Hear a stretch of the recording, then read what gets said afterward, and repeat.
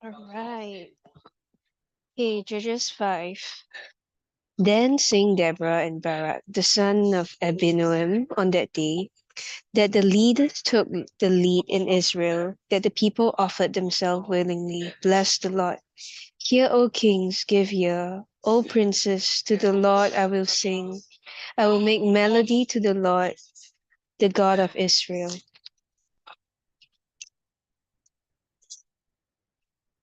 Lord, when you went out from Seir, when you marched from the region of Edom, the earth trembled and the heavens dropped. Yes, the clouds dropped water. The mountains quaked before the Lord, even Sinai before the Lord, the God of Israel. In the days of Shamgar, son of Anath, in the days of Jael, the highways were abandoned, and the travelers kept the byways. The villages ceased in Israel. They ceased to be until I arose. I, Deborah, arose as a mother in Israel. When new gods were chosen, when the war was in the gates, was shield or spear to be seen among 40,000 in Israel? My heart goes out to the commanders of Israel, who offered themselves willingly among the people. Bless the Lord. Tell of it, you who ride on white donkeys, you who sit on rich carpets, and you who walk by the way. To the sound of musicians at the watering places, there they repeat the righteous triumphs of the Lord, the righteous triumphs of his villages in Israel. Then down to the gates marched the people of the Lord. Awake, awake, Deborah. Awake, awake, break out in a song. Arise, Barak, lead away your captives, O son of Abinoam. Then down marched the remnant of the noble. The people of the Lord marched down from me against the mighty. From Ephraim, their root, they marched down into the valley, following you, Benjamin, with your kinsmen. From Mecca marched down the commanders, and from Zebulun those who bear the lieutenant's staff. The princes of Issachar came with Deborah, and the Issachar faithful to Barak. Into the valley they rushed at his heels. Among the clans of Reuben, they were there were great searching of hearts, the great searchings of hearts. Why do you sit still among the sheepfolds to hear the whistling for the flocks? Among the clans of Reuben, there was great searchings of the heart. Gilead stay beyond the Jordan, and then why did he stay with the ships? Asher sat still at the coast of the sea, staying by his landing. Zebulun is a people who risk their lives to the death. Naphtali too on the heights of the field. The king came, they fought, then fought the kings of Canaan at Taanash, Taanash, by the waters of Megiddo. They got no spoils of silver. From heaven the stars fought, from their causes they fought against Sisera. The torrent Kishnon swept them away. The ancient torrent, the torrent of Kishnon, march on, my soul, the might. Then loud beat the horse's hoof, with galloping, galloping of his steed. Curse Mesros, says the angel of the Lord, curse its inhabitants thoroughly, because they did not come to the help of the Lord. To the help of the Lord against the mighty. Most blessed of the women be Jael, the wife of Heber the Kenite, the tent-dwelling woman most blessed. He asked water, and she gave him milk. She brought him curds in a noble's bowl. She sent her hand to the tent peg, and her right hand to the workman mallet. She struck Sisera, crushed his head. She shattered and pierced his temple. Between her feet he sank, he fell, he lay still. Between her feet he sank, he fell. Where he sank, there he fell, dead. Out of the window she peered. The mother of Sisera wailed through the lattice.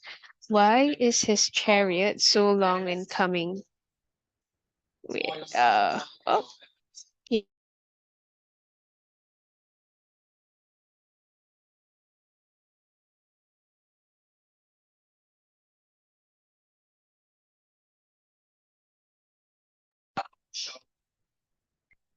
Out of the window she peered. The mother of Sisera waved through the lattice. Why is his chariot so long in coming? Why tarry the hoofbeats of his chariots? Her wisest princesses answered. Indeed, she answers herself. Have they not found and divided the spoil? A woman or two for every man. Spoil of dyed materials for Sisera. Spoil of dyed materials embroidered. 2 pieces of dyed work embroidered for the neck as spoil. So may all your enemies perish, O Lord, but your friends be like the sun as he rises in his might. And the land had rest for 40 years. Judges 6. The people of Israel did what was evil in the sight of the Lord, and the Lord gave them into the hand of Midian 7 years. And the hand of Midian overpowered Israel, and because of Midian, the people of Israel made for themselves dens that are in the mountains and caves and the strongholds. For wherever the Israelites planted crops, the Midianites and the Amalekites and the people of the east would come up against them. They would encamp against them and devour the produce of the land as far as Gaza, and leave no sustenance in Israel, and no sheep, or ox, or donkey, for they would come up with their livestock in their tents. They would come like locusts in number. Both they and their camels could not be counted, so that they lay waste the land as they came in. And Israel was brought very low because of Midian, and the people of Israel cried out for help to the Lord. When the people of Israel cried out to the Lord on account of Midianites, the Lord sent a prophet to the people of Israel, and he said to them, Thus saith the Lord, the God of Israel, I led you up from Egypt and brought you out of the house of bondage. And I delivered you from the hand of the Egyptians and from the hand of those who oppressed you, and drove them out before you and gave you their land. And I said to you, I am the Lord your God. You shall not fear the gods of the Amorites in whose land you dwell, but you have not obeyed my voice. Now the angel of the Lord came and sat under the terebinth of Ophrah, which belonged to Joash the Abiezrite, while his son Gideon was beating out wheat in the winepress to hide it from the Midianites. And the angel of the Lord appeared to him and said to him, The Lord is with you, O mighty man of Valor. And Gideon said to him, Please, sir, if the Lord is with us, then why has all these happened to us? And where are his wonderful deeds that our father recounted to us, saying, Did not the Lord bring us up from Egypt? But now the Lord has forsaken us and given us into the hand of Midian. And the Lord turned to him and said, Go in this might of yours and save Israel from the hand of Midian. Do I not send you? And he said to him, Please, Lord, how can I save Israel? Behold, my clan is the weakest in Manasseh, and I am the least in my father's house. And the Lord said to him, But I will be with you, and you shall strike the Midianites as one man. And he said to him, If now I have found favor in your eyes, then show me a sign that it is you who speak with me. Please do not depart from here until I come to you and bring you my present and set it before you. And he said, I will stay till you return. So Gideon went to his house, prepared a young goat and unleavened cakes from the ephah, from an from an ephah of flour. The meat he put in a basket, and the broth he put in a pot. And he brought them to him under the terebinth and presented to them terebinth. And the angel said to God, and the angel of the Lord said to him, Take the meat and the unleavened cakes and put them on this rock and pour the broth over them. And he did so. And the angel of the Lord reached out the tip of the staff that was in his hand and touched the meat and the unleavened cakes. The fire sprang up from the rock and consumed the meat and the unleavened cakes. And the angel of the Lord vanished from his sight. Then Gideon perceived that he was the angel of the Lord, and Gideon said, Alas, O Lord God, for now I have seen the angel of the Lord face to face. But the Lord said to him, Peace be with you, do not fear, you shall not die. Then Gideon built an altar there to the Lord and called it, The Lord is Peace. To this day, It still stands at Ophrah, which belongs to the Abiezrites. That night the Lord said to him, Take your father's bull and the second bull 7 years old, and pull down the altar of Baal that your father has, and cut down the Asherah that is beside it, and build an altar to the Lord your God, on the top stronghold here, with stones laid in due order. Then take the second bull and offer it as a burnt offering with the wood of Asherah that you shall cut down. So Gideon took 10 men of his servants and did as the Lord told him. But because he was too afraid of his family and the men of the town to do it by day, he did it by night. When the men of the town rose early in the morning, behold, the altar of Baal was broken down, and Asherah beside it was cut down.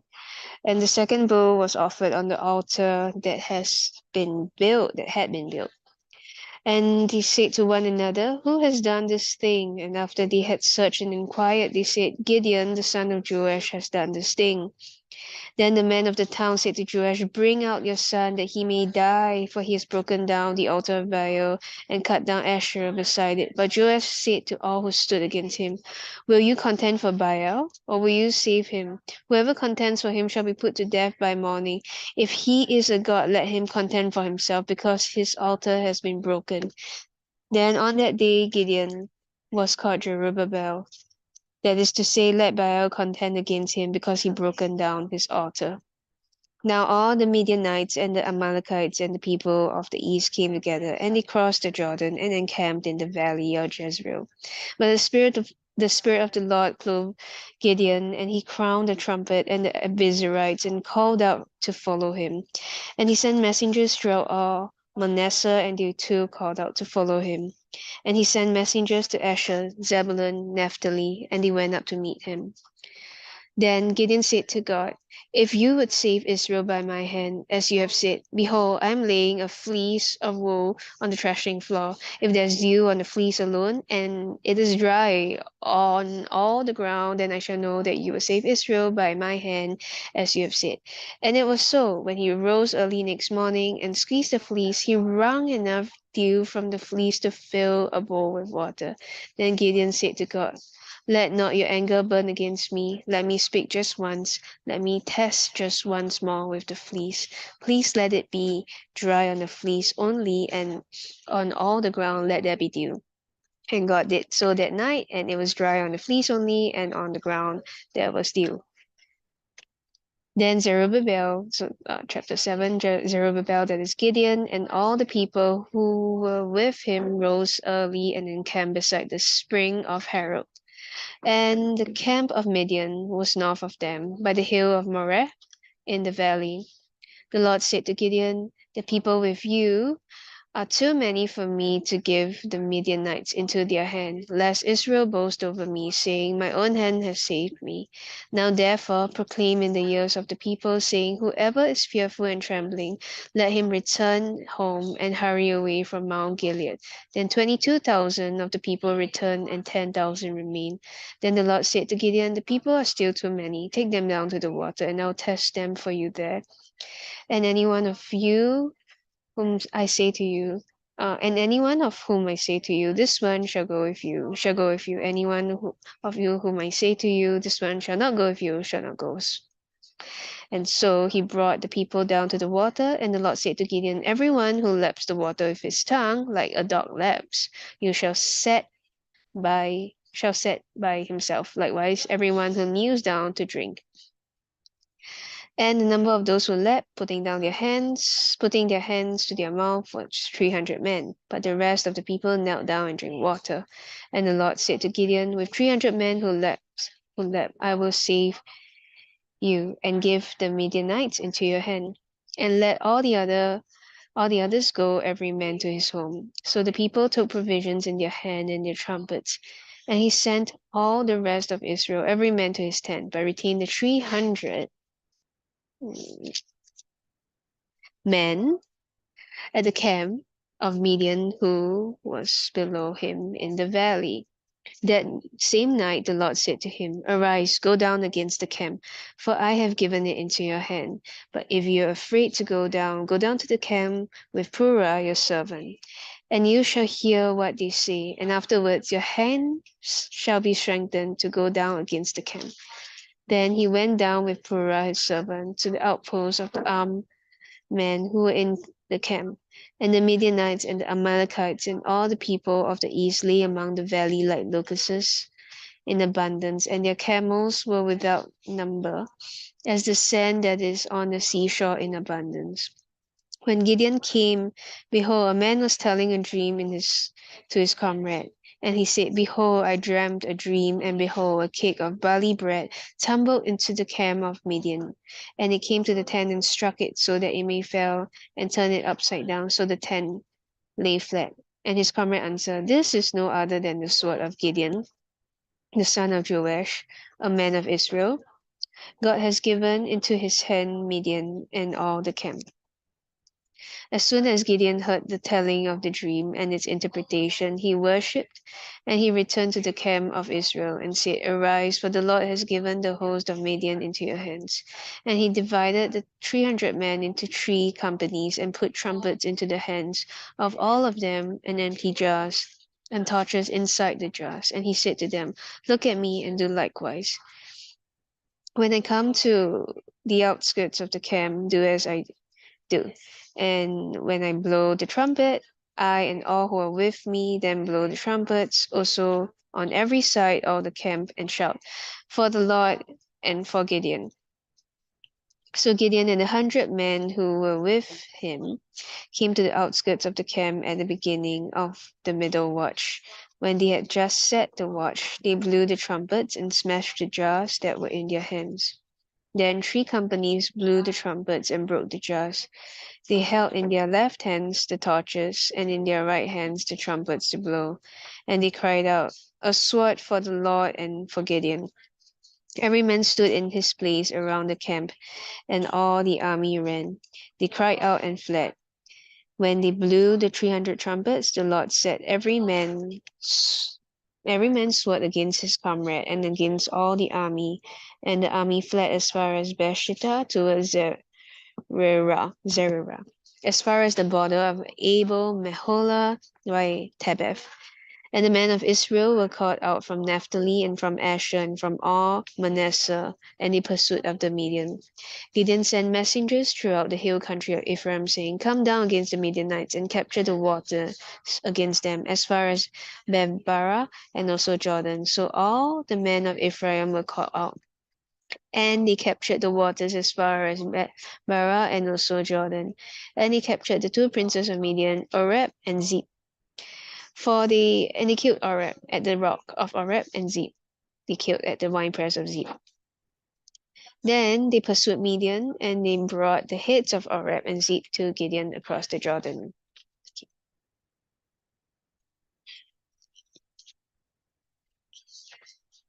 Yeah.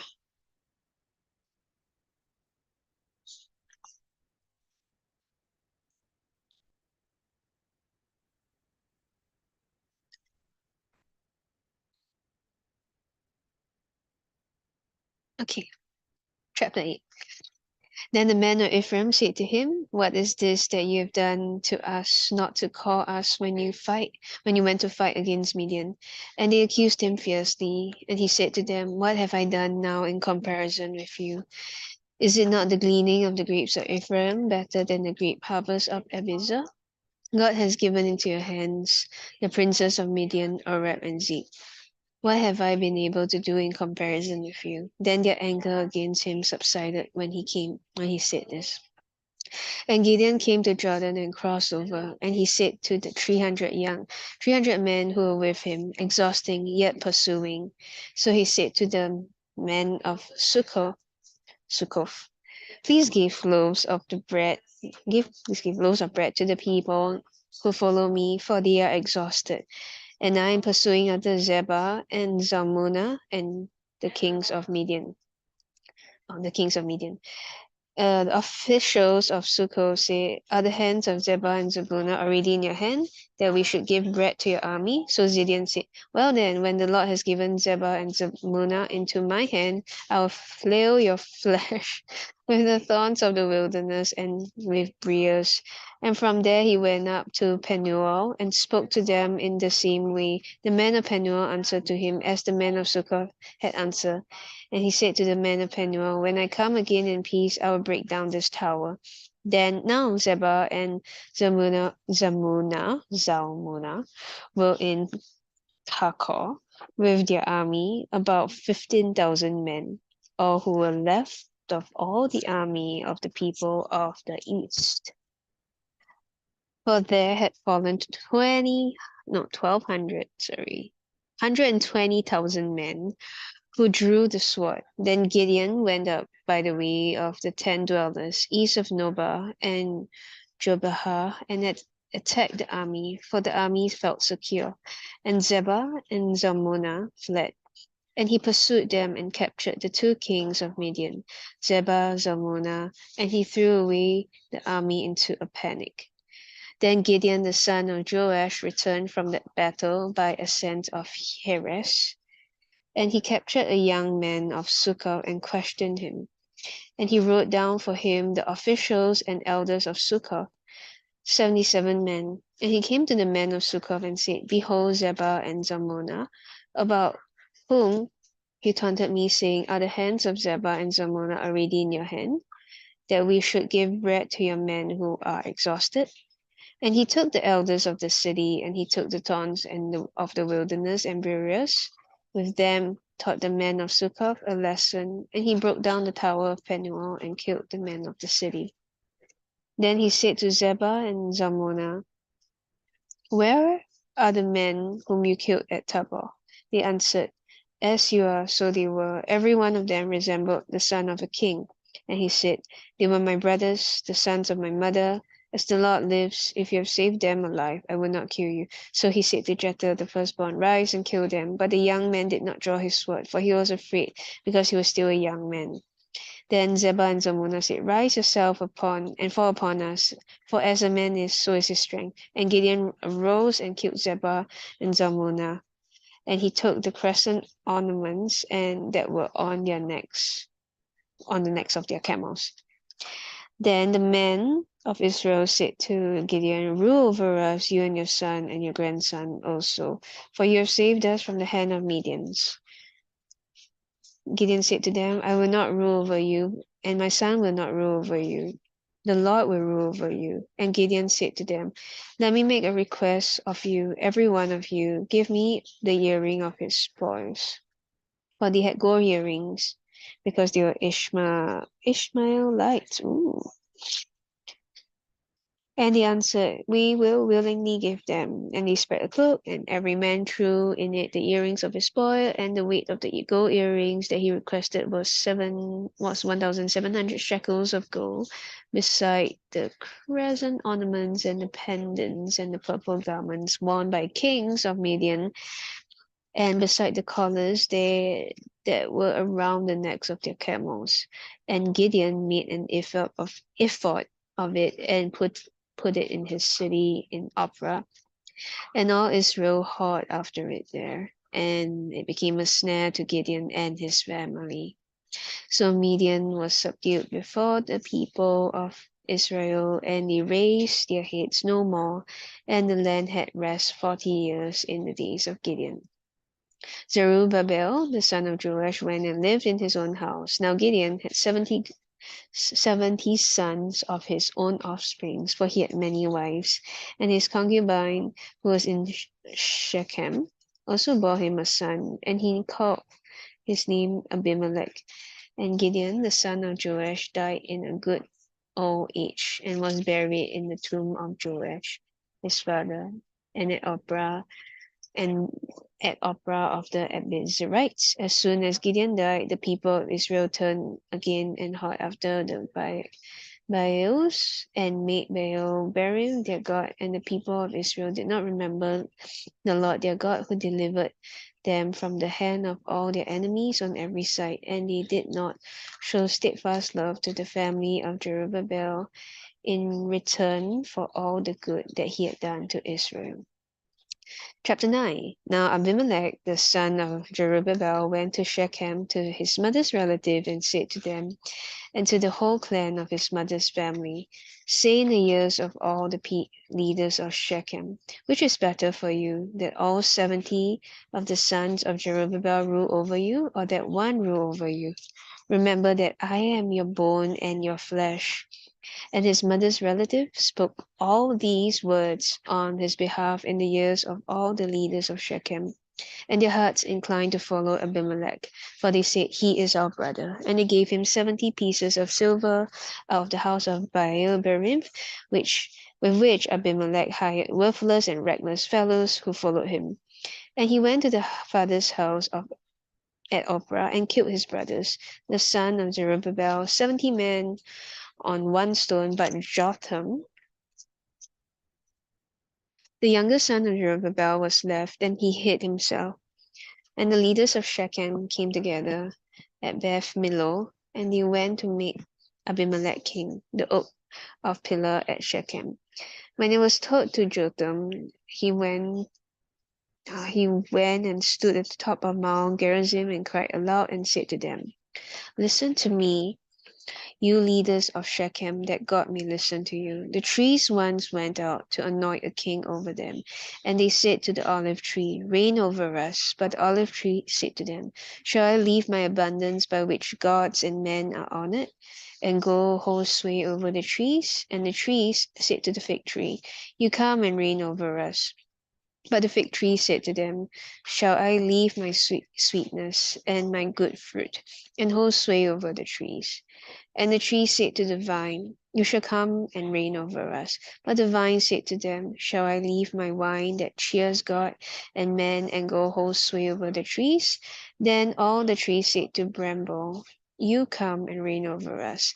And bramble said to the trees, if in good faith you are anointing me king over you, then come and take refuge in my shade. But if not, let fire come out of the bramble and devour the cedars of Lebanon.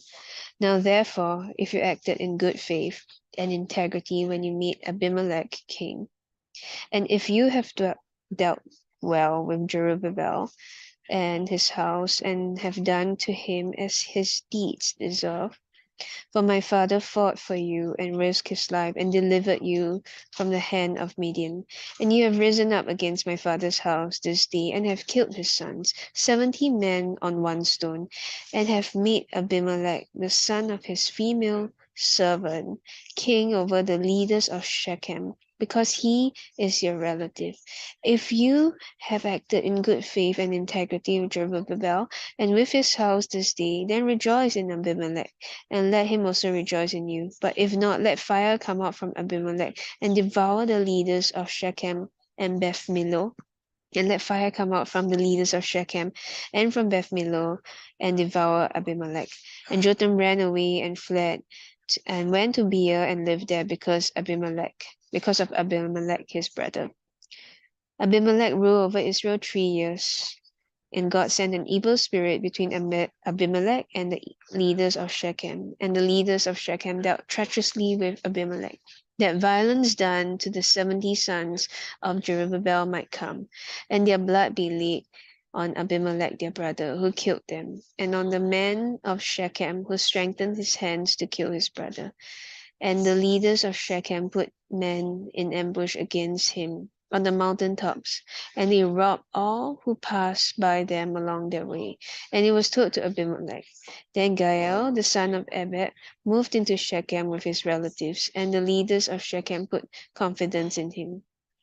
And he went out into the field and gathered the grapes from the vineyards and brought them, and held a festival. And he went into the house of their God, ate and drank, and reviled Abimelech. And Gael, the son of Ebed, said, who is Abimelech, and who are we of Shechem, that we should serve him? Is he not the son of Jerubbaal? And Is he not Zebul, and is not Zebul his officer? Serve the men of Hamor, the father of Shechem. But why should we serve him? Would that this people were under my hand, then I would remove Abimelech. I would say to Abimelech, increase your army and come out. When Zebul, the ruler of the city, heard the words of Gael, the son of Ebed, his anger was kindled, and he sent messengers to Abimelech secretly, saying, Behold, Gael, the son of Ebed, and his relative have come to Shechem, and they are stirring up the city against you. Now, therefore, go by night, you and your people who are with you, and set an ambush in the field. Then, in the morning, as soon as the sun is up, rise early and rush upon the city. When he and when and when he and the people who are with him come out against you, you may do to them as your hand finds to do. So Abimelech and all the men who were with him rose up at night and set an ambush against Shechem in 4 companies. And Gael, the son of Ebed, went out and stood in the entrance of the gate of the city. And Abimelech, the people who were with him, rose from the ambush. And when Gael saw the people, he said to Zebul, Look, people are coming down from the mountain tops. And Zebul said to him, You mistake the shadow of the mountains for men. Gael spoke again, Look, people are coming down from the center of the land, and 1 company is coming from the direction of the diviner's oak. Then Zebul said to him, Where is your mouth now? You who said, Who is Abimelech that we should serve him? Are not these people whom you despise? Go out now, fight with them. Then Gael went out at the head of leaders, Shechem, and fought with Abimelech. And Abimelech chased him, and he fled before him. And many fell wounded up to the entrance of the gate. And Abimelech lived at Arumah, and Zebul drove out Gael and his relatives so that they could not dwell at Shechem. On the following day, the people went out into the field, and Abimelech was told. He told his people and divided them into 3 companies and set an ambush in the fields. And he looked and saw the people coming out from the city. He rose against them and killed them. Abimelech and the company was with him, rushed forward, and stood at the entrance of the gate of the city, while the 2 companies rushed upon all who were in the field and killed them. And Abimelech fought against the city all that day. He captured the city and killed the people who were in it, and he razed the city and sold it with salt. When all the leaders of the tower of Shechem heard of it, they entered the stronghold of the house of El-Berith. Abimelech was told that all the leaders of Shechem were gathered together. And Abimelech went up to Mount Zalmon, and he said all the people who were with him, he and all the people who were with him. And Abimelech took an axe in his hand and cut down a bundle of brushwood and took it up and laid it on his shoulder.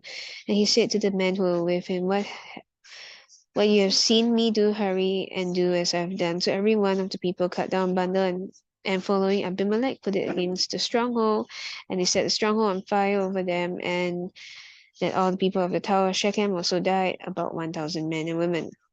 Then Abimelech went to Thebez and encamped against Thebez and captured it. But there was a strong tower within the city, and all the men and women and the leaders of all of the city fled to it and shut themselves in, and they went up to the roof of the tower. And Abimelech came to the tower and fought against it, and drew near the door of the tower to burn it with fire. And a certain woman threw an apple millstone on Abimelech's head and crushed his skull. Then he called quickly to the young man, his armor bearer, and said to him, Draw your sword and kill me, lest they say of me, a woman killed him. Lest and his young man thrust him through, and he died. And when the men of Israel saw that Abimelech was dead, everyone departed to his home. Thus God returned the evil of Abimelech, which he committed against his father, in killing his 70 brothers. And God also made all the evil of the men of Shechem return on their heads, and upon them the curse of Jotham, the son of Jerubbaal. Okay.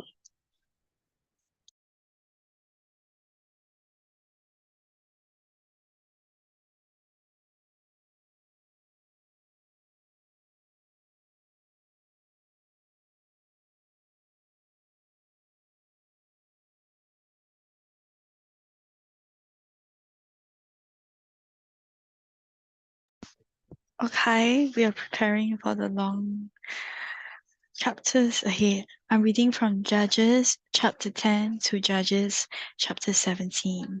So I'll start in verse 1. And after Abimelech there rose to save Israel, Tola the son of Puah, and the son of Dodo, a man of Issachar, and he lived at Shamir in the hill country of Ephraim, and he judged Israel 23 years. Then he died and was buried at Shamir. After him arose Jael the Gileadite, who judged Israel 22 years, and he had 30 sons who rode on 30 donkeys, and they had 30 cities called Jael to this day, which are in the land of Gilead, and Jael died and was buried in Kamon. The people of Israel again did what was evil in the sight of the Lord, and served the Baals and the Ashtaroth, the gods of Syria, the gods of Sidon, the gods of Moab, the gods of the Ammonites, and the gods of the Philistines. And they forsook the Lord and did not serve him. So the anger of the Lord was kindled against Israel, and he sold them into the hand of the Philistines and into the hand of the Ammonites, and they crushed and oppressed the people of Israel that year. Oh no. For 18 years they were oppressed, all the people of Israel who were beyond the Jordan in the land of the Amorites, which is in Gilead, and the Ammonites crossed the Jordan to fight also against Judah and against Benjamin and against the house of Ephraim, so that Israel was severely distressed. And the people of Israel cried out to the Lord, saying, We have sinned against you, because we have forsaken our God and have served the Baals. And the Lord said to the people of Israel, Did I not save you from the Egyptians, and from the Amorites, and from the Ammonites, and from the Philistines? The Sidonians also, and the Amalekites, and the Maonites oppressed you, and you cried out to me, and I saved you out of their hand.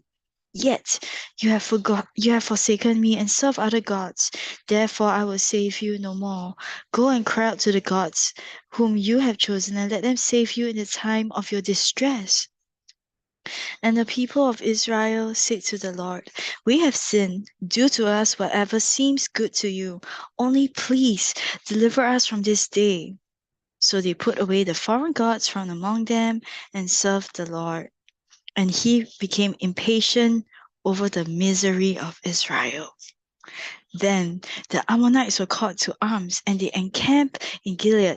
And the people of Israel came together, and they encamped at Mizpah. And then the people, the leaders of Gilead, said to one another, Who is the man who will begin to fight against Ammonites? He shall be head over all the inhabitants of Gilead. Now, chapter 11. Now, Jephthah the Gileadite was a mighty warrior, but he was the son of a prostitute Gilead, who was of a prostitute Gilead was the father of Jephthah. And Gilead's wife also bore him sons.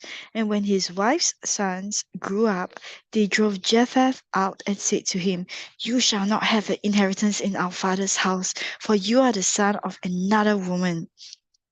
Then Jephthah fled from his brothers and lived in the land of Tob, and worthless fellows collected around Jephthah and went out with him. After a time, the Ammonites made war against Israel, and when Ammonites made war against Israel, the elders of Gilead went to bring Jephthah from the land of Tob, and they said to Jephthah, Come and be our leader, that we may fight against the Ammonites. But Jephthah said to the elders of Gilead, Did you not hate me and drive me out of my father's house? Why have you come to me now when you are in distress? And the elders of Gilead said to Jephthah, That is why we have turned to you now, that you may go with us and fight against the Ammonites and be our head over all the inhabitants of Gilead. Jephthah said to the elders of Gilead, If you bring me home again to fight against the Ammonites, and the Lord gives them over to me. Sorry, give me a moment.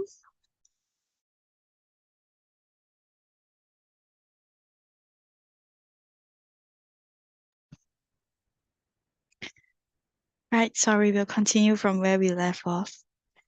Um, right, so from verse 7 onwards, but Jephthah said to the elders of Gilead, do you not hate me and drive me out of my father's house? Why have you come to me now that you are in distress? And the elders of Gilead said to Jephthah, that is why you have turned to you now, that you may grow with us and fight against the Ammonites and be our head over all the inhabitants of Gilead.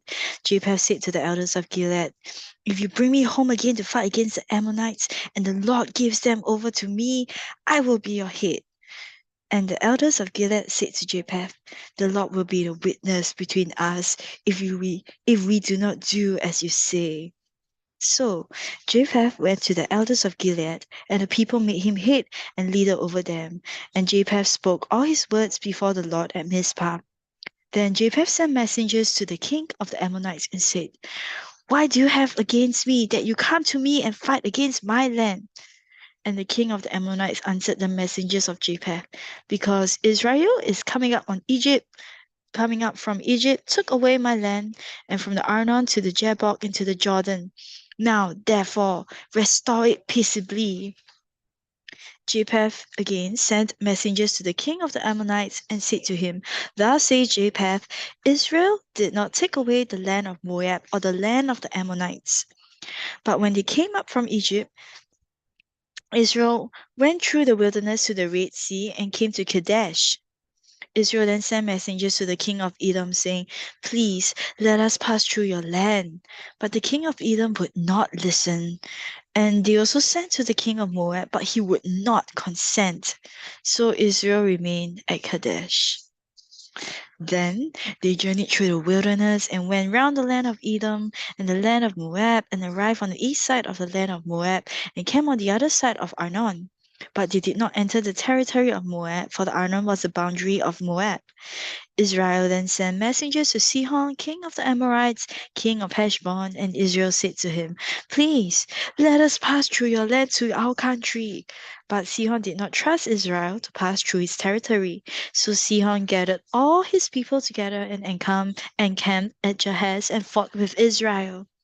And then the Lord, the God of Israel, gave Sihon and all his people into the hand of Israel, and they defeated them.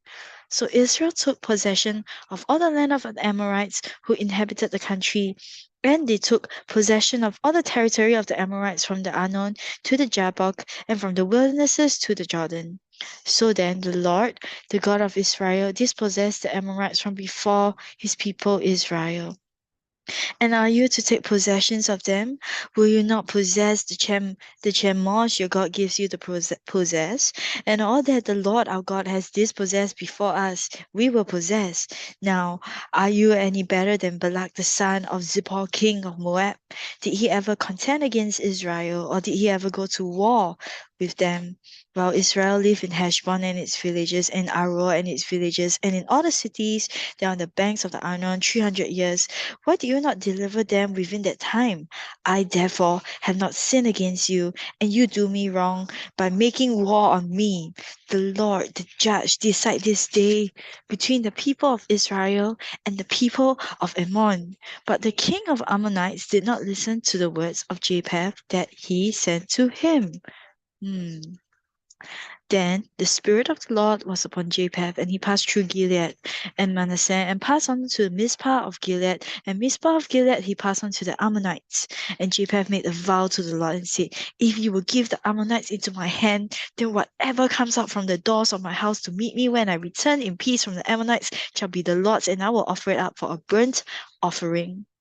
So Jephthah crossed over to the Ammonites to fight against them, and the Lord gave them into his hand. And he struck them from Aroer to the neighborhood of Minnith, 20 cities as far as Abel Keramim, and with a great blow. And so the Ammonites were subdued before the people of Israel. Then Jephthah came to his home at Mizpah, and behold, his daughter came out to meet him with tambourines and with dances, and she was his only child. Besides her, he had neither son nor daughter. And as soon as he saw her, he tore his clothes and said, alas, my daughter, you have brought me very low. You have become the cause of great trouble of me. For I have opened my mouth to the Lord, and I cannot take back my vow. And she said to him, My father, you have opened your mouth to the Lord. Do to me according to what has gone out of your mouth, now that the Lord has avenged you on your enemies, on the Ammonites. So she said to her father, let this thing be done for me. Leave me alone for 2 months, that I may go up and down the mountains and weep for my virginity, I and my companions. So he said, Go. Then he sent her away for 2 months, and she departed, she and her companions, and wept for her virginity on the mountains. At the end of the 2 months, she returned to her father, who did with her according to his vow that he had made. She had never known a man, and it became a custom in Israel that the daughters of Israel went year by year to lament the daughter of Japheth the Gileadite 4 days in a year. The men of Ephraim called to arms, chapter 12, and they crossed to Zaphon and said to Japheth, Why did you cross over to fight against the Ammonites, and did you not call us to go with you? We will burn your house over with fire. And Jephthah said to them, I and my people had a great dispute with the Ammonites, and when I called you, you did not save me from their hand. And when I saw you that you would not save me, I took my life in my hands and crossed over against the Ammonites, and the Lord gave them into my hand. Why then have you come up to me this day to fight against me? Then Japheth gathered all the men of Gilead and fought with Ephraim. And the men of Gilead struck Ephraim because they said, You are fugitives of Ephraim, you Gileadites, in the midst of Ephraim and Manasseh. And the Gileadites captured the forts of Jordan against the Ephraimites and said, you. Then Japheth gathered all the men of Gilead and fought with Ephraim, and the men of Gilead struck Ephraim and said, You are fugitives of Ephraim, you Gileadites, in the midst of Ephraim and Manasseh. And the Gileadites captured the forts of Jordan against the Ephraimites. And when any of the fugitives of Ephraim said, Let me go over, the men of Gilead said to him, Are you an Ephraimite? When he said, No, they said to him, They say, Shibboleth. And he said, Sibboleth, for he could not pronounce it right. Then they seized him and slaughtered him at the forts of Jordan. At that time, 42,000 of the Ephraimites fell. Japheth judged Israel 6 years. Then Japheth the Gileadite died and was buried in his city in Gilead. After him, Ibzan of Bethlehem judged Israel. He had 30 sons and 30 daughters, and he gave in marriage outside his clan, and $30 he brought in from outside for his sons, and he judged Israel 7 years. Then Isban died and was buried at Bethlehem. After him, Elon the Zebulunite judged Israel, and he judged Israel 10 years. Then Elon the Zebulunite died and buried at Aijalon in the land of Zebulun. After him, Abon the son of Hillel, the Piratonite judged Israel. He had 40 sons and 30 grandsons who rode on 70 donkeys, and he judged Israel 8 years. Then Abdon the son of Hillel, the Piranotite, died and was buried at Piraton in the land of Ephraim in the hill country of the Amalekites. Chapter 13, the birth of Samson. Right. And the people of Israel again did what was evil in the sight of the Lord. So the Lord gave to them in the hand of the Philistines for 40 years. There was a certain man of Zorah, of the tribe of Danites, whose name was Manoah, and his wife was barren and had no children. And the angel of the Lord appeared to the woman and said to her, Behold, you are barren and you have not borne children, but you shall conceive and bear a son. Therefore, be careful and drink no wine or strong drink and eat nothing unclean. For behold, you shall conceive and bear a son. No razor shall come upon his head, for the children shall be a Nazarite to God from the womb, and he shall begin to save Israel from the hand of the Philistine. Then the woman came and told her husband, A man of God came to me, and his appearance like the appearance of an angel of God. Very awesome. I did not ask him where he was from, and he did not tell me his name. What he said to me, Behold, you shall conceive and bear a son.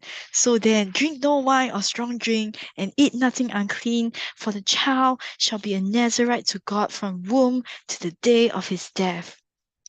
Then Manoah prayed to the Lord and said, O Lord, please let the man of God whom you send come again to us and teach us what we are to do with the child who will be born.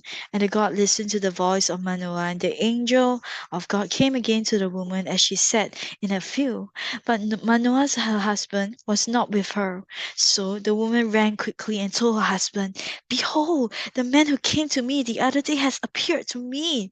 And Manoah arose and went after his wife and came to the man and said to him, Are you the man who spoke to this woman? And he said, I am. And Manoah said, Now, when your words come true, what is to be the child's manner of life and what is his mission? And the angel of the Lord said to Manoah, Of all that I said to the woman, let her be careful. She may not eat of anything that comes from the vine, neither let her drink wine or strong drink, or eat anything unclean. All that I command her, let her observe.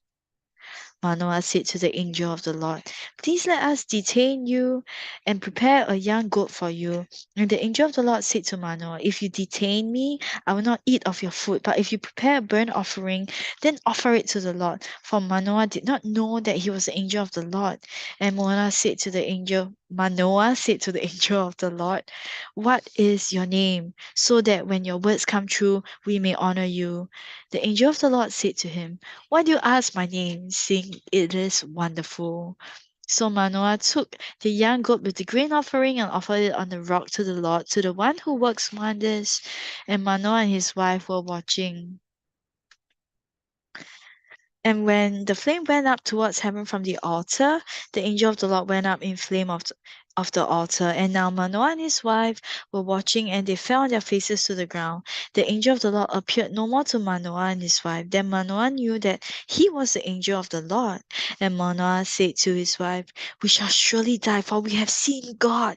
But his wife said to him, If the Lord had meant to kill us, he would not have accepted a burnt offering and a grain offering at our hands, or shown us these things, or now announced to us such things as these. And the woman bore a son and called his name Samson.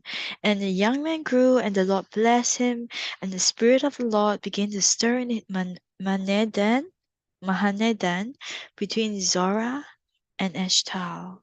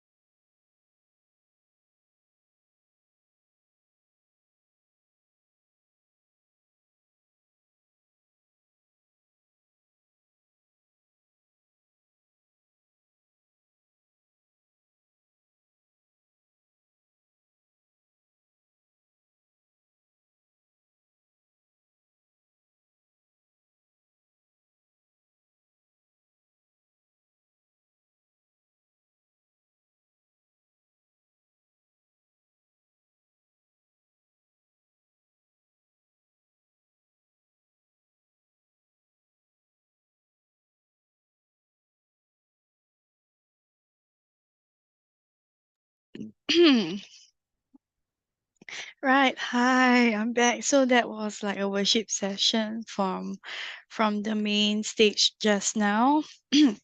I'm reading from Judges chapter 14. Right. So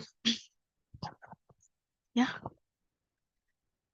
Is it streaming?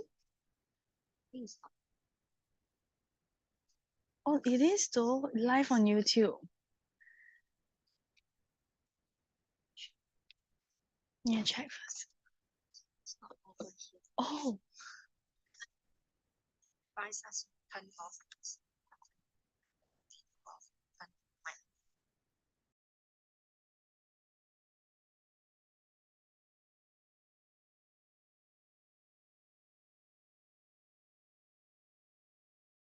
streaming right when there's nothing there. Is it? Am I there? Okay, can start reading.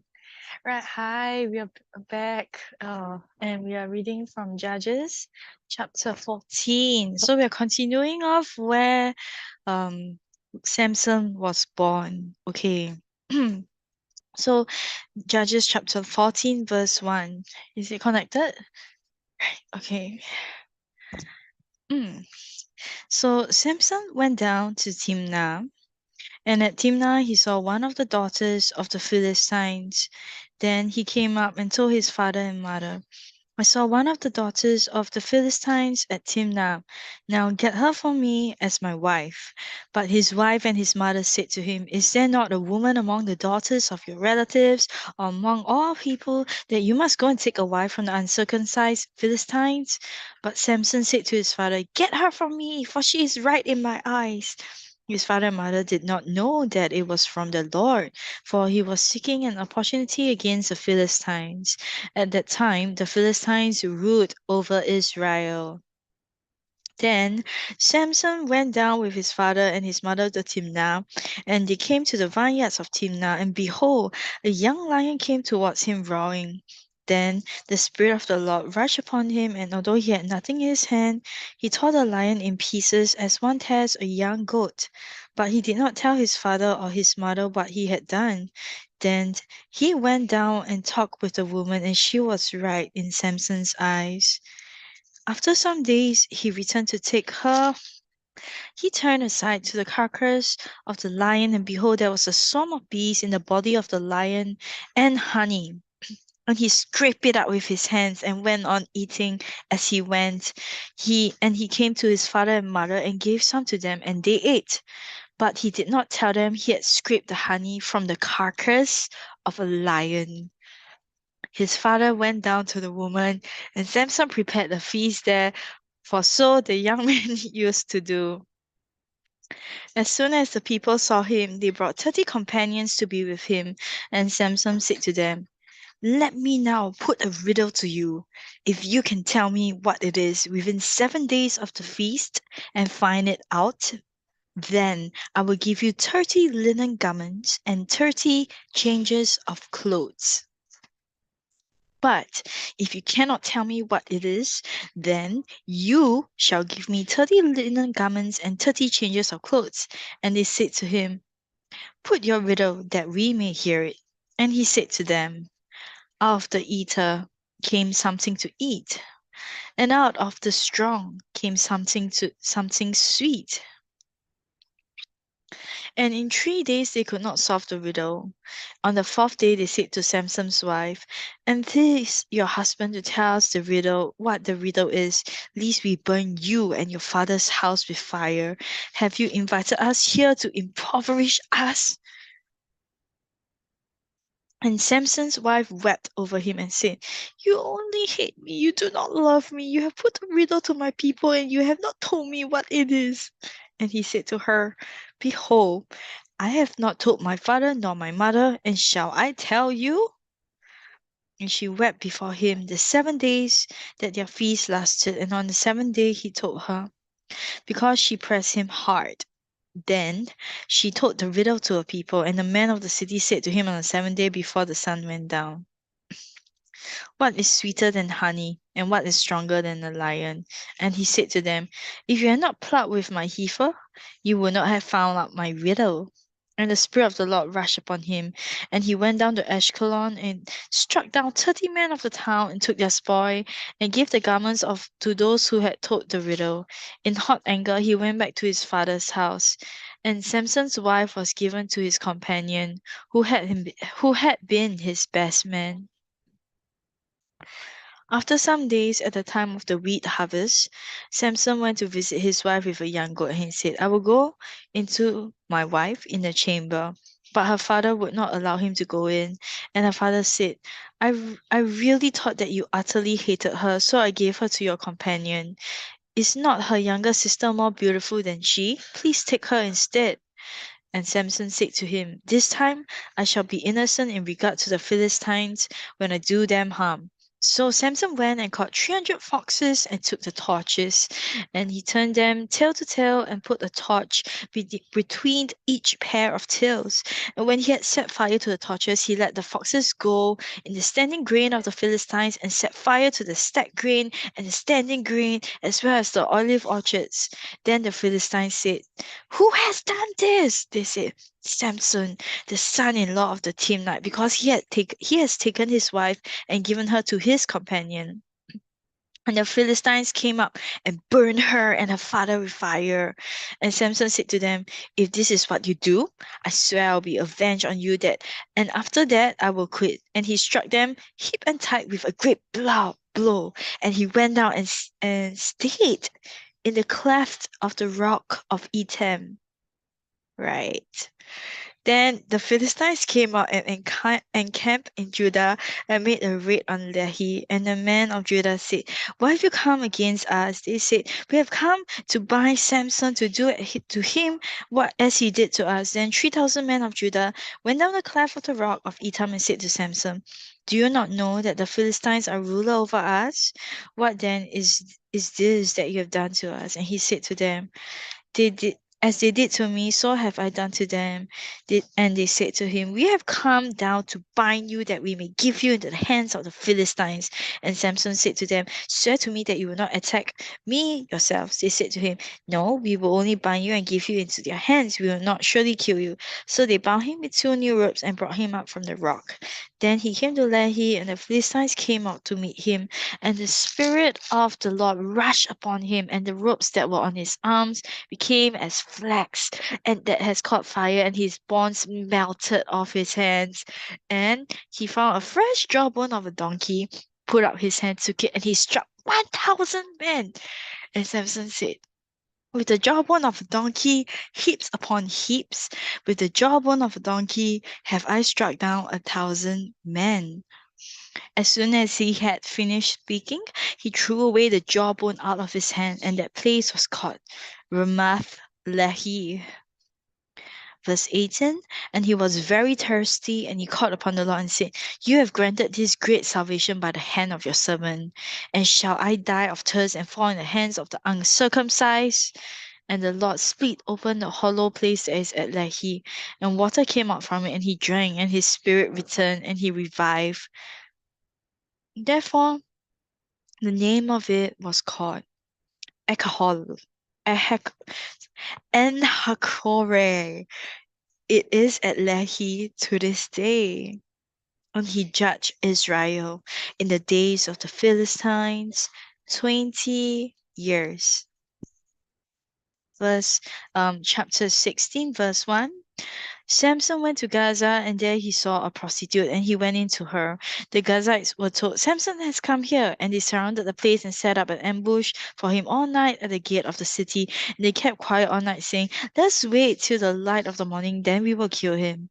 But Samson lay till midnight, and at midnight he arose and took hold of the doors of the gate of the city and the 2 posts, and put them up bar and all, and he put them over his shoulders and carried them to the top of the hill which is at the front of Hebron.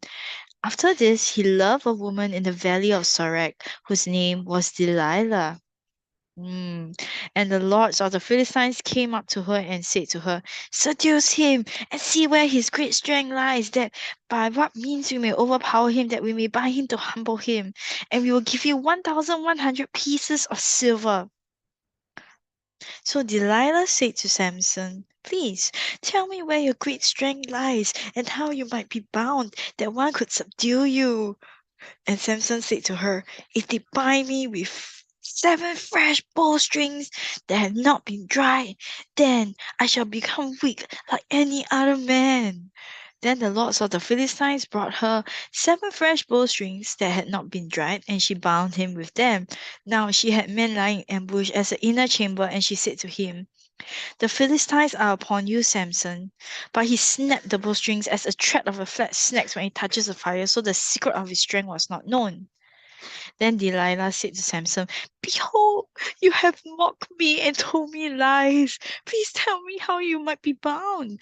And he said to her, if they bind me with new ropes that have not been used, then I shall become weak and like any other man. So Delilah took new ropes and bound him up with him and said to him, the Philistines are upon you, Samson. And the men lying in ambush were in the inner chamber, but he snapped the ropes off his arms like a thread. Then Delilah said to Samson, until now you have mocked me and told me lies. Tell me how you might be bound. And he said to her, if you weave the 7 locks of my head with the web and fasten it tight with a pin, then I shall become weak and be like any other man. So while he slept, Delilah took 7 locks off his head and wove them into a web, and she made them tight with a pin and said to him, the Philistines are upon you, Samson. But he awoke from his sleep and put away the pin and the loom and the web. Then she said to him, how can you say I love you when your heart is not with me? You have mocked me these 3 times, and you have not told me where your great strength lies. And when she pressed him hard with her words day after day and urged him, his soul was vexed to death. He told her all his heart and said to her, a razor has never come upon my head, for I have been a Nazarite to God from my mother's womb. If my head is shaved, then my strength shall leave me, and I shall become weak and be like any other man. When Delilah saw that he had told her all his heart, she sent and called the lords of the Philistines, saying, come up again, for he has told me all his heart. Then the lords of the Philistines came up to her and brought the money in their hands, and she made him sleep on her knees. And she called a man and had him shave off 7 locks of his head. Then she began to torment him, and his strength left him. And she said, the Philistines are upon you, Samson. And he awoke from his sleep, and he said, I will go out as at other times and shake myself free, but he did not know that the Lord had left him. And the Philistines seized him and gouged out his eyes and brought him out to Gaza and bound him with bronze shackles. And he ground at the mill in the prison. But the hair of his head began to grow again after it had been shaved. Now the lords of the Philistines gathered to offer a great sacrifice to Dagon their god and to rejoice, and they said, our God has given Samson our enemy into our hand. And when the people saw him, they praised their God, for they said, our God has given our enemy into our hand, the ravager of our country, who has killed many of us. And when their hearts were merry, they said, call Samson, that he may entertain us. So they called Samson out of the prison, and he entertained them, and they made him stand between the pillars. And Samson said to the young man who held him by the hand, let me feel the pillars on which the house rests, that I may lean against them. Now the house was full of men and women. All the lords of the Philistines were there, and on the roof there were about 3,000 men and women who looked on Samson entertained.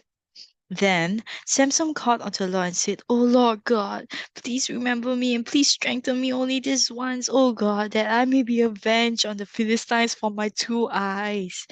And Samson grabs the 2 middle pillars on which the house rested, and he leaned his weight against them, his right hand on one side and his left hand on the other. And Samson said, let me die with the Philistines. Then he bowed with all his strength, and the house fell upon the lords and upon all the people who were in it. So the dead whom he had killed, the dead whom he killed at his death were more than those whom he had killed during his life. Then his brothers and all his family came and took him and brought him up and buried him between Zorah and Eshtaol in the tomb of Manoah his father, and he judged Israel 20 years. Chapter 17, Micah and the Levite. There was a man of the hill country of Ephraim whose name was Micah. And he said to his mother, the 1,100 pieces of silver that were taken from you, about which you uttered a curse, and also spoke it in my ears, behold, the silver is with me, and I took it. And his mother said, blessed be my son by the Lord. And he restored the 1,100 pieces of silver to his mother.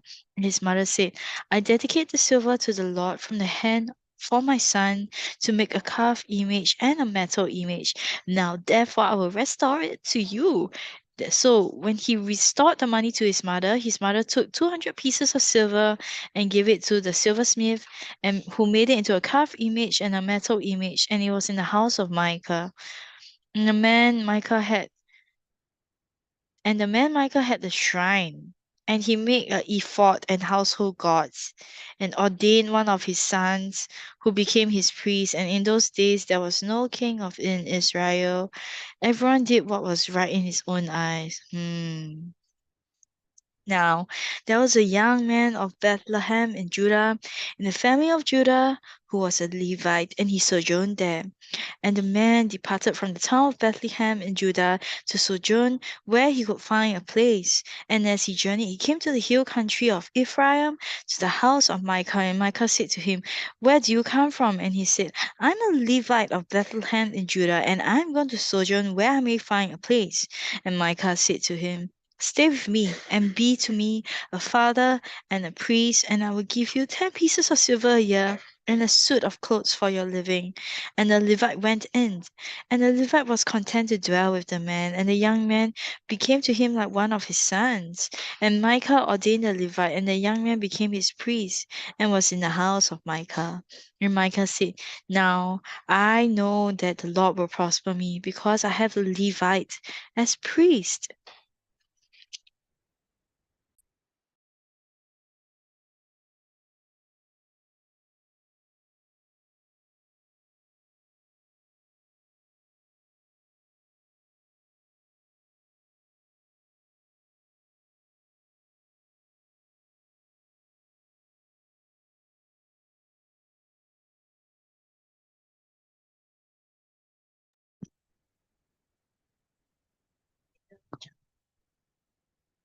Judges 18.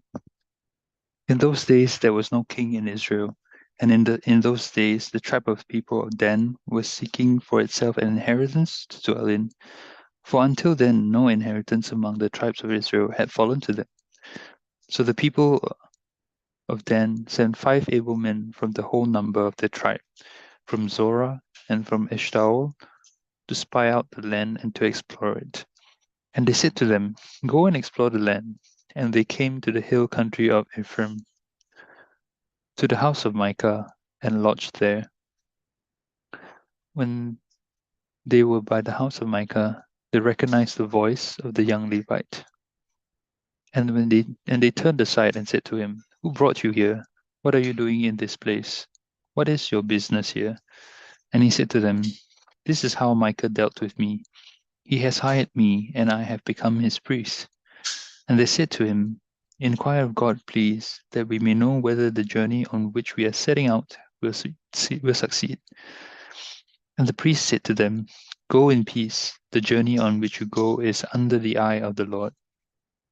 Then the 5 men departed and came to Laish and saw the people who were there, how they lived in security after the manner of the Sidonians, quiet and unsuspecting, lacking nothing that is in the earth and possessing wealth, and how they were far from the Sidonians and had no dealings with anyone. And when they came to their brothers at Zorah and Eshtaol, the brothers said to them, what do you report? They said, arise and let us go up against them, for we have seen the land, and behold, it is very good. And will you do nothing? Do not be slow to go, to enter in and possess the land. As soon as you go, you will become an unsuspecting people.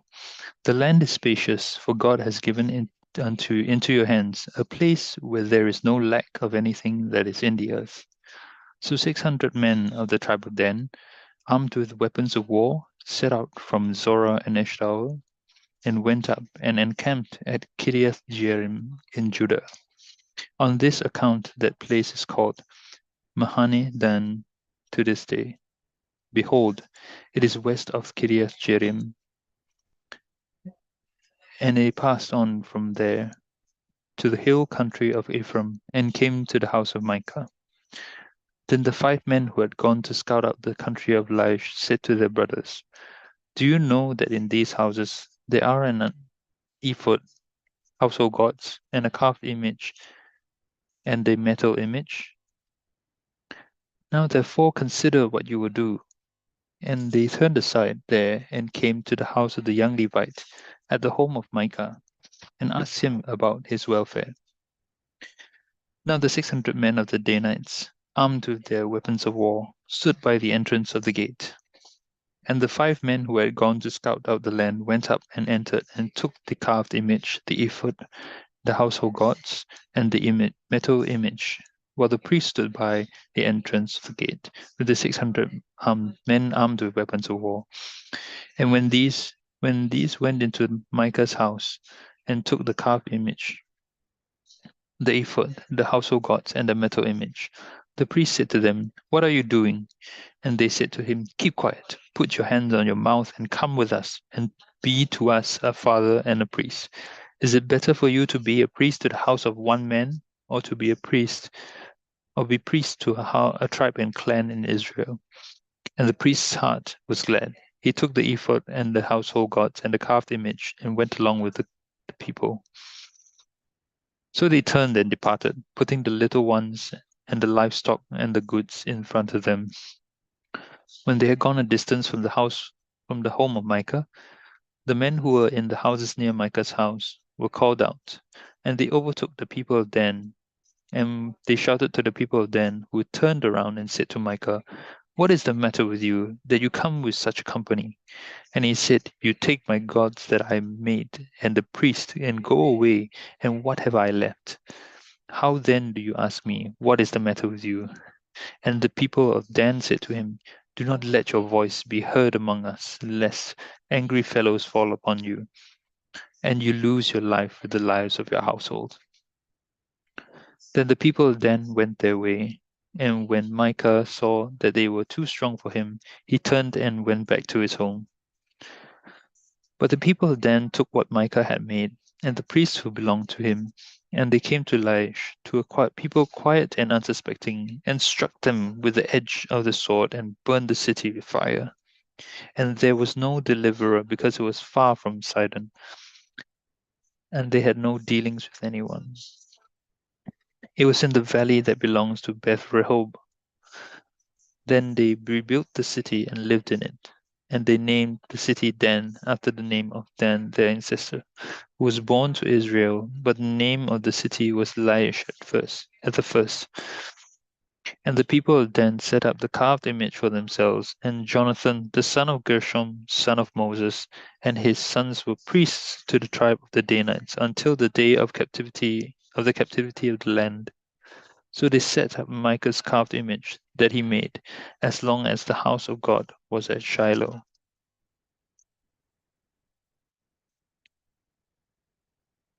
Judges 19, a Levite and his concubine. In those days, when there was no king in Israel, a certain Levite was sojourning in the remote parts of the hill of Ephraim, who took to himself a concubine from Bethlehem in Judah. And his concubine was unfaithful to him, and she went away from him to her father's house at Bethlehem in Judah, and was there some 4 months. Then her husband arose and went after her, to speak kindly to her and bring her back. He had with him his servant and a couple of donkeys, and she brought him into her father's house. And when the girl's father saw him, he came with joy to meet him. And his father-in-law, the girl's father, made him stay, and he remained with him 3 days. So they ate and drank and spent the night there. And on the fourth day they arose early in the morning, and he prepared to go. But the girl's father said to his son-in-law, "Strengthen your heart with a morsel of bread, and after that you may go." So the two of them sat and ate and drank together. And the girl's father said to the men, "Be pleased to spend the night, and let your heart be merry." And when the man rose up to go, his father-in-law pressed him till he spent the night there again. And on the fifth day he arose early in the morning to depart. And the girl's father said, "Strengthen your heart and wait until the day declines." So they ate, and both of them. And when the man and his concubine and his servant rose up to depart, his father-in-law, the girl's father, said to him, "Behold, now the day has waned towards the evening. Please spend the night. Behold, the day draws to its close. Lodge here and let your heart be merry. And tomorrow you shall arise early in the morning for your journey and go home." But the man would not spend the night. He rose up and departed and arrived opposite Jebus, that is Jerusalem. He had with him a couple of saddled donkeys, and his concubine was with him. When they were near Jebus, the day was nearly over, and the servant said to his master, "Come now, let us turn aside to the city of the Jebusites and spend the night in it." And his master said to him, "We will not turn aside into the city of foreigners who do not belong to the people of Israel, but we will pass on to Gibeah." And he said to his young men, "Come and let us draw near to one of those places and spend the night at Gibeah or Ramah." So they passed on and went their way. And the sun went down on them near Gibeah, which belongs to Benjamin. And they turned aside there to go in and spend the night at Gibeah. And he went in and sat down in the open square of the city, for no one took them into his house to spend the night. And behold, an old man was coming from his work in the field at evening. The man was from the hill country of Ephraim, and he was sojourning in Gibeah. The men of the place were Benjaminites. And he lifted up his eyes and saw the traveler in the open square of the city. And the old man said, "Where are you going, and where do you come from?" And he said to him, "We are passing from Bethlehem in Judah to the remote parts of the hill country of Ephraim, from which I come. I went to Bethlehem in Judah, and I am going to the house of the Lord, but no one has taken me into his house. We have straw and feed for our donkeys, with bread and wine for me and your female servant, and the young men, with your servants. There is no lack of anything." And the old man said, "Peace be to you. I will care for all your wants. Only do not spend the night in the square." So he brought him into his house and gave the donkeys feed, and they washed their feet and ate and drank. As they were making their hearts merry, behold, the men of the city, worthless fellows, surrounded the house, beating on the door. And they said to the old man, the master of the house, "Bring out the man who came into your house, that we may know him." And the man, the master of the house, went out to them and said to them, "No, my brothers, do not act so wickedly, since this man has come into my house. Do not do this vile thing. Behold, here are my virgin daughter and his concubine. Let me bring them out now. Violate them and do them what seems good to you. But against this man, do not do this outrageous thing." But the men would not listen to him. So the man seized his concubine and made her go out to them. And they knew her and abused her all night until the morning. And as the dawn began to break, they let her go. And as the morning appeared, the woman came and fell down at the door of the man's house, where her master was, until it was light. And her master rose up in the morning, and when he opened the doors of the house and went out to go on his way, behold, there was his concubine, lying at the door of the house, with her hands on the threshold. He said to her, "Get up, let us be going." But there was no answer. Then he put her on the donkey, and the man rose up and went away to his home. And when he entered his house, he took a knife, and taking hold of his concubine, he divided her limb by limb into 12 pieces, and sent her throughout all the territory of Israel. And all who saw it said, "Such a thing has never happened or been seen from the day that the people of Israel came up out of the land of Egypt until this day. Consider it, take counsel, and speak." Judges 20. Then all the people of Israel came out, from Dan to Beersheba, including the land of Gilead. The congregation assembled as one man to the Lord at Mizpah. And the chiefs of all the people of all the tribes of Israel presented themselves in the assembly of the people of God, 400,000 men on foot that drew the sword. Now the people of Benjamin heard that the people of Israel had gone out to Mizpah, and the people of Israel said, "Tell us, how did this evil happen?" And the Levite, the husband of the woman who was murdered, answered and said, "I came to Gibeah that belongs to Benjamin, I and my concubine, to spend the night.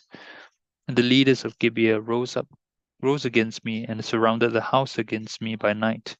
They meant to kill me, and they violated my concubine, and she is dead. So I took a hold of my concubine and cut her in pieces and sent her throughout all the country of the inheritance of Israel, for they have committed abomination and outrage in Israel. Behold, you people of Israel, all of you, give your advice and counsel here." And all the people arose as one man, saying, "None of us will go to his tent, and none of us will return to his house. But now this is what we will do to Gibeah. We will go up against it by lot, and we will take 10 men of 100 throughout all the tribes of Israel, and 100 of 1,000, and 1,000 of 10,000, to bring provisions for the people, that when they come they may repay Gibeah of Benjamin for all the outrage that they have committed in Israel." So all the men of Israel gathered against the city, united as one man. And the tribes of Israel sent men through all the tribe of Benjamin, saying, "What evil is this that has taken place among you? Now therefore give up the men, the worthless fellows in Gibeah, that we may put them to death and purge evil from Israel." But the Benjaminites would not listen to the voice of their brothers, the people of Israel. Then the people of Benjamin came together out of the cities to Gibeah to go out to battle against the people of Israel. And the people of Benjamin mustered out of the cities on that day 26,000 men who drew the sword, besides the inhabitants of Gibeah, who mustered 700 chosen men. Among all these were 700 chosen men who were left-handed. Everyone could sling a stone at a hair and not miss. The men of Israel, apart from Benjamin, mustered 400,000 men who drew the sword. All these were men of war. The people of Israel arose and went up to Bethel and inquired of God, "Who shall go up first for us to fight against the people of Benjamin?" And the Lord said, "Judah shall go up first." That the people of Israel rose in the morning and encamped against Gibeah.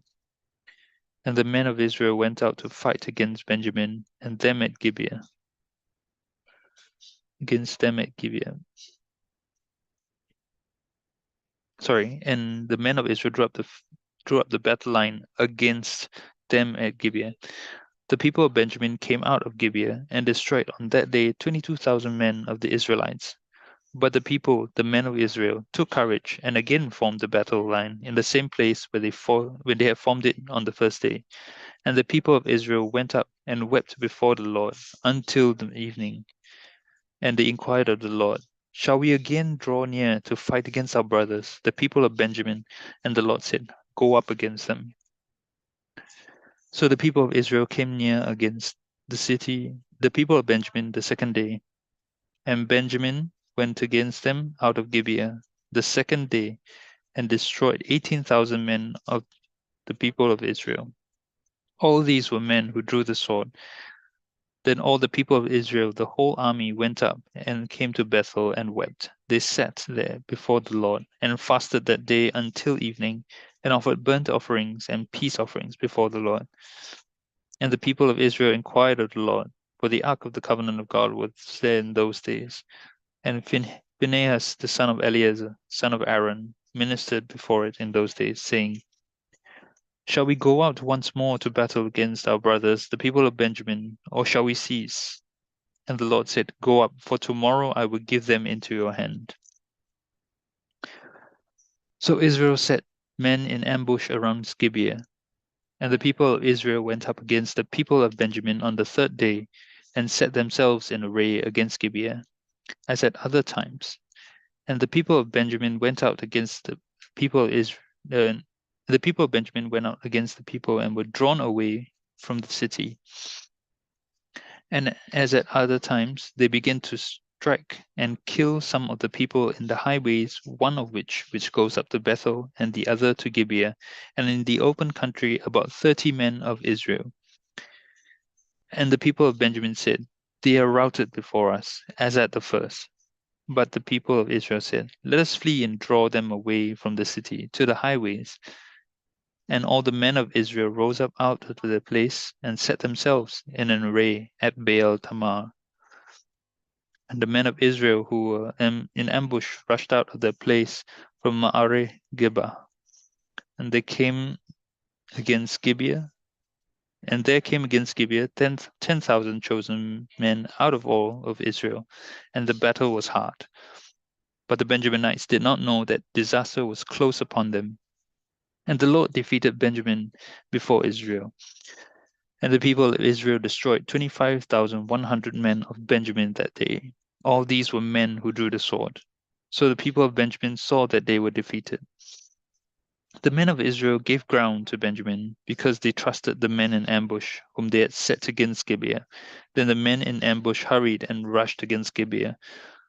The men in ambush moved out and struck all the city with the edge of the sword. Now the appointed signal between the men of Israel and the men in the main ambush was that when they made a great cloud of smoke rise up out of the city, the men of Israel should turn in battle. Now Benjamin had begun to strike and kill about 30 men of Israel. They said, "Surely they are defeated before us, as in the first battle." But when the signal began to rise out of the city in a column of smoke, the Benjaminites looked behind them, and behold, the host of the city went up in smoke to heaven. Then the men of Israel turned, and the men of Benjamin were dismayed, for they saw that disaster was close upon them. Therefore they turned their backs before the men of Israel in the direction of the wilderness. But the battle overtook them. And those who came out of the cities were destroying them in the midst.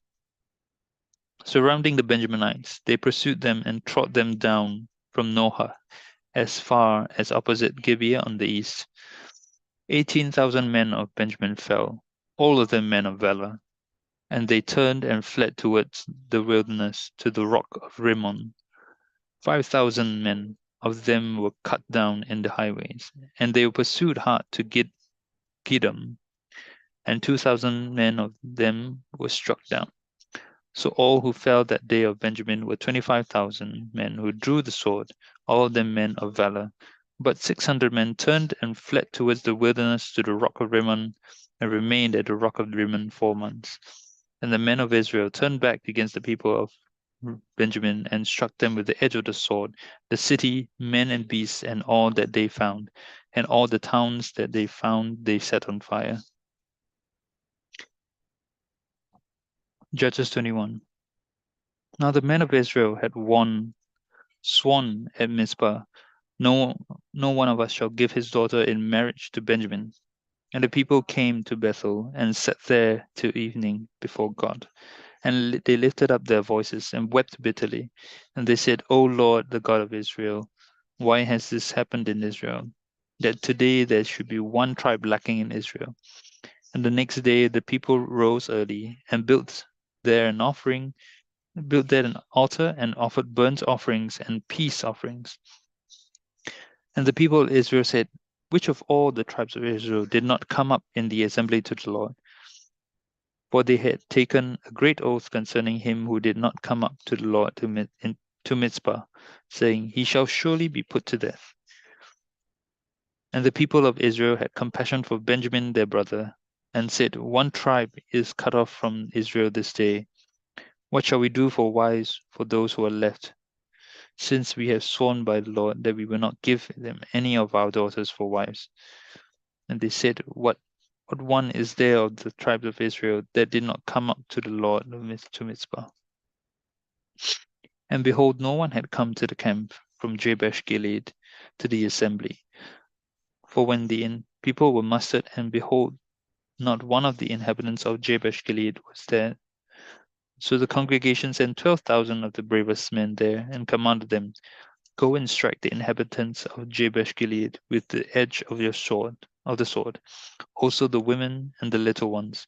This is what you shall do. Every male and every woman that has lain with a male you shall devote to destruction."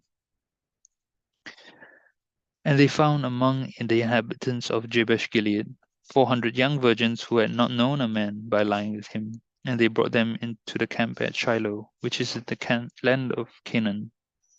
Then the whole congregation sent word to the people of Benjamin, who were at the rock of Rimmon, and proclaimed peace to them.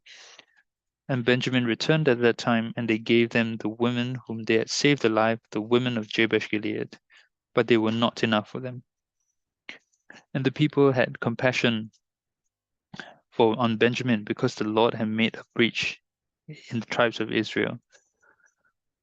Then the elders of the congregation said, "What shall we do for wives for those who are left, since the women are destroyed out of Benjamin?" And they said, "There must be an inheritance for the survivors of Benjamin, that the tribe not be blotted out from Israel. Yet we cannot give them wives from our daughters. For the people of Israel had sworn, Cursed be he who gives a wife to Benjamin." So they said, "Behold, there is the yearly feast of the Lord at Shiloh, which is north of Bethel, on the east of the highway that goes up from Bethel to Shechem, and the south of Lebonah." And they commanded the people of Benjamin, saying, "Go and lie in ambush in the vineyards and watch. If the daughters of Shiloh come out to dance in the dances, then come out of the vineyards and snatch each man his wife from the daughters of Shiloh, and go to the land of Benjamin. And when their fathers or their brothers come to complain to us, we will say to them, Grant them graciously to us, because we did not take for each man them his wife in battle, neither did you give them to them, else you would now be guilty." And the people of Benjamin did so, and took their wives according to their number from the dancers whom they carried off. Then they went and returned to their inheritance, and rebuilt the towns and lived in them. And the people of Israel departed from there at the time, every man to his tribe and family. And they went out from there, every man to his inheritance. In those days there was no king in Israel. Everyone did what was right in his own eyes. Ruth 1. In the days when the judges ruled, there was a famine in the land, and a man of Bethlehem in Judah went to sojourn in the country of Moab, he and his wife and his 2 sons. The name of the man was Elimelech, and the name of his wife Naomi, and the name of his 2 sons were Mahlon and Chilion. They were Ephrathites from Bethlehem in Judah. They went into the country of Moab and remained there. But Elimelech, the son of Naomi, died, and she was left with her 2 sons. These took Moabite wives. The name of the one was Orpah, and the name of the other was Ruth. They lived there about 10 years, and both Mahlon and Chilion died, so that the woman was left without her 2 sons and her husband. Then she arose with her daughters-in-law to return from the country of Moab, for she had heard in the fields of Moab that the Lord had visited his people and given them food. So she set out from the place where she was with her 2 daughters-in-law, and they went on their way to return to the land of Judah. But Naomi said to her 2 daughters-in-law, "Go, return each of you to her mother's house. May the Lord deal kindly with you as you have dealt with the dead and with me. The Lord grant that you may find rest, each of you, in the house of her husband." Then she kissed them, and they lifted their voices and wept. And they said to her, "No, we will return with you to your people." But Naomi said, "Turn back, my daughters. Why will you go with me? Have I yet sons in my womb that they may be your husbands, become your husbands? Turn back, my daughters, go your way.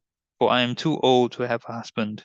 If I should say I have hope, even if I should have a husband this night, and should bear sons, would you therefore wait till they were grown? Would you therefore refrain from marrying?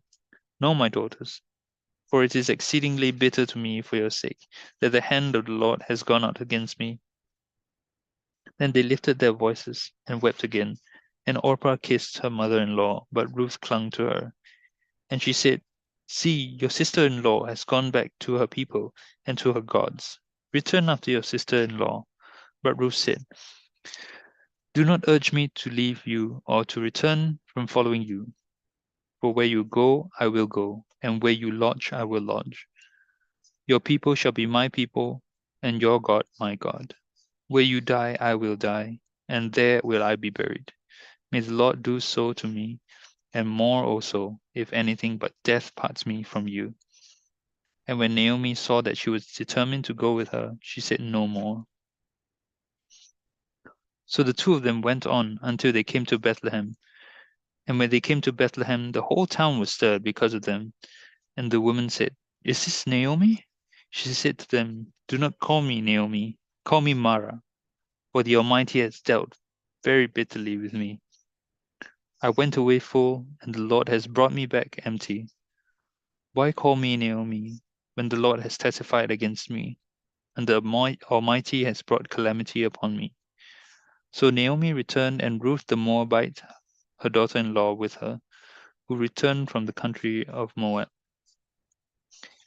And they came to Bethlehem in the beginning of barley harvest. Ruth chapter 2. Now Naomi had a relative of her husband's, a worthy man of the clan of Elimelech, whose name was Boaz. And Ruth the Moabite said to Naomi, "Let me go to the field and glean among the ears of grain after him, in whose sight I shall find favor." And she said to her, "Go, my daughter." So she set out and went and gleaned in the field after the reapers. And she happened to come to the part of the field belonging to Boaz, who was of the clan of Elimelech.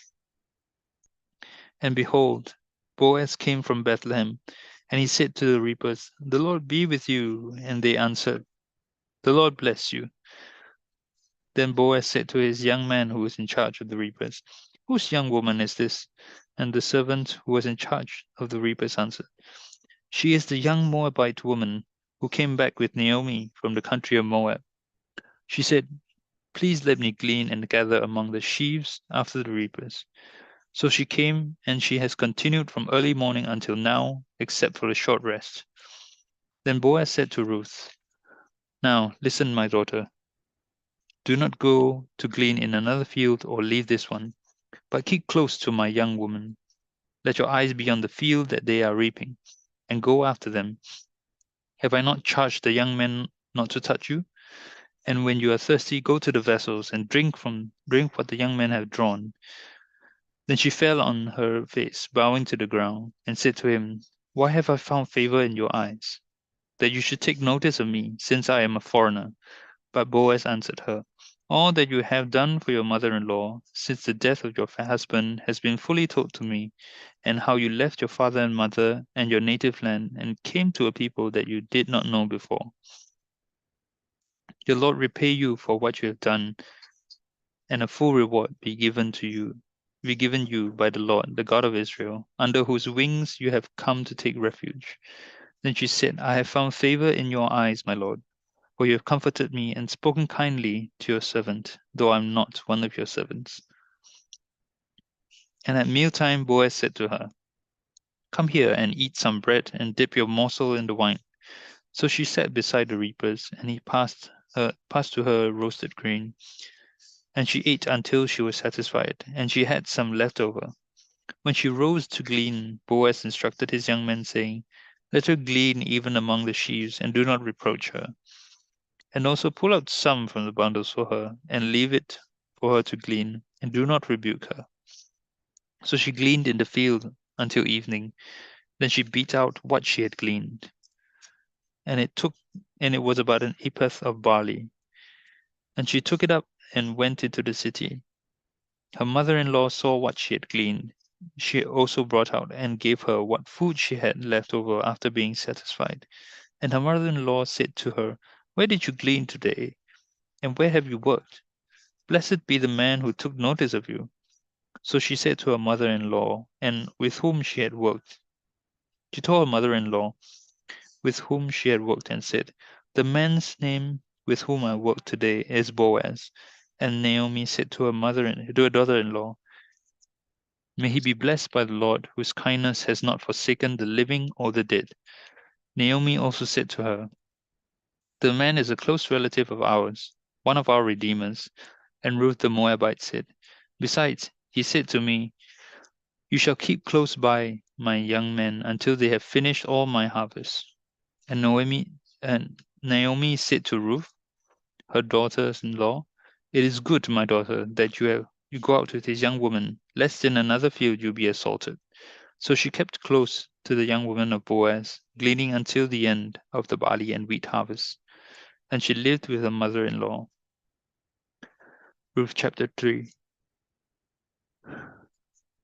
Then Naomi and her mother-in-law said to her, My daughter, should I not seek rest for you, that it may be well with you? Is not Boaz our relative, with whose young woman we were? See, he is winnowing barley tonight at the threshing floor. Wash therefore and anoint yourself, and put on your cloak and go down to the threshing floor, but do not make yourself known to the man until he has finished eating and drinking. But when he lies down, observe the place where he lies. Then go and uncover his feet and lie down, and he will tell you what to do. And she replied, All that you will say I will do. So she did. So she went down to the threshing floor and did just as her mother-in-law had commanded. And when Boaz had eaten and drunk, and his heart was merry, he went to lie down at the end of the heap of grain. Then she came softly and uncovered his feet and lay down. At midnight the man was startled and turned over, and behold, a woman lay at his feet. He said, Who are you? Then she answered, I am Ruth, your servant. Spread your wings over your servant, for you are a redeemer. And he said, May you be blessed by the Lord, my daughter. You have made this last kindness greater than the first, in that you have not gone after young men, whether poor or rich. And now, my daughter, do not fear. I will do for you all that you ask, for all my fellow townsmen know that you are a worthy woman. And now it is true that I am a redeemer, yet there is a redeemer nearer than I. Remain tonight, and in the morning, if he will redeem you, good, let him do it. But if he is not willing to redeem you, then as the Lord lives, I will redeem you. Lie down until the morning. So she lay at his feet until the morning, but arose before one could recognize another. And he said, Let it not be known that a woman came to the threshing floor. And he said, Bring the garment you are wearing, and hold it out. So she held it, and he measured out 6 measures of barley, and put it on her. Then she went into the city. And when she came to her mother-in-law, she said, How did you fare, my daughter? Then she told her all that the man had done for her, saying, These 6 measures of barley he gave to me. For he said to me, You must not go back empty-handed to your mother-in-law. She replied, Wait, my daughter, until you learn how the matter turns out. For the man will not rest, but will settle the matter by today.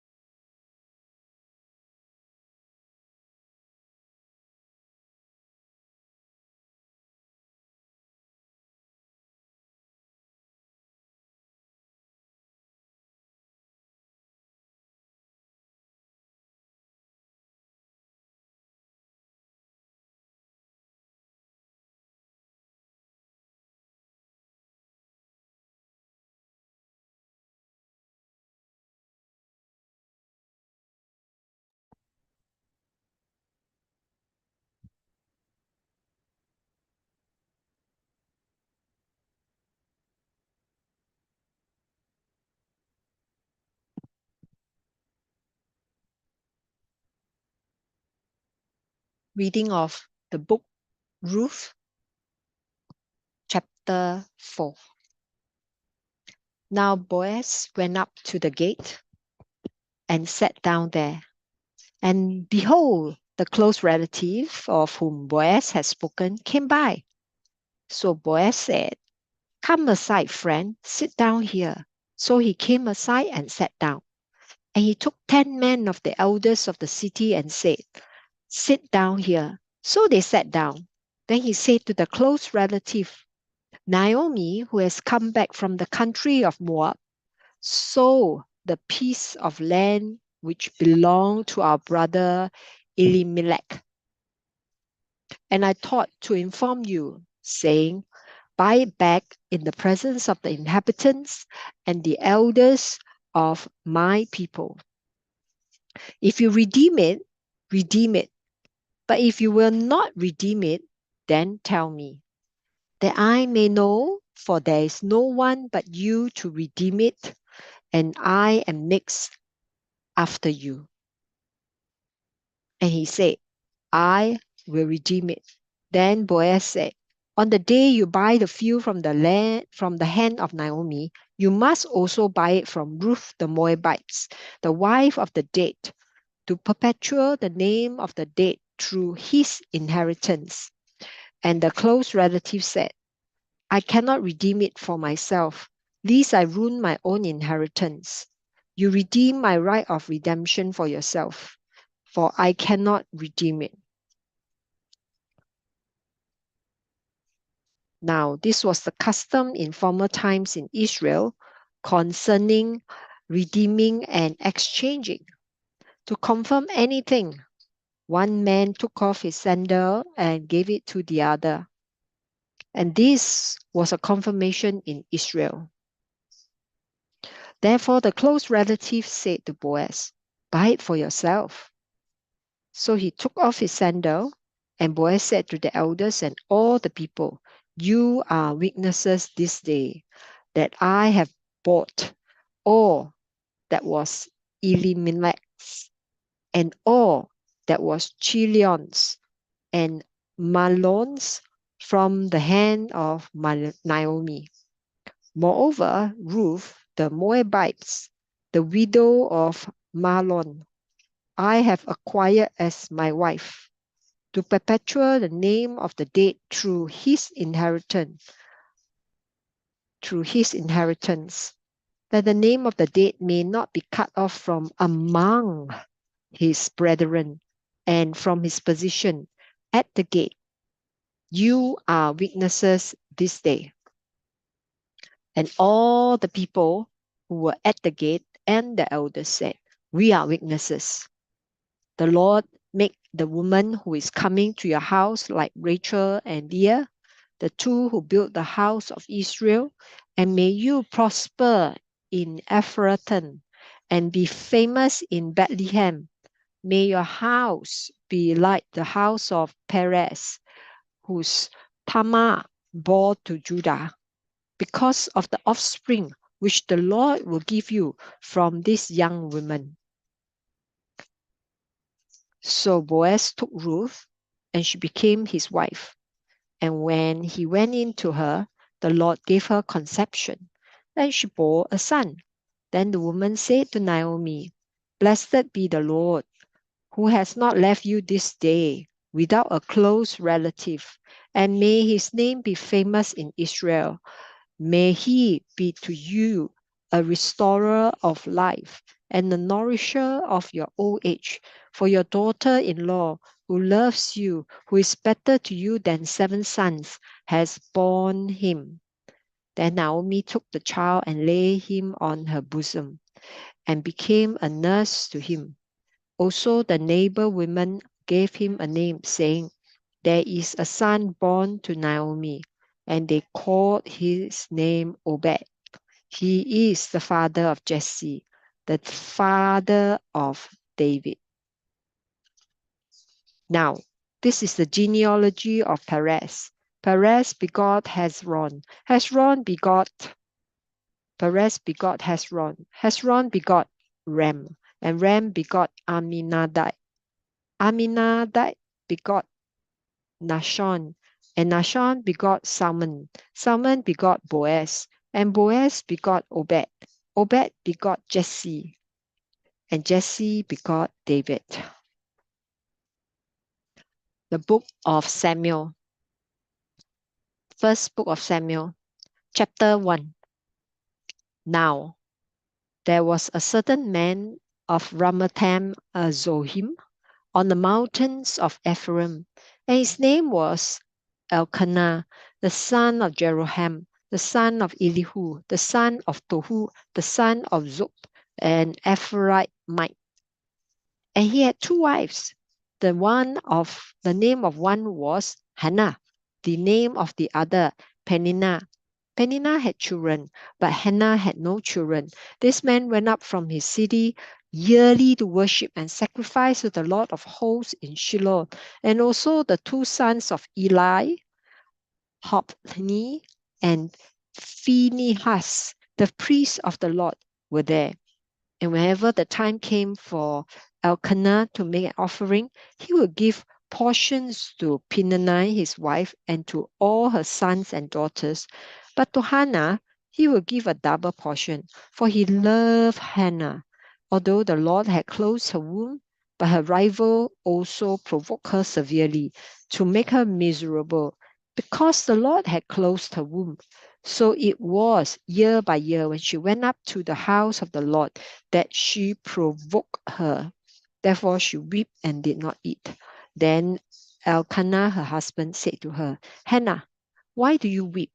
Why do you not eat? And why is your heart grieved? Am I not better to you than 10 sons? So Hannah arose after they had finished eating and drinking in Shiloh. Now Eli the priest was sitting on the seat by the doorpost of the tabernacle of the Lord. And she was in bitterness of soul and prayed to the Lord and wept in anguish. Then she made a vow and said, O Lord of hosts, if you will indeed look on the affliction of your maidservant and remember me, and not forget your maidservant, but will give your maidservant a male child, then I will give him to the Lord all the days of his life, and no razor shall come upon his head. And it happened, as she continued praying before the Lord, that Eli watched her mouth. Now Hannah spoke in her heart. Only her lips moved, but her voice was not heard. Therefore Eli thought she was drunk. So Eli said to her, How long will you be drunk? Put your wine away from you. But Hannah answered and said, No, my Lord, I am a woman of sorrowful spirit. I have drunk neither wine nor intoxicating drink, but have poured out my soul before the Lord. Do not consider your maidservant a wicked woman, for out of the abundance of my complaint and grief I have spoken until now. Then Eli answered and said, Go in peace, and the God of Israel grant your petition, which you have asked of him. And she said, Let your maidservant find favor in your sight. So the woman went her way and ate, and her face was no longer set. Then they rose early in the morning and worshipped before the Lord, and returned and came to their house in Ramah. And Elkanah knew Hannah, his wife, and the Lord remembered her. So it came to pass in the process of time that Hannah conceived and bore a son, and called his name Samuel, saying, Because I have asked for him from the Lord.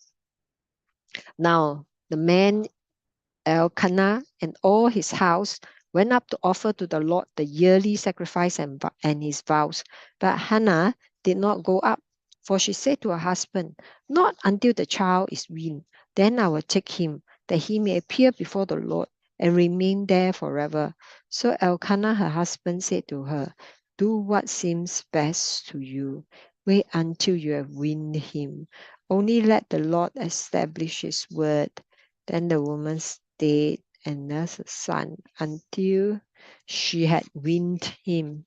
Now, when she had weaned him, she took him up with her with 3 bulls, 1 ephah of flour, and a skin of wine, and brought him to the house of the Lord in Shiloh. And the child was young. Then they slaughtered a bull and brought the child into Eli, and brought the child to Eli. And she said, "Oh, my Lord, as your soul lives, my Lord, I am the woman who stood by you here, praying to the Lord. For this child I prayed, and the Lord has granted me my petition which I asked of him. Therefore I also have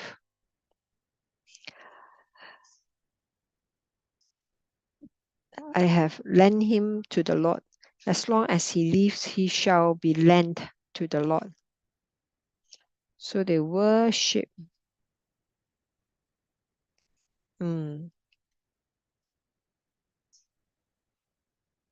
For this child I prayed, and the Lord has granted me my petition, which I asked of him. Therefore,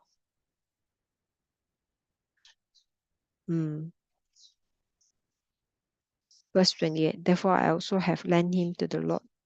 As long as he lives, he shall be lent to the Lord. Say, so they worship the Lord there. 1 Samuel chapter 2. And Hannah prayed and said, "My heart rejoices in the Lord. My horn is exalted in the Lord. I smile at my enemies because I rejoice in your salvation. No one is holy like the Lord, for there is none besides you. For there is none besides you. Nor is there any rock like our God. Talk no more so very proudly. Let no arrogance come from your mouth. For the Lord is the God of knowledge, and by him actions are weighed. The brows of the mighty man are many."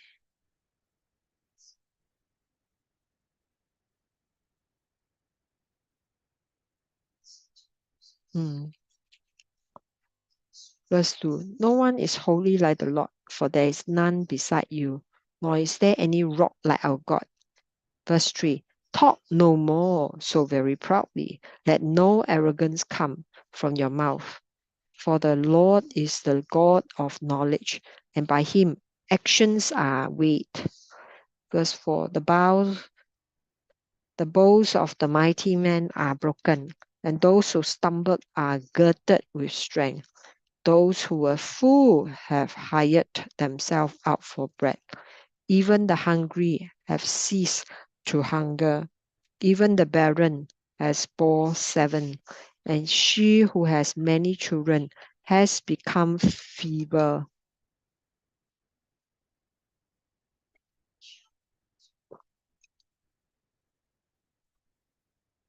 The Lord kills and makes alive.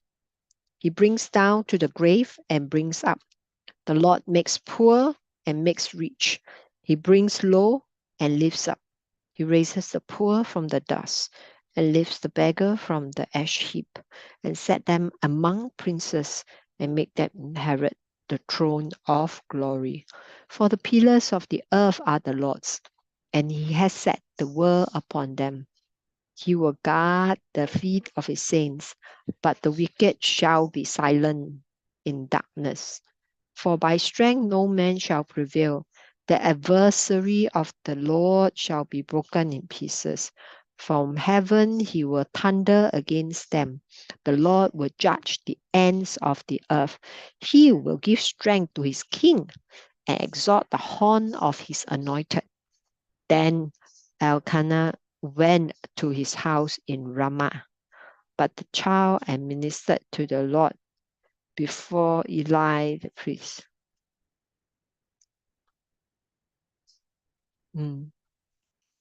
He will give strength to his king and exalt the horn of his anointed.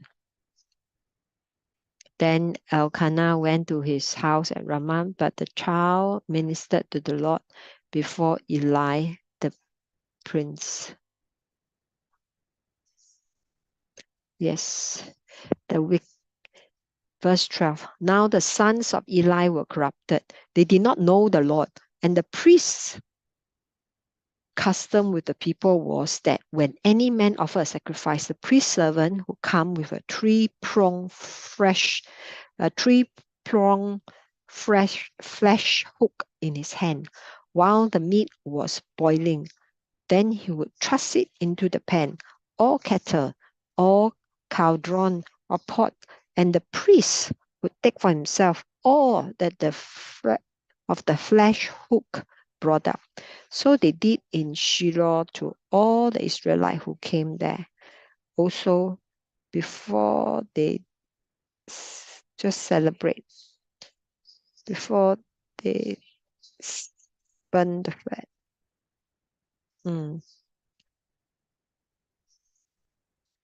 Verse 14. Then he would thrust it into the pan or kettle or cauldron or pot, and the priest would take for himself all that the flesh hook brought up. So they did in Shiloh to all the Israelites who came there. Also, before they burn the fats.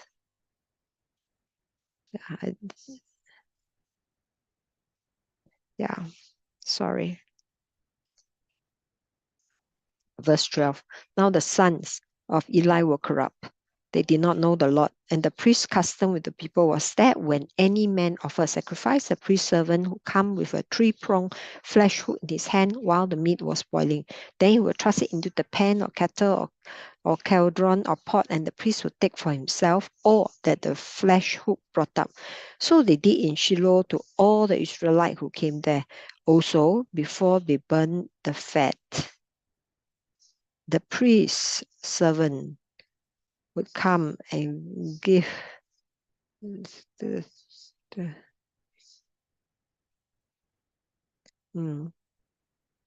verse 15. Also before they burn the fat, the priest servant would come and say to the man who sacrificed, give meat for roasting to the priest, for he will not take boiled meat from you, but raw. And if the man,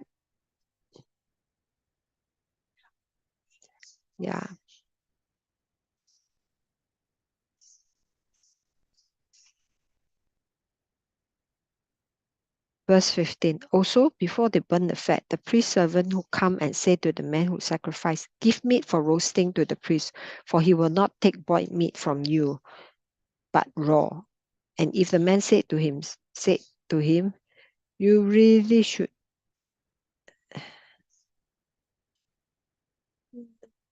Yeah. Verse 16.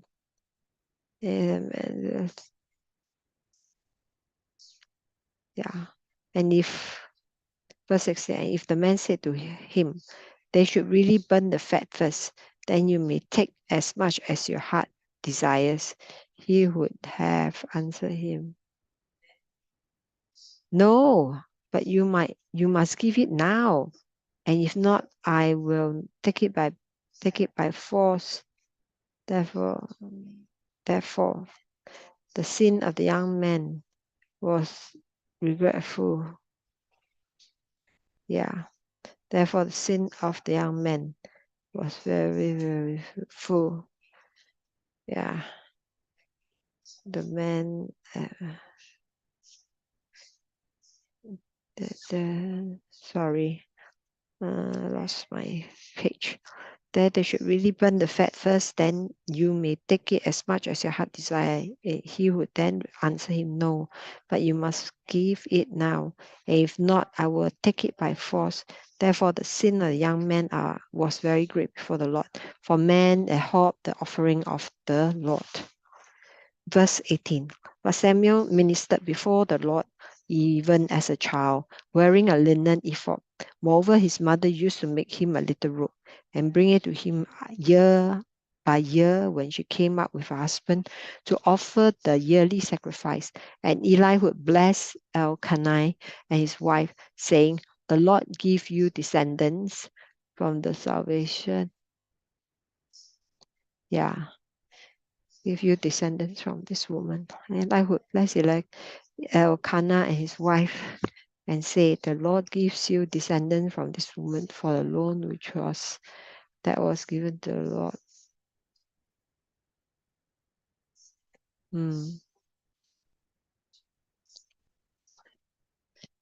The Lord gives the descendants from this woman for the loan that was given to the Lord. Then they would go to their own home. And the Lord visited Hannah so that she conceived and bore 3 sons and 2 daughters. Meanwhile, the child Samuel grew before the Lord. Now Eli was very old, and he heard everything his sons did to all Israel, and how they lay with the woman who assembled at the door of the tabernacle.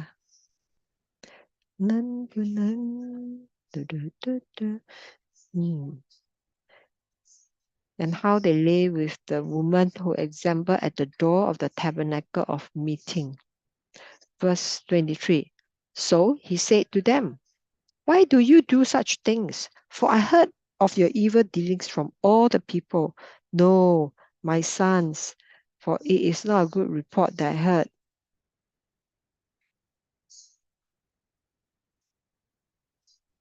So, no, my son, for it is not a good report that I hear you. You make the Lord's people transgressions.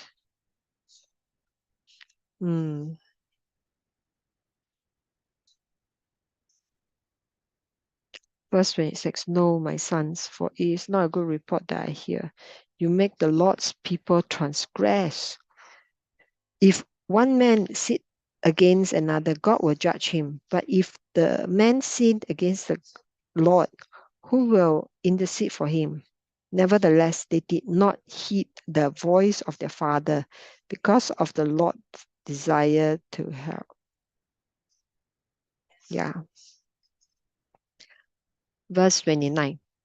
And the child Samuel grew in stature and in favor both with the Lord and with men. Then a man of God came to Eli and said to him, thus says the Lord, did I not clearly reveal myself to the house of your father? Yeah. And the child Samuel grew in stature and in favor both with the Lord and men. Then a man of God came to Eli and said to him, thus says the Lord, did I not clearly reveal myself to the house of your father when they were in Egypt in Pharaoh's house? Did I not choose him out of all the tribes of Israel to be my prophet, to offer upon my altar, to burn incense? Yeah. And house of your father when they were in Egypt in Pharaoh's house. Sorry. Did I not choose him out of all the tribes of Israel to be my priest, to offer upon my altar, to burn incense, and to wear an ephod before me? And did I not give to the house of your father all the offerings of the children of Israel made by fire? Why do you kick at my sacrifice and my offering, which I have commanded in my dwelling place, and honor your son more than me, to make yourselves fat with the best of all the offerings of Israel, my people? Therefore, the Lord of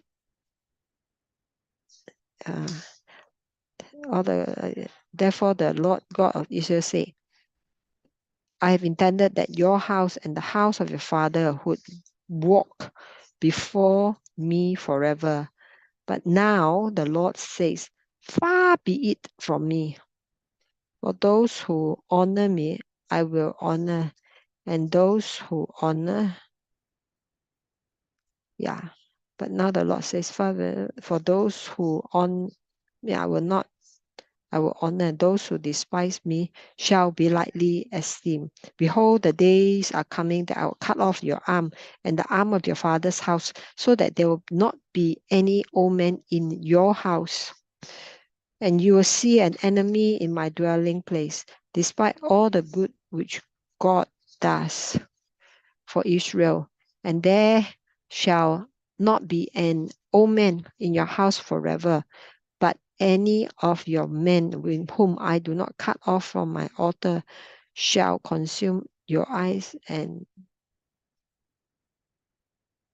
but any of your men whom I do not cut off from my altar shall consume your eyes and grieve your heart, and all the descendants of your heart.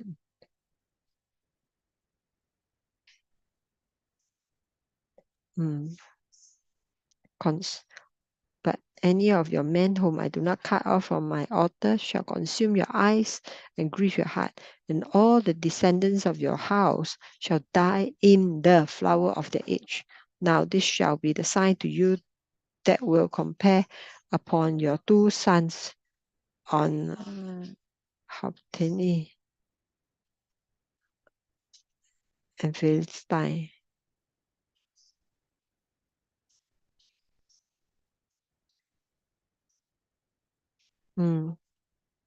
Now this shall be a sign to you that will come upon your two sons on Hophni and Phinehas. In one day they shall die, both of them. Then I will raise up for myself a faithful priest who shall do according to what is in my heart and in my mind. I will build him a sure house and shall walk before my anointed.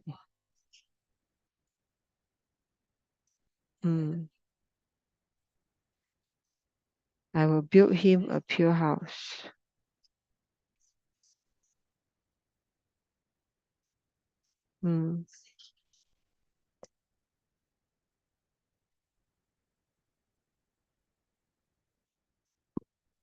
I will build him a sure house. Yeah. And he shall walk before my anointed forever. Verse 36. And it shall come to pass that everyone who is left in your house will come and bow down to him for a piece of silver and a morsel of bread, and say, please put me in one of your parents. Yeah, please put me in one of your parents' that I may not have a food.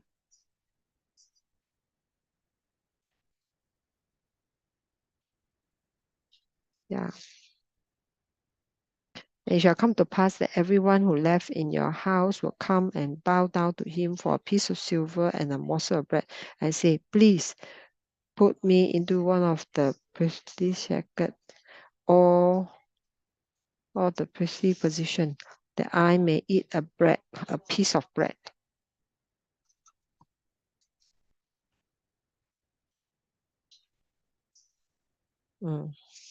Now the boy Samuel ministered to the Lord before Eli. Chapter 3. Now the boy Samuel ministered to the Lord before Eli, and the word of the Lord was rare in those days. There was no widespread revelation, and it came to pass at that time while Eli was lying down in his place, and when his eyes had begun to grow so dim that he could not see, and before the Lamb of God went out in the tabernacle.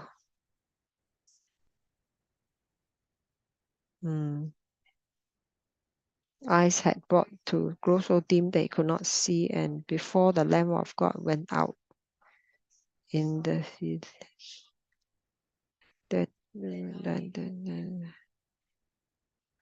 and before the Lamb of God went out in the tabernacle of the Lord where the ark of God was, and while Samuel was lying down.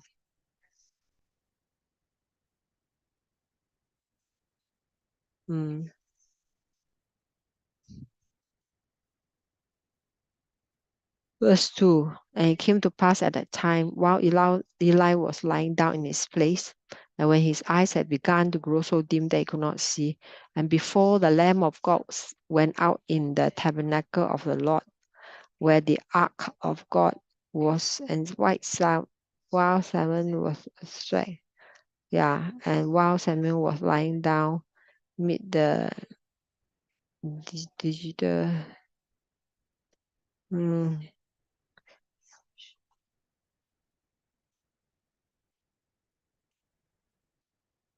Verse 3, and before the Lamb of God went out in the tabernacle of the Lord where the ark of God was, and while Samuel was lying down, that the Lord called Samuel, and he answered, here I am.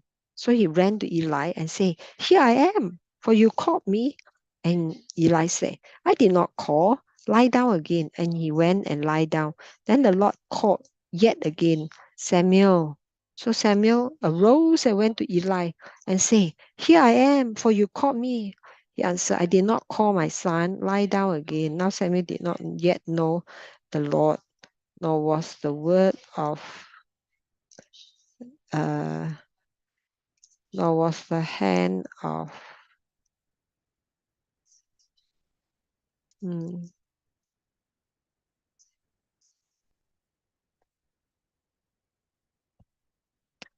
Then the Lord called yet again, Samuel. So Samuel arose and went to Eli and said, Here I am, for you called me. He answered, I did not call my son. Lie down again. Now Samuel did not yet know the Lord, nor was the word of the Lord yet revealed to him. And the Lord called Samuel again, and the third time. So he arose and went to Eli and said, Here I am, for you did call me. Then Eli perceived that the Lord had called the boy.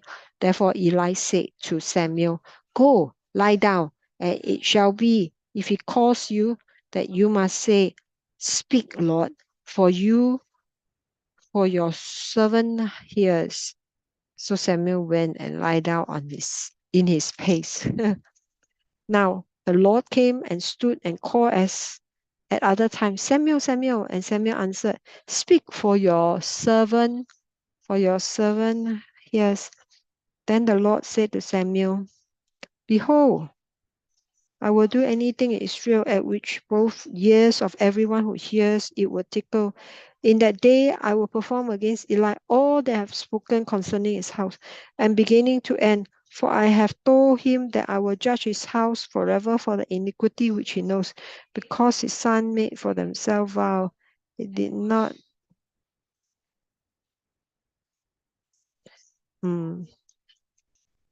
Verse 13, for I have told him that I will judge his house forever for the iniquity which he knows, because his sons made themselves vow, and he did not restrain them.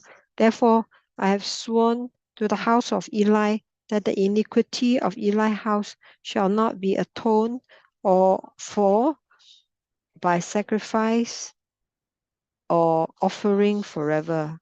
So Eli lay down until morning.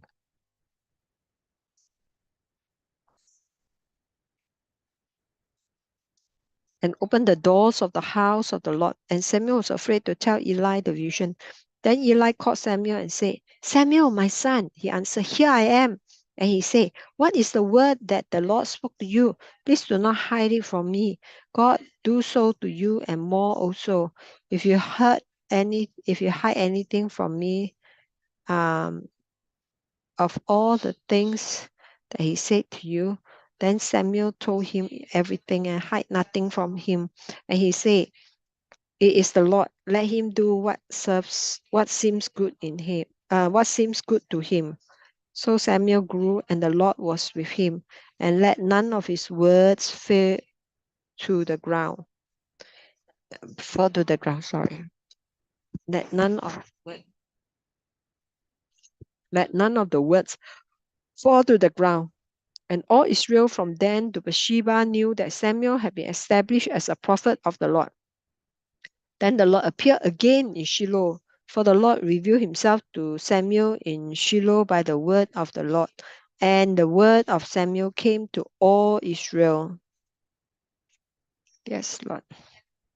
Now Israel went out to battle against the Philistine and camped beside Ebenezer. And the Philistines encamped in Aphek.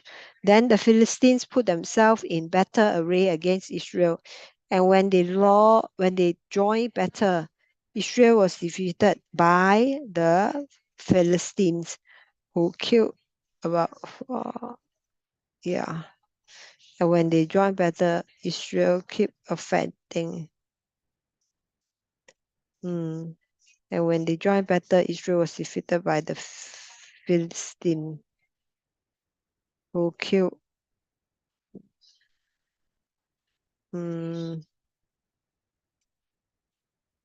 when they joined battle, Israel was defeated by the Philistines, who killed about 400 men of the army of the field. And when the people had come into the camp, the elders of Israel said, "Why has the Lord defeated us today before the Philistines?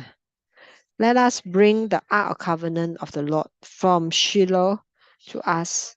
That's when it comes.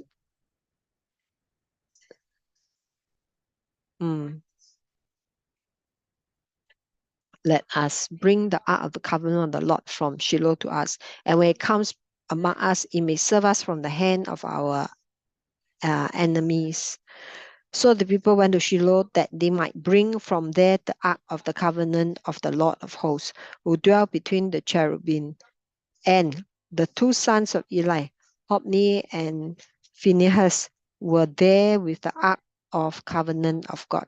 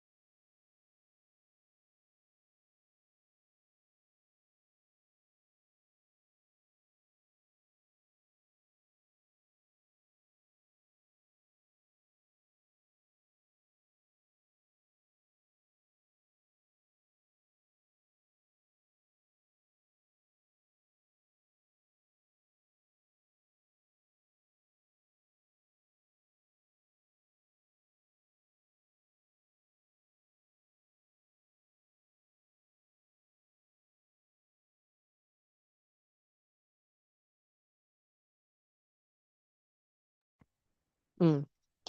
Yeah. Verse 4. So the people went to Shiloh that they might bring from there the Ark of the Covenant of the Lord of hosts, who dwelt between the cherubim. And the two sons of Eli, Hophni and Phinehas, were there with the Ark of the Covenant of God. And when the Ark of Covenant of the Lord came into the camp, all Israel shouted so loudly that the earth shook. Now, when the Philistines heard the noise of the shout, they say, "What does the sound of this great shout in the camp of the Hebrew means?" Then they understood that the ark of the Lord had come into the camp. So the Philistines were afraid, for they said, "God has come into the camp." And they say, "Woe to us, for such a thing has never happened before. Woe to us, who will deliver us from the hand of those mighty gods? These are the gods who struck the Egyptians with all the plagues in the wilderness.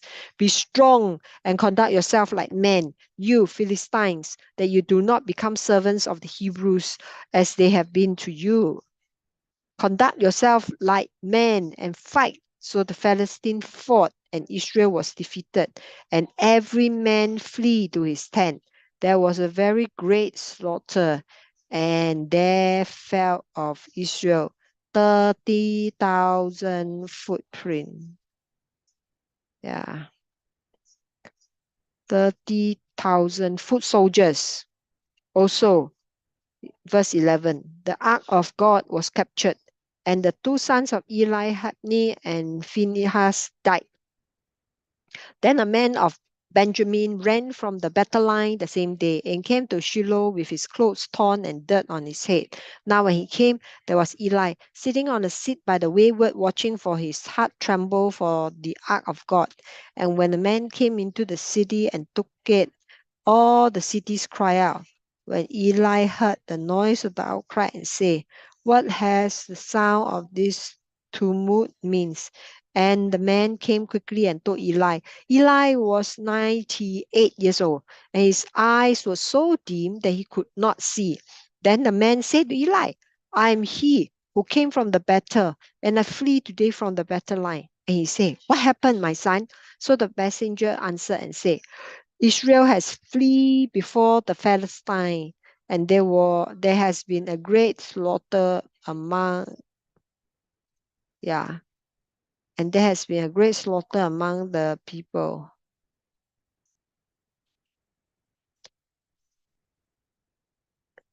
and there has been a great sorrow among you.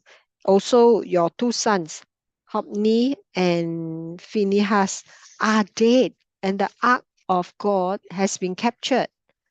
Then it happened when he made mention of the ark of God that Eli fell off the seat backward by the side of the gate, and his neck was broken and he died. For the man was old and heavy, and he had judged Israel for 40 years. Now his daughter-in-law, Phinehas' wife, was with child, due to be delivered. And when she heard the news that the ark of God was captured, and her husband came, came,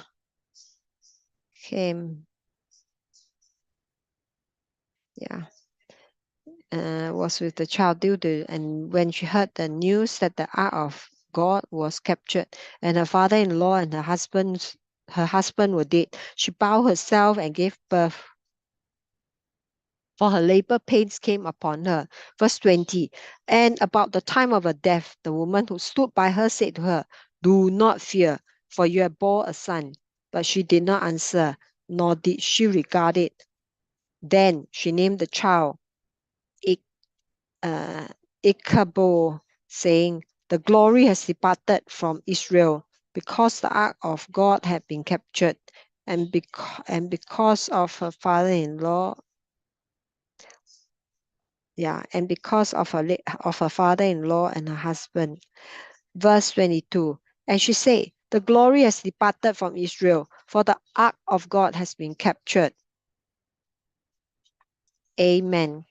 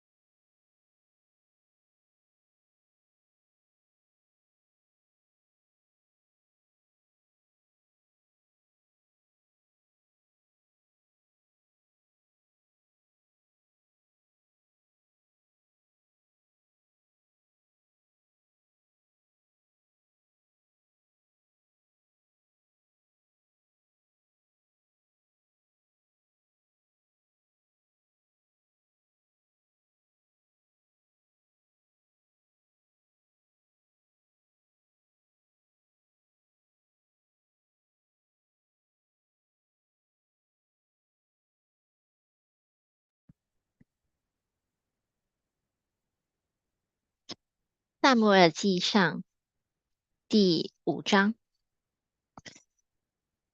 非利士人将神的约柜从以便以谢抬到雅什突。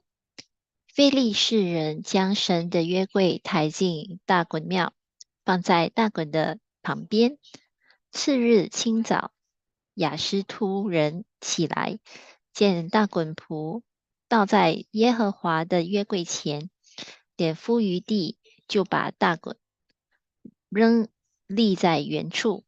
又次日清早起来，见大衮仆倒在耶和华的约柜前，脸伏于地，并且大衮的头和2手都在门槛上折断，只剩下大衮的残体。因此，大衮的祭司和一切进雅什突大衮庙的人都不踏大衮庙的门槛，直到今日。耶和华的手重重加在雅什突人身上，败坏他们，使他们生痔疮。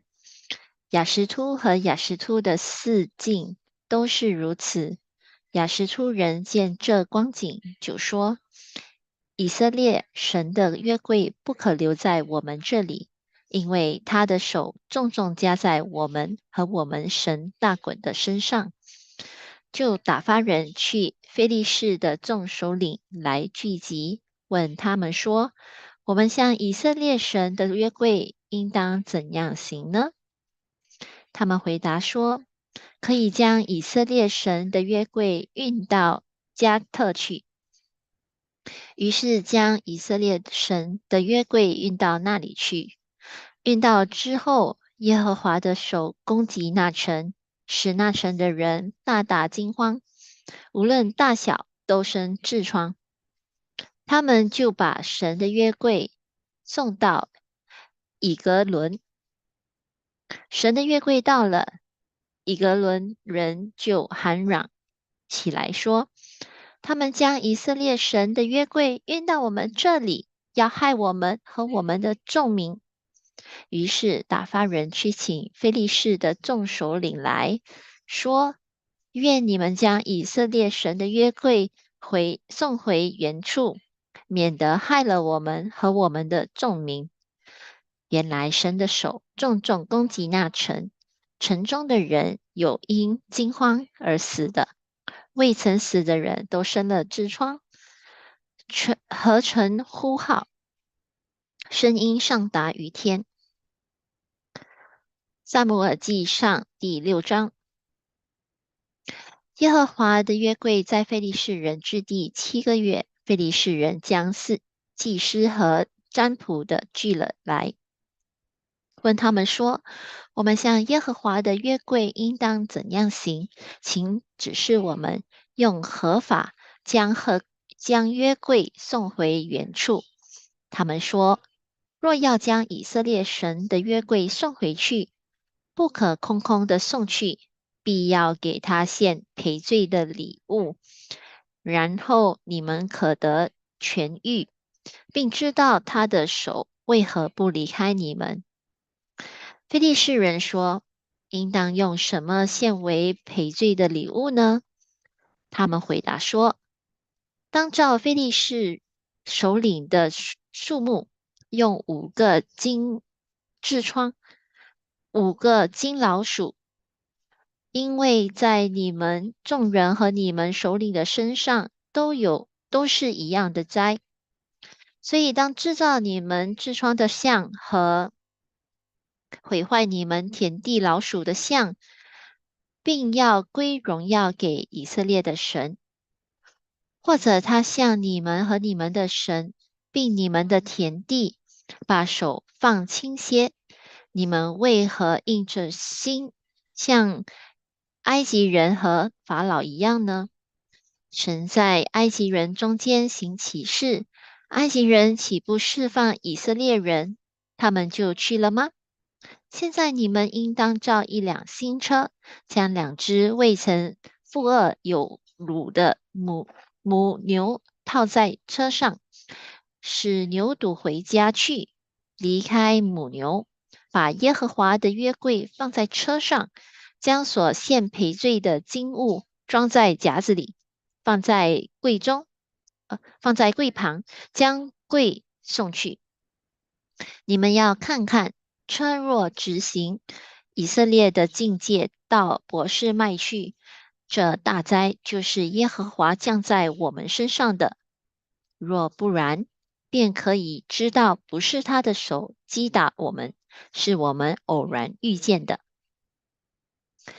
非利士人就这样行，将2只有乳的母牛套在车上，将牛犊关在家里，把耶和华的约柜和装金老鼠并金翅双像的夹子都放在车上。牛直行大道，往波士麦去，一面走一面叫，不偏左右。非利士的首领跟在后面，直到波士麦的境界。波士麦人正在平原收割麦子，举目看见约柜，就欢喜了。车到了车到了波士麦人约书亚的田间，就站住了。在那里有一块大磐石，他们把车劈了，将2只母牛献给耶和华为燔祭。利未人将耶和华的约柜和装金物的匣子拿下来，放在大磐石上。当日，伯示麦人将燔祭和平安祭献给耶和华。非利士人的5个首领看见，当日就回以哥伦去了。非利士人献给耶和华做赔罪的金质窗像，就是这些：一个是为雅什突，一个是为加萨，一个是为雅什基伦，一个是为加特，一个是为以哥伦。金老鼠的数目是照非利士5个首领惩罚，就是坚固的惩罚和乡村，以及大磐石。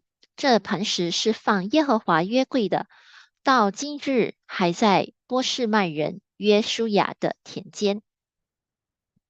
第19节，耶和华因波士麦人缠观他的约柜，就击杀了他们70人。那时有5万人在那里。百姓因耶和华大大击杀他们，就哀哭了。波士麦人说：谁能在耶和华这圣洁的神面前侍立呢？这约柜可以从我们这里送到谁那里去呢？于是打发人去见基列耶林的居民，说：非利士人将耶和华的约柜送回来了，你们下来将约柜接到你们那里去吧。撒母耳记上第7章。基列野林人就下来，将耶和华的约柜接上去，放在山上亚比拿达的家中，分派他儿子以利亚撒看守耶和华的约柜。约柜在基利耶林许久。过了20年，以色列全家都倾向耶和华。撒母耳对以色列全家说：你们若一心归顺耶和华，就要把外邦的神和亚斯他路从你们中间除掉，专心归向耶和华，单单的侍奉他，他必救你们脱离非利士人的手。以色列人就除掉朱巴利和亚斯他路，单单的侍奉耶和华。撒母耳说：要使以色列众人聚集在米斯巴，我好为你们祷告耶和华。他们就聚集在米斯巴，打水浇在耶和华面前。当日禁食，说：我们得罪了耶和华。于是撒母耳在米斯巴审判以色列人。非利士人听见以色列人聚集在米斯巴，非利士的首领就上来要攻击以色列人。以色列人听见就惧怕非利士人。以色列人对撒母耳说：愿你不住的为我们呼求耶和华我们的神，救我们脱离非利士人的手。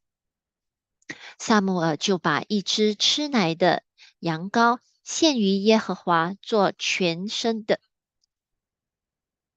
磐石，为以色列人呼求耶和华，耶和华就应允他。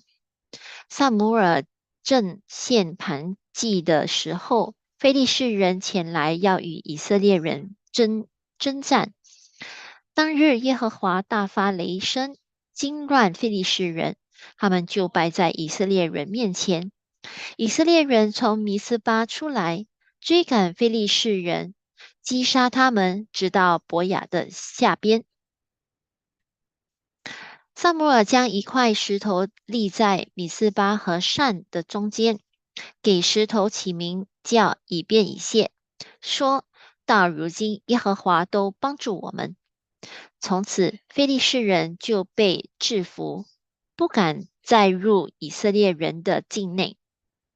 撒母耳做事的时候，耶和华的手攻击非利士人，非利士人所取以色列人的城堡，从以盖伦直到加特，都归于以色列人了。属这些城的四处，以色列人也从非利士人手下收回。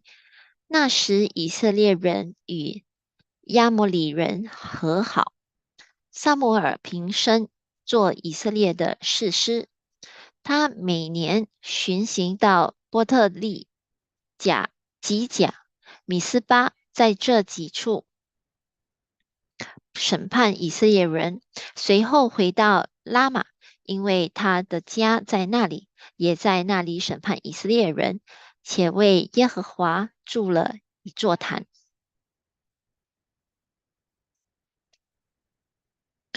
撒母耳记上第8章。撒母耳年纪老迈，就立他儿子做以色列的士师。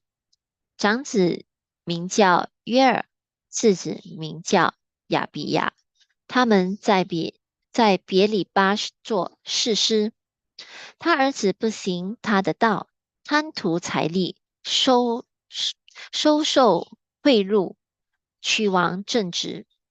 以色列的长老都聚集，来到拉玛见撒母耳，对他说：“你年纪老迈了，你儿子不行你的道，现在求你为我们立一个王，治理我们，像列王一样。”撒母耳不喜悦他们说立一个王治理我们，他就祷告耶和华。耶和华对撒母耳说：百姓向你说的一切话，你只管依从，因为他们不是厌弃你，乃是厌弃我，不要我做他们的王。自从我领地们自从我领他们出埃及到如今，他们常常离弃我，侍奉别神。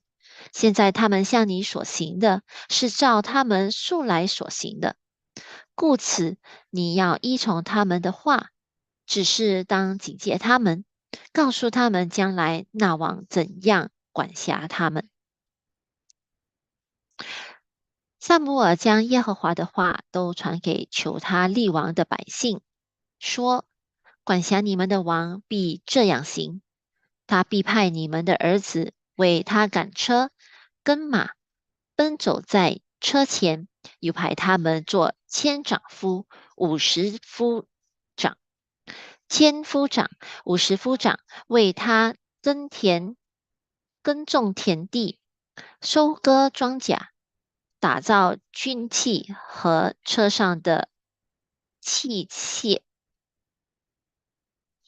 必娶你们的女儿为他制造香膏、做饭、烤饼，也必取你们最好的田地、葡萄园、橄榄园赐给他的臣仆。你们的粮食和葡萄园所出的，他必取1/10给他的太监和臣仆，又必取你们的仆人、婢女、健壮的少年人和你们的驴，供他们差役。你们的羊群，他必取1/10，你们也必做他的仆人。那时你们必因所选的王哀求耶和华，耶和华却不应允你们。百姓竟不肯听撒母耳的话，说：不然我们定要一个王治理我们，使我们像列王一样，有王治理我们，统领我们，为我们征战。撒母耳听见百姓这一切话，就像这话陈明在耶和华面前。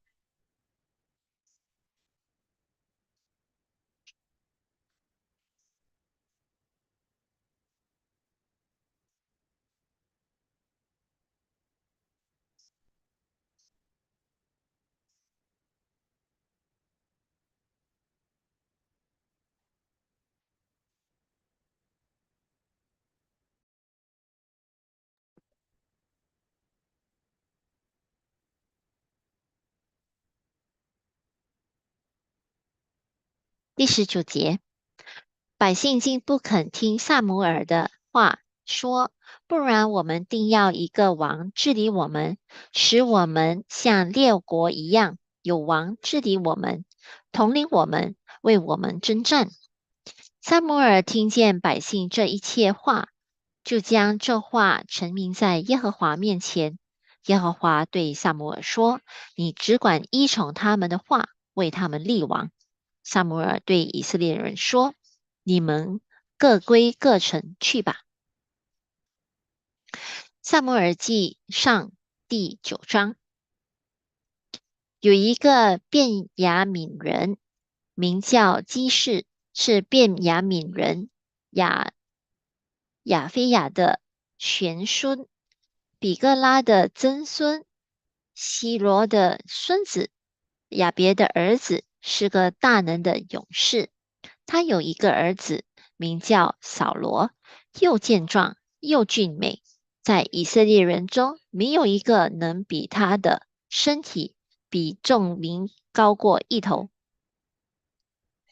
扫罗的父亲基士丢了几头驴，他就吩咐儿子扫罗说：你带一个仆人去寻找驴。扫罗就走过以法莲山地，又过沙利沙地，都没有找着；又过沙林地，驴也不在那里；又过便雅悯地，还没有找着。到了收费地，扫罗对跟随他的仆人说：我们不如回去，恐怕我父亲不为驴挂心，反为我们担忧。仆人说：这城里有一位神人，是众人所尊重的，凡他所说的，全都应验。我们不如往他那里去，或者他能将我们当走的路指示我们。扫罗对仆人说：我们若去，有什么可以送那人呢？我们囊中的食物都吃尽了，也没有礼物可以送那神人，我们还有什么没有？仆人回答扫罗说：我手里有银子，一舍克勒的1/4，可以送那神人，请他指示我们当走的路。从前以色列中若有人去问神，就说我们问先见去吧。现在称为先知的，从前称为先见。第10节，扫罗对仆人说：你说的是，我们可以去。于是他们往神人所住的城里去了。他们上坡要进城，就遇见几个少年女子出来打水，问他们说：先见在这里没有？女子回答说：在这里，他在你们前面，快去吧。他今日正到城里，因为今日百姓要在秋坛献祭，在他还没有上秋坛吃祭物之前，你们一进城必遇见他，因他未到，百姓不能吃，必等他先住祭，然后请的客才吃。现在你们上去，这时候必遇见他。二人就上去，将进城的时候，撒母耳正迎着他们来，要上秋坛去。扫罗未到的前一日，耶和华已经指示撒母耳说：明日这时候，我必使一个人从便雅悯地到你这里来，你要膏他做我民以色列的君，他必救我民脱离非利士人的手，因我民的哀声上达于我，我就眷顾他们。撒母耳看见扫罗的时候，耶和华对他说：看哪，这人就是我对你所说的，他必治理我的民。扫罗在城门里走到撒母耳跟前，说：请告诉我，先见的寓寓所在哪里？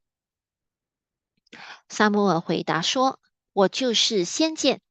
你在我前面上秋坛去，因为你们今日必与我同席。明日早晨我送你去，将你心里的事都告诉你。至于你前3日所丢的那几头驴，你心里不必挂念，已经找着了。以色列众人所仰慕的是谁呢？不是仰慕你和你父的全家吗？扫罗说：我不是以色列支派中至小的便雅悯人吗？我家不是便雅悯支派中至小的家吗？你为何对我说这样的话呢？撒母耳领扫罗和他仆人进了课堂，使他们在请来的客中做守卫。客约有30个人。撒母耳对厨役说：我交给你所存的那一份祭肉，现在可以拿来。厨役就把收存的腿拿出来，摆在扫罗面前。撒母耳说：这是所留下的，放在你面前，吃吧。因我请百姓的时候，特意为你存留这肉到此时。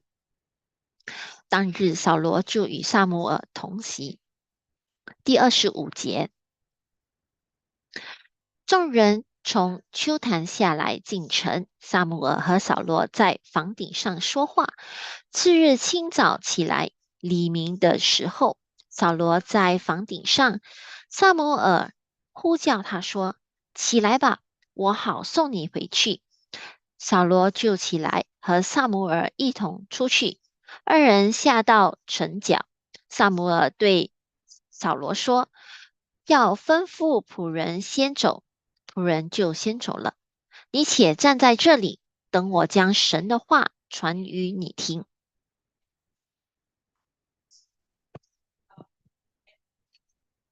撒母耳记上第10节。撒母耳拿瓶膏油倒在扫罗的头上，与他亲嘴，说：这不是耶和华膏你做他产业的君吗？你今日与我离别之后，在便雅悯境内的谢沙，靠近拉结的坟墓，要遇见2个人，他们必对你说：你去找的那几头驴已经找着了。现在你父亲不为驴挂心，反为你担忧，说：我为儿子怎么才好呢？你从那里往前行，到了他伯的橡树那里，必遇见3个往伯特利去拜神的人，一个带着3只山羊羔，一个带着3个饼，一个带着1匹带酒。他们必问你安，给你2个饼，你就从他们手中接过来。此后，你到神的山，在那里，在非利士人的防兵。你到了城的时候，必遇见一班先知从秋坛下来，前面有鼓瑟的、击鼓的、吹笛的、弹琴的，他们都受感说话。耶和华的灵必大大感动你，你就与他们一同受感说话。你要变为新人。这兆头临到你，你就可以诚实而做，因为神与你同在。你当在我已先下到基亚，我也必下到那里献燔祭和平安祭。你要等候7日，等我到了那里，指示你当行的事。扫罗转身离别撒母耳，神就赐他一个新心，当日这一切兆头都应验了。扫罗到了那山，有一班先知遇见他，神的灵大大感动他，他就在先知中受感说话。素来认识扫罗的，看见他和先知一同受感说话，就彼此说：基士的儿子遇见什么了？扫罗也立在先知中吗？那地方有一个人说：这些人的父亲是谁呢？此后有句俗语说：扫罗也列在先知中吗？扫罗受感说话已毕，就上丘坛去了。扫罗的叔叔问扫罗和他仆人说：你们往哪里去了？回答说：找驴去了。我们见没有驴，就到了萨姆尔那里。扫罗的叔叔说：请将萨姆尔向你们所说的话告诉我。扫罗对他叔叔说：他明明的告诉我们驴已经找着了。至于萨姆尔所说的国事，扫罗却没有告诉叔叔。萨姆尔将百姓招聚到米斯巴耶和华那里，对他们说：耶和华以色列的神如此说：我领你们以色列人出埃及，救你们脱离埃及人的手，又救你们脱离欺压你们各国之人的手。你们今日却厌弃了救你们脱离一切灾难的神，说：求你立一个王治理我们。现在你们应当按着支派、宗族都站在耶和华面前。于是撒母耳使以色列众支派进前来致签，就致出便雅悯支派来，又使便雅悯支派按着宗族进前来，就支出马特利族，从其中又支出基士的儿子扫罗。众人寻求他，却寻不着，就问耶和华说：那人到这里来了没有？耶和华说：他藏在器具中了。众人就跑去，从那里领出他来。他站在百姓中间，身体比众民高过一头。撒母耳对众民说：你们看耶和华所拣选的人。众民中有可比他的吗？众民就大声欢呼说：愿王万岁！萨姆尔将国法对百姓说明，又记在书上，放在耶和华面前，然后遣散众民，各回各家去了。扫罗往基比亚回家去，有神感动的一群人跟随他，但有些匪徒说：这人怎能救我们呢？就藐视他，没有送他礼。扫罗就不理会。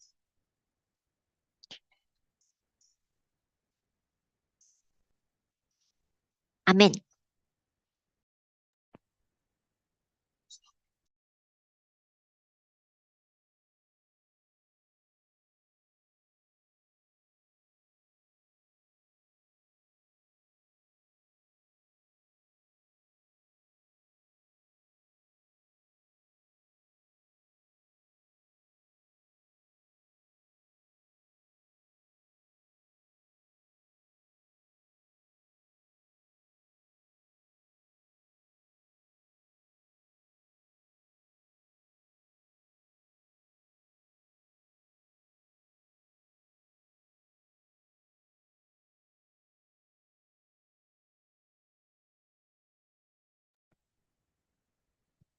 Hello, I am back. To read First Samuel, the book of First Samuel, chapter 11 to 14. Then Nahash the Ammonites came up and encamped against Jabesh Gilead. And all the men of Jabesh said to Nahash, make a covenant with us, and we will serve you. And Nahash the Ammonite answered them, on this condition I will make a covenant with you, that I may put out all your right eyes, and bring reproach on all Israel. And the elders of Jabesh said to him, hold off for 7 days, that we may send messengers to all the territory of Israel. And then, if there is no one to save us, we will come out to you. So the messengers came to Gibeah of Saul and told the news in the hearing of the people. And all the people lifted up their voices and wept. Now there was Saul coming behind the herd from the field. And Saul said, what troubles the people that they weep? And they told him the words of the man of Jabesh. Then the Spirit of God came upon Saul when he heard this news, and his anger was greatly aroused. So he took a yoke of oxen and cut them in pieces and sent them throughout all the territory of Israel by the hands of the messengers, saying, whoever does not go out with Saul and Samuel to battle, so it shall be done to his oxen. And the fear of the Lord fell on the people, and they came out with one consent. When he numbered them in Bezek, the children of Israel were 300,000, and the men of Judah 30,000.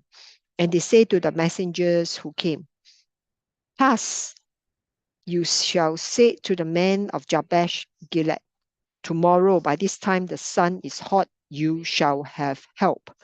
Then the messengers came and reported it to the men of Jabesh, and they were glad. Therefore the men of Jabesh said, tomorrow we will come out to you, and you may do with us whatever seems good to you. So it was on the next day that Saul put the people in 3 companies, and they came into the midst of the camp in the morning watch and killed Ammonites until the heat of the days. And it happened that those who survived were scattered, so that no 2 of them were left together. Then the people said to Samuel, who is he who said, shall Saul reign over us? Bring the men, that we may put them to death. But Saul said, not a man shall be put to death this day, for today the Lord has accomplished salvation in Israel. Then Samuel said to the people, come, let's go to Gilgal and renew the kingdom there. So all the people went to Gilgal, and there they made Saul king before the Lord in Gilgal. There they made sacrifices of peace offerings before the Lord, and there Saul and all the men of Israel rejoiced greatly. Now Samuel said to all Israel, indeed I have heeded your voice in all that you said to me, and have made a king over you. And now here is the king walking before you, and I'm old and gray-headed. And look, my sons are with you. I have walked before you from my childhood to this day. Here I am, witness against me before the Lord and before his anointed, whose ox have I taken, and whose donkey have I taken, or whom have I cheated, whom have I oppressed, or from whose hand have I received any bribe with which to blind my eyes, I will restore it to you. And they say, you have not cheated us or oppressed us, nor have you taken anything from any man's hand. Then he said to them, the Lord is witness against you, and his anointed is witness this day, that you have not found anything in my hand. And they answered, he is witness. Then Samuel said to the people, it is the Lord who raised up Moses and Aaron, and who brought your fathers up from the land of Egypt. Now, therefore, stand still, that I may reason with you before the Lord concerning all the righteous acts of the Lord, which he did to you and your fathers when Jacob had gone into Egypt. And your fathers cried out to the Lord. Then the Lord sent Moses and Aaron, who brought your fathers out of Egypt, and made them dwell in this place. And when they forgot the Lord their God, he sold them into the hand of Sisera, commander of the army of Hazor, into the hand of the Philistines, and into the hand of the king of Moab. And they fought against them. Then they cry out to the Lord and say, we have sinned because we have forsaken the Lord and served the Baals and the Ashtoreths. But now deliver us from the hand of our enemies, and we will serve you. And the Lord sent Jerubbaal, Bedak, Jephthah, and Samuel, and deliver you out of the hand of your enemies on every side, and you dwell in safety. And when you say that Nahash, king of the Ammonites, came against you. You said to me, no, but a king shall reign over us when the Lord your God was your king. Now, therefore, here is the king whom you have chosen and whom you have desired.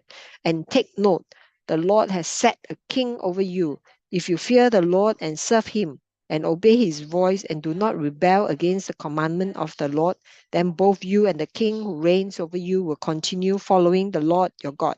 However, if you do not obey the voice of the Lord, but rebel against the commandment of the Lord, then the hand of the Lord will be against you, as it was against your fathers. Now, therefore, stand and see this great thing which the Lord will do before your eyes. Is today not the wheat harvest? I will call to the Lord, and he will send thunder and rain, that you may perceive and see that your wickedness is great, which you have done in the sight of the Lord, in asking a king for yourself. So Samuel called to the Lord, and the Lord sent thunder and rain that day. And all the people greatly feared the Lord and Samuel. And all the people said to Samuel, pray for your servants to the Lord your God, that we may not die, for we have added to all our sins the evil of asking a king for ourselves.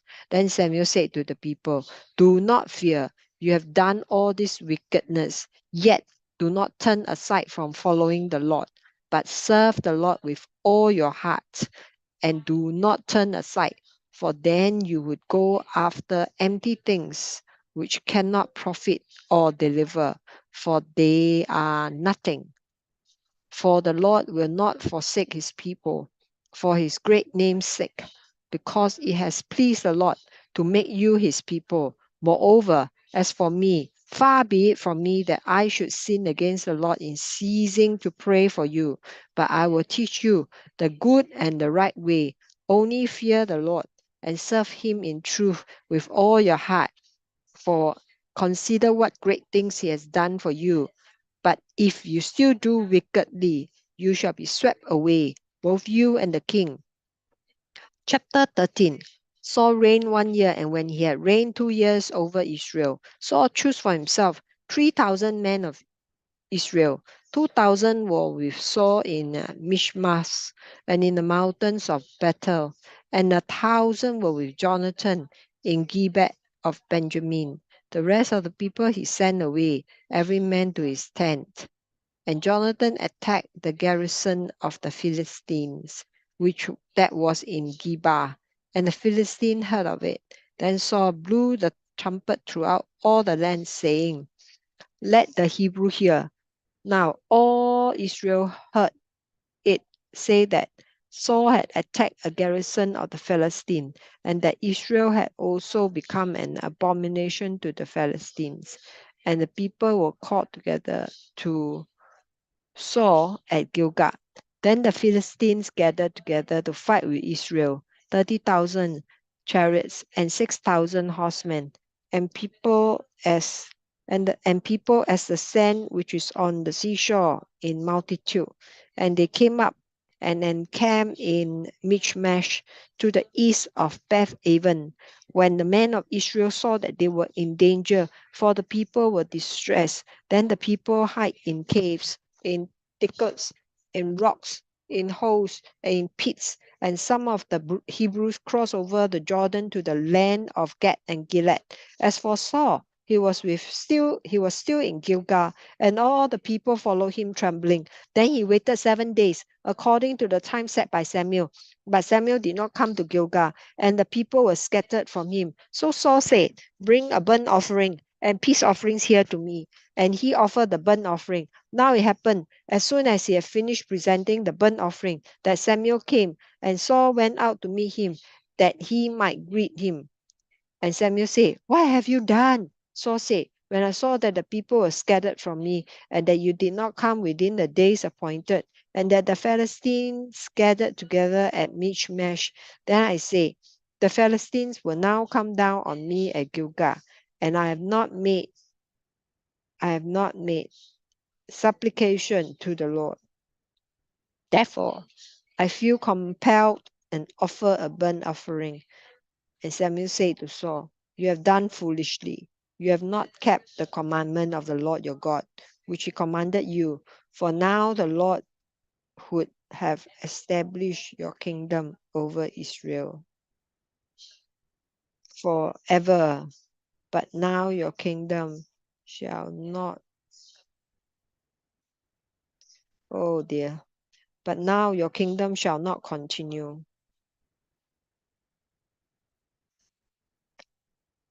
For now the Lord would have established your kingdom over Israel forever, but now your kingdom shall not continue. The Lord has sought for himself a man after his own heart, and the Lord has commanded him to be commander over his people, because you have not kept what the Lord commanded you. Then Samuel arose and went up from Gilgal to Gibeon of Benjamin, and Saul numbered the people present with him, about 600 men. Saul, Jonathan, his son, and the people present with them remained in Gibeon of Benjamin. But the Philistines encamped in Michmash. Then raiders came out of the camp of the Philistines in 3 companies. One company turned onto the road to Ophrah, to the land of Shur. Another company turned to the road to Beth Horon, and another company turned to the road of the border that overlooks the valley of Zebulun towards the wilderness. Now there was no blacksmith to be found throughout all the land of Israel, for the Philistines says, lest the Hebrews make sword and or spears. But all the Israelites who go down to the Philistine to sharpen each man's plowshed, his mattock, his axe, and his sickles, and the charge for a sharpening was a pim for the plowshed, the mattocks, the forks, and the axes, and to set the points of the goats. So it came about on the day of the battle that there was neither sword nor spear found in the hand of any of the people who were with Saul and Jonathan, but they have found with Saul and Jonathan his son, and the garrison of the Philistine went out to the pass of Michmash. Chapter 14 of 1 Samuel. Now it happened one day that Jonathan, the son of Saul, said to the young man who bore his armor, come, let us go over to the Philistines' garrison that is on the other side. But he did not tell his father, and Saul was sitting in the outskirts of Gibeon under a pomegranate tree, which is in Migron. The people who were with him were about 600 men. Ahijah, the son of Ahitub, Ichabod's brother, the son of Phinehas, the son of Eli, the Lord's priest in Shiloh, was praising an ephod. But the people did not know that Jonathan had gone.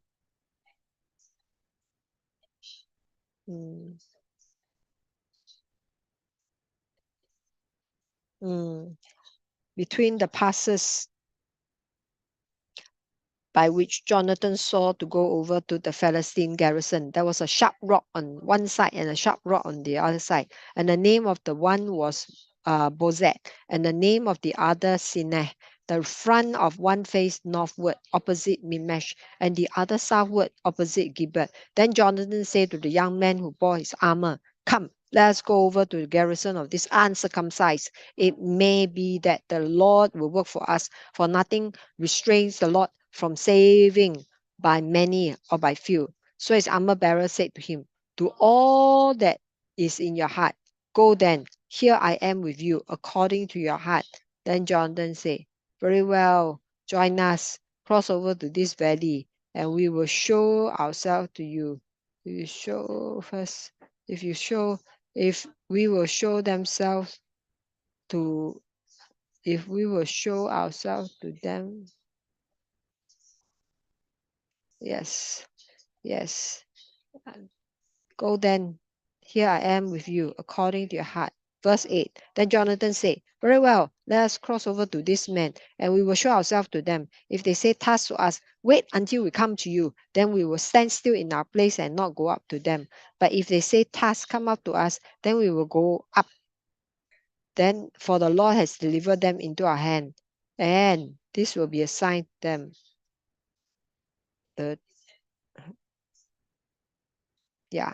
So both of them showed themselves to the garrison of the Philistine. And the Philistines say, "Look, the Hebrews are coming out of the holes where they're hidden."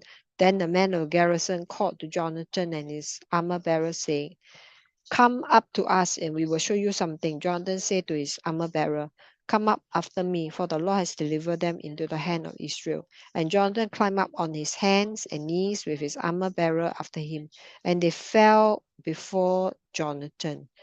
And as he came after him, his armor bearer killed them. That first slaughter which Jonathan and his armor bearer made was about 20 men within within about half an acre of land.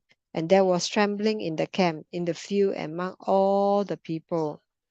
The garrison and the raiders also trembled. Yeah, the garrison and raiders also trembled, and the earth shook so that it was very great trembling.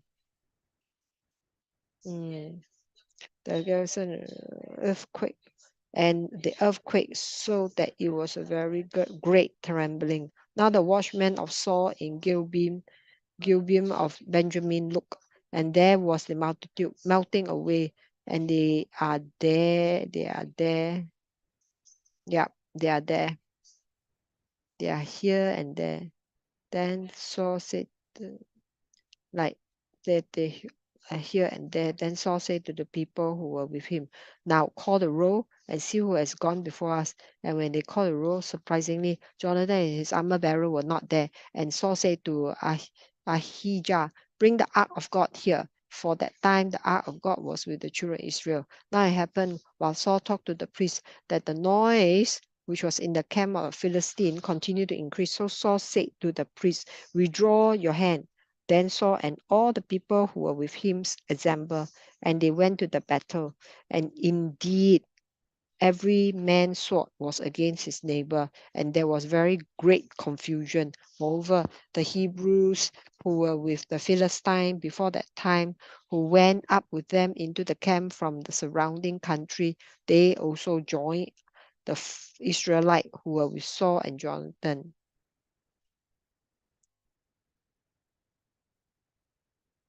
Yeah.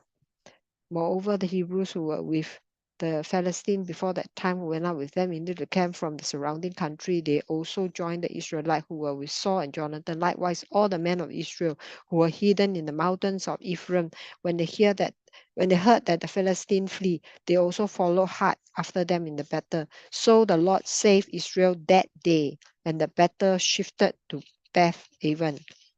Verse 24. And the men of Israel were distressed that day, for Saul had placed the people under oath, saying, "Cursed is the man who eats any food until evening, before I've taken vengeance on my enemy." So now the people tasted food. Now all the people of the land came to a forest. There was honey on the ground, and when the people had come into the woods, there was the honey dripping, but no one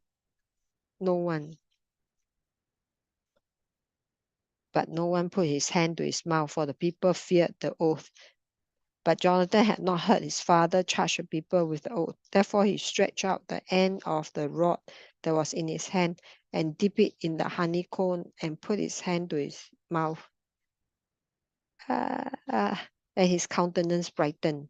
Then one of the people said, "Your father strictly charged the people with an oath, saying, 'Cursed is the man who eats food this day.' And the people were faint. But Jonathan said, 'My father has troubled the land. Look now, how my countenance has brightened, because I tasted a little of this honey. How much better if we, how much has, but John said, "My has troubled the land. Look now, how my countenance has, because I tasted a little of the honey. How much better if the people had eaten freely today of the spoil of the enemy which they found. For now, would there not have been a much greater slaughter among the Philistines? Now they have driven back of the Philistine that day from Michmash to Aijalon." So the people were very faint, And the people rushed to the spoil and took sheep, oxen, and calves and slaughtered them on the ground. And the people ate them with the blood. Then they told Saul, saying, Look, the people are sinning against the Lord by eating with the blood. So he said, You have dealt treacherously. Roll a large stone to me this day. Then Saul said, Disperse yourself among the people and say to them, Bring me here every man's ox and every man's sheep. Slaughter them here and eat, and do not sin against the Lord by eating with the blood. So every one of the people brought his ox with him that night and slaughtered it there. Then Saul built an altar to the Lord. This was the first altar that he built to the Lord. Now Saul said, Let us go down after the Philistines by night and plunder them until the morning light, and let us not leave a man of them. And they say, Do whatever seems good to you. Then the priest say, Let us draw near to God here. So Saul asked counsel of God, Shall I go down after the Philistines? Will you deliver them into the hand of hand of Israel? But he did not answer him that day. And Saul said, Come over here, all you chiefs of the people, now and know and see what this sin was today. For as the Lord lives, who saved Israel, though it be in Jonathan my son, he shall surely die. But not a man among all the people answered him. Then he said to all Israel, You be on one side, my son Jonathan and I will be on the other side. And the people say to Saul, Do what seems good to you. Therefore Saul said to the Lord God of Israel, Give a perfect lot. So Saul and Jonathan were taken, but the people escaped. And Saul said, Cast lots between my son and Jonathan and me. So Jonathan was taken. Then Saul said to Jonathan, Tell me what you have done. And Jonathan told him and said, I only tasted a little honey with the end of the rod that was in my hand. So now I must die. Saul answered, God, do so and more also, for you shall surely die, Jonathan. But the people said to Saul, Shall Jonathan die who has accomplished this great deliverance in Israel? Certainly not. As the Lord lives, not one hair of his head shall fall to the ground, for he has worked with God this day. So the people rescued Jonathan and he did not die. Then Saul returned from pursuing the Philistines, and the Philistines went to their own place. Verse 47, So Saul established his sovereignty over Israel and fought against all the enemies on every side, against Moab, against the people of Ammon, against Edom, against the kings of Zobah, and against the Philistines. Wherever he turned, he harassed them, and he gathered an army and attacked the Amalekites and delivered Israel from the hands of those who plundered them. The sons of Saul were Jonathan, Jishu, and Malchisua. And the names of his two daughters were these: the name of the firstborn, Mira, and the name of the younger, Michal. The name of Saul's wife was Ahinoam, the daughter of Ahimaaz. And the name of the commander of his army was Abner, the son of Saul's uncle. Kish was the father of Saul, and Ner, the father of Abner, was the son of Abel. Now there was fierce war with the Philistines all the days of Saul, and when Saul saw any strong man or any valiant man, he took him for himself. Amen.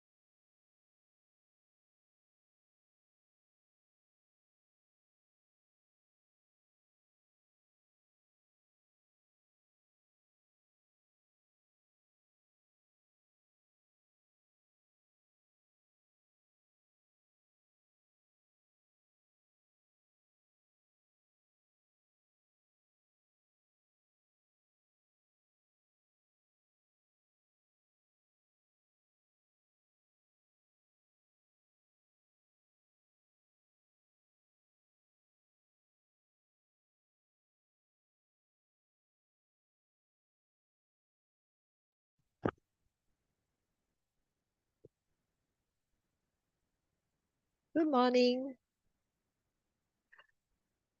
Reading of 1 Samuel chapter 15. Samuel also said to Saul, "The Lord sent me to anoint you king over his people, over Israel. Now, therefore, heed the voice of the words of the Lord. Thus says the Lord of hosts, I will punish Amalek for what he did to Israel, how he ambushed him on the way when he came up from Egypt. Now go and attack Amalek and utterly destroy all that they have, and do not spare them, but kill both men and women, infant and nursing child, ox and sheep, camel and donkey." So Saul gathered the people together and numbered them in Telem, 200,000 foot soldiers and 10,000 men of Judah. And Saul came to a city of Amalek and lay in wait in the valley. Then Saul said to the Kenites, Kenites, "Go, depart, get down from among the Amalekites. These I destroy you with them, for you showed kindness to all the children of Israel when they came out of Egypt." So the Kenites departed from among the Amalekites, and Saul attacked the Amalekites from Havilah all the way to Shur, which is east of Egypt. He also took Agag, king of the Amalekites, alive and utterly destroyed all the people with the edge of the sword. Both Saul and the people spared Agag and the best of the sheep, the oxen, the fatlings, the lambs, and all that was good, and were unwilling to utterly destroy them. But everything despised and worthless that they utterly destroyed. Now the word of the Lord came to Samuel, saying, "I greatly regret that I have set up Saul as king, for he has turned back from following me and has not performed my commandments." And it grieved Samuel, and he cried out to the Lord all night. So when Samuel rose early in the morning to meet Saul, it was told Samuel, saying, "Saul went to Carmel, and indeed he set up a monument for himself. And he has gone on around, passed by, and gone down to Gilgal." Then Samuel went to Saul, and Saul said to him, "Blessed are you of the Lord. I have performed the commandment of the Lord."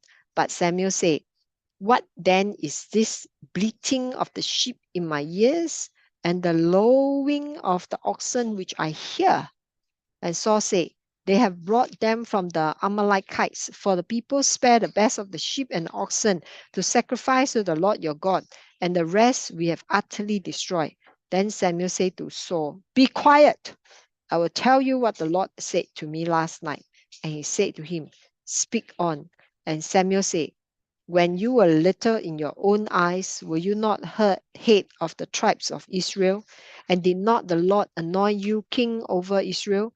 Now the Lord sent you on a mission and said, Go and utterly destroy the sinners, the Amalekites, and fight against them until they are consumed.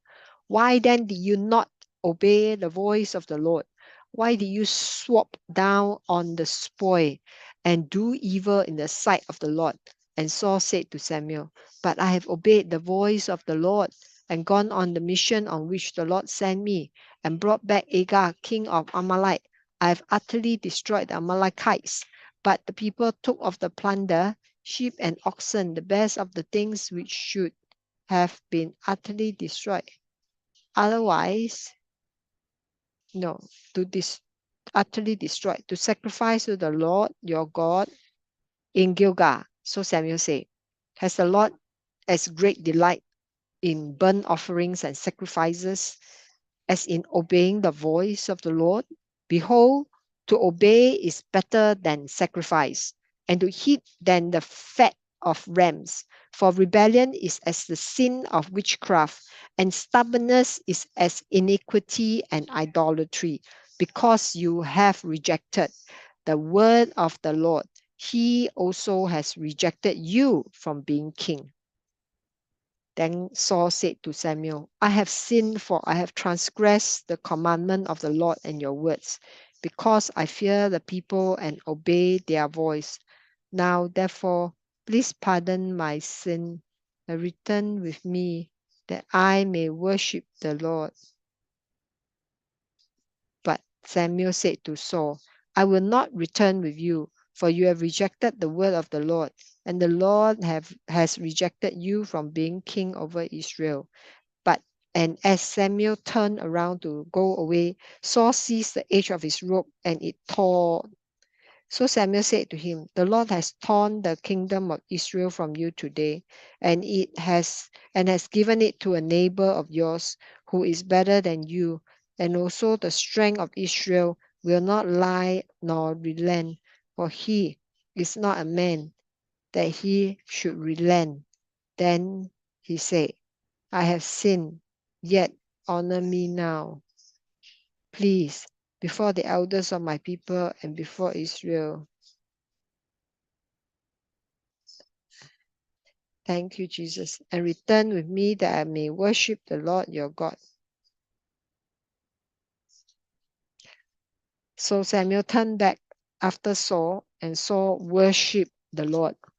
Then Samuel said, bring Agag, king of Amalekites, here to me. So Agag came to him cautiously. And Agag said, surely the bitterness of death is past. But Samuel said, as your sword has made woman childless, so shall your mother be childless among women.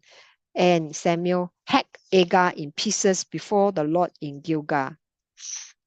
Then Samuel went to Ramah, and Saul went up to his house at Gibeon of Saul. And Samuel went no more to see Saul until the day of his death.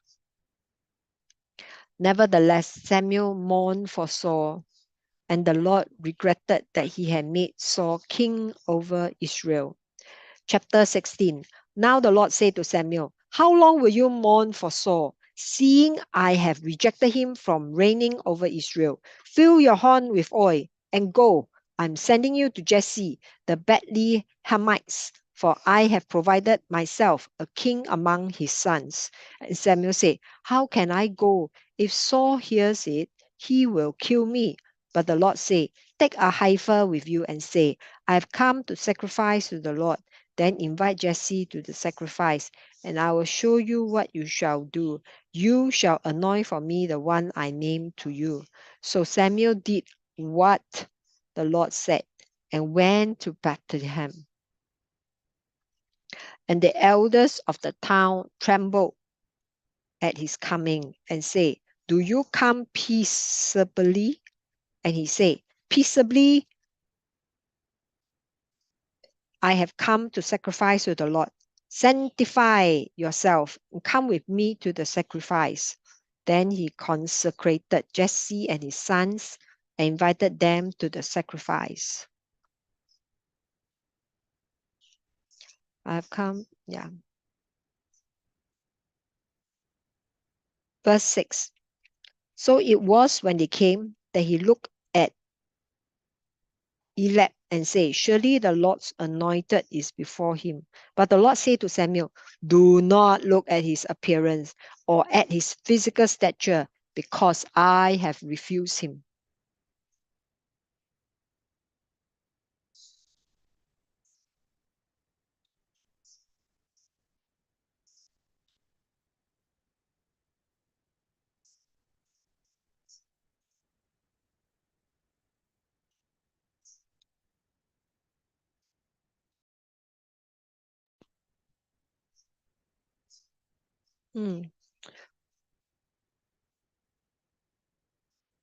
Verse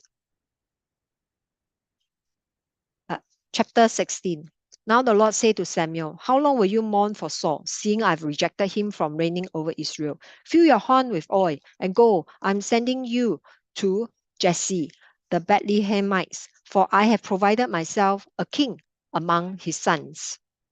And Samuel said, how can I go? If Saul hears it, he will kill me.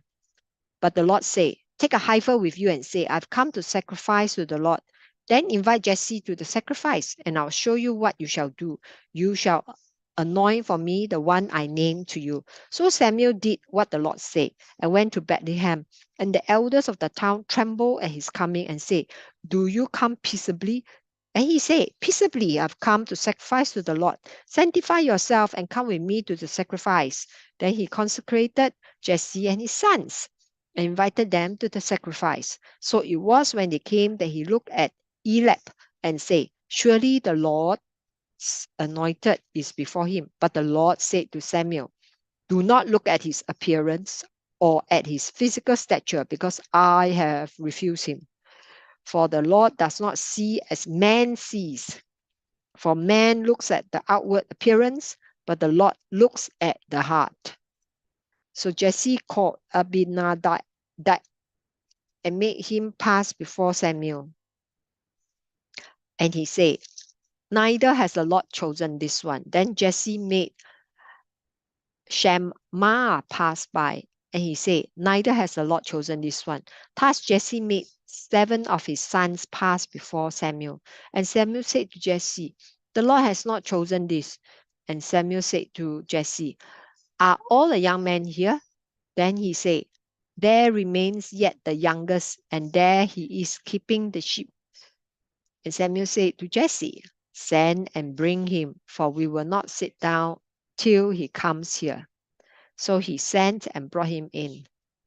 Now he was ruddy, with bright eyes and good looking. And the Lord said, arise, anoint him, for this is the one. Then Samuel took the horn of oil and anointed him in the midst of his brothers. And the Spirit of the Lord came upon David from the day forward. For Samuel arose and went to Ramah. But the Spirit of God departed from Saul, and a distressing spirit from the Lord troubled him. And Saul's servant said to him, surely a distressing spirit from God is troubling you. Let our master now command your servants who are before you to seek out a man who is a skillful player on the harp, and it shall be that he will play it.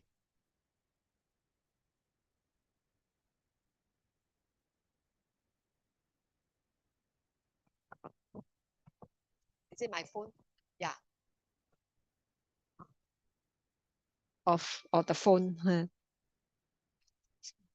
Distressing spirit from the Lord troubled him. And Saul's servant said to him, surely a distressing spirit from God is troubling you. Let our master now command your servants who are before you to seek out a man who is skillful player on the harp. And it shall be that he will play with his hands when the distressing spirit from God is upon you, and you shall be well. So Saul said to his servant, provide me now a man who can play well, and bring him to me. Then one of the servants answered and said, look, I have seen a son of Jesse, the Bethlehemites, who is skillful in playing, a mighty man of valor, a man of war, prudent in speech, and a handsome person, and the Lord is with him. Therefore Saul sent messengers to Jesse and said, send me your son David, who is with the sheep. And Jesse took a donkey loaded with bread, a skin of wine, and a young goat, and sent them by his son David to Saul. So David came to Saul and stood before him, and he loved him greatly, and he became his armor bearer. Then Saul sent to Jesse, saying, please let David stand before me, for he has found favor in my sight.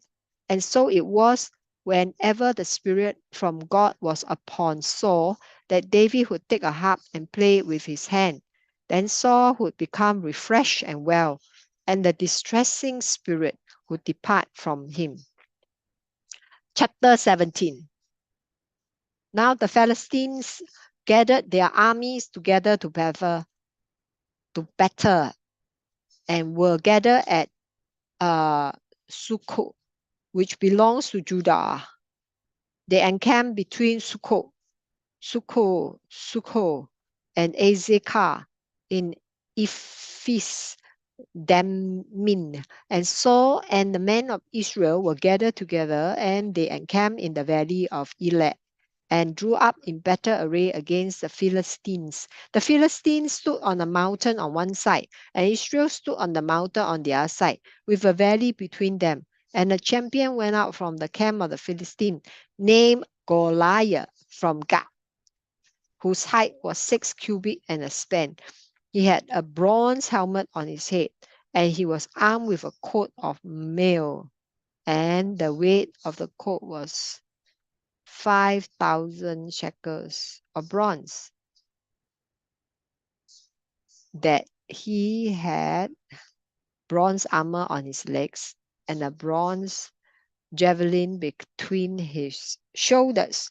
Now the staff of his spear was like a weaver's beam, and his iron spearhead weighed 600 shekels, and a shield bearer went before him.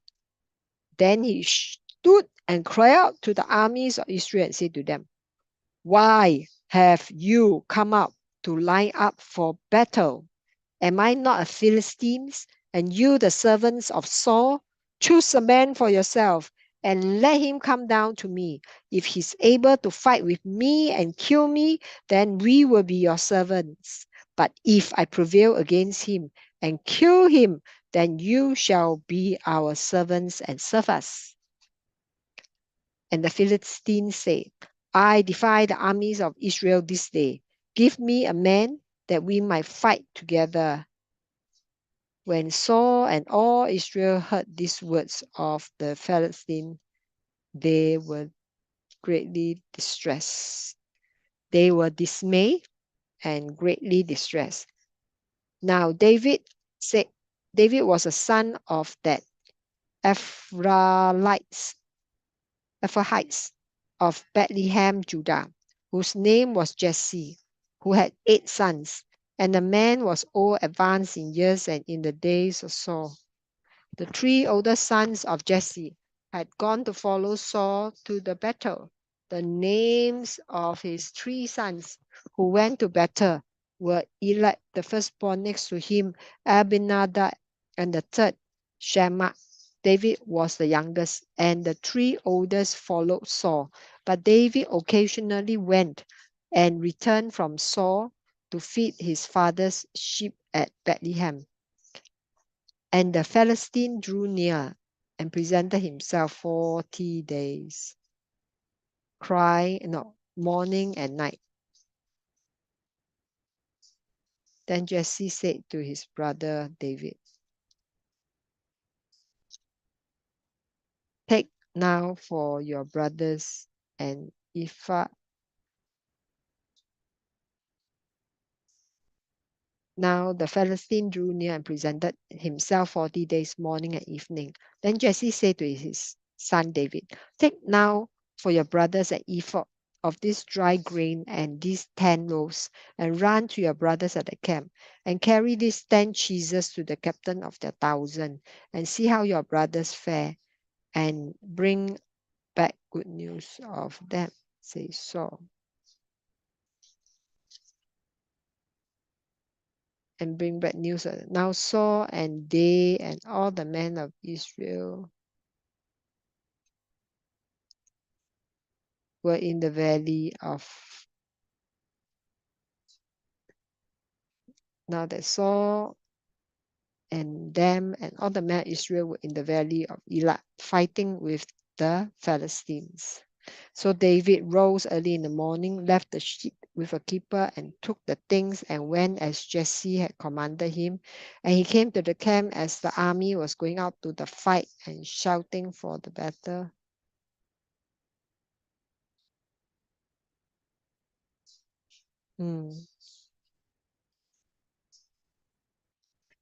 Verse 20. So David rose early in the morning and left the sheep with the keeper and took the things and went as Jesse had commanded him. And he came to the camp as the army was going out to the fight and shouting for the battle, for Israel and the Philistines had drawn up in battle array, army against army. And David felt his supply is in the hand of the supply keeper, ran to the army and came and greeted his brother. Then, as he began with them, there was the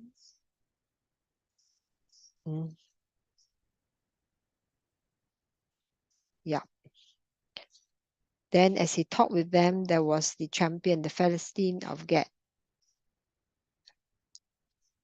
Yeah. Goliath. Yeah. Goliath by name coming up from the army of the Philistines, and he spoke according to the same word. So David heard them, and all the men of Israel, when they saw the man, flee from him and were dreadfully afraid. So the men of Israel say, have you seen this man who has come up? Surely he has come up to defy Israel. And it shall be that the man who kills him, the king, will enrich with great riches and will give him his daughter and give his father's house exemption from the Lord. Yes. And will give him his daughter and give his father's house exemption from taxes in Israel. Then David spoke to the man who stood by him, saying, what shall be done for the man who kills this Philistine and takes away the reproach from Israel? For who is this uncircumcised Philistine, that he should defy the armies of the living God? And the people answered him in this manner. Yeah, shall be done to.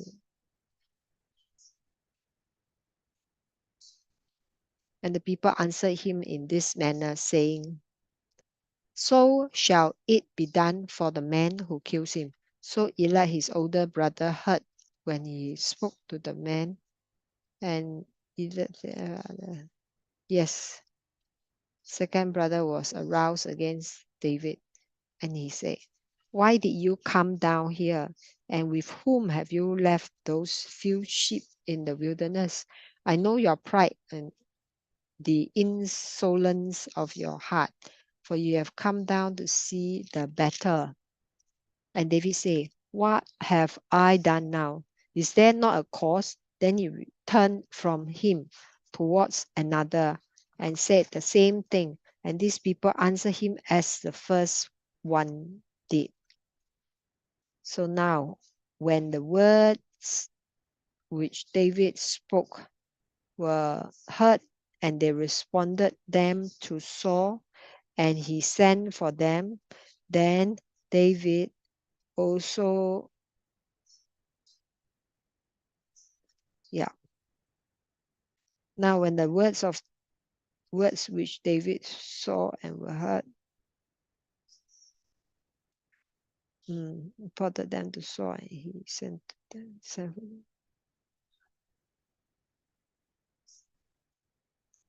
Yeah.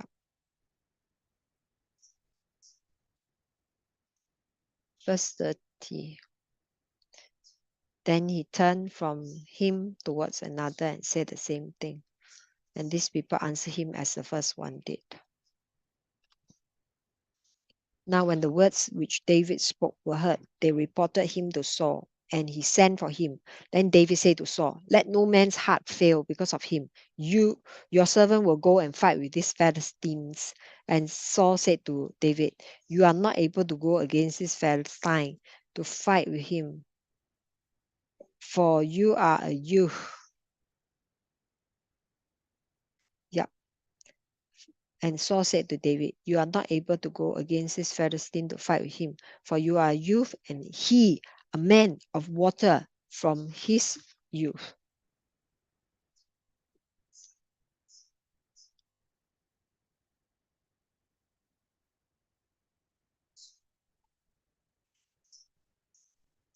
Frozen again.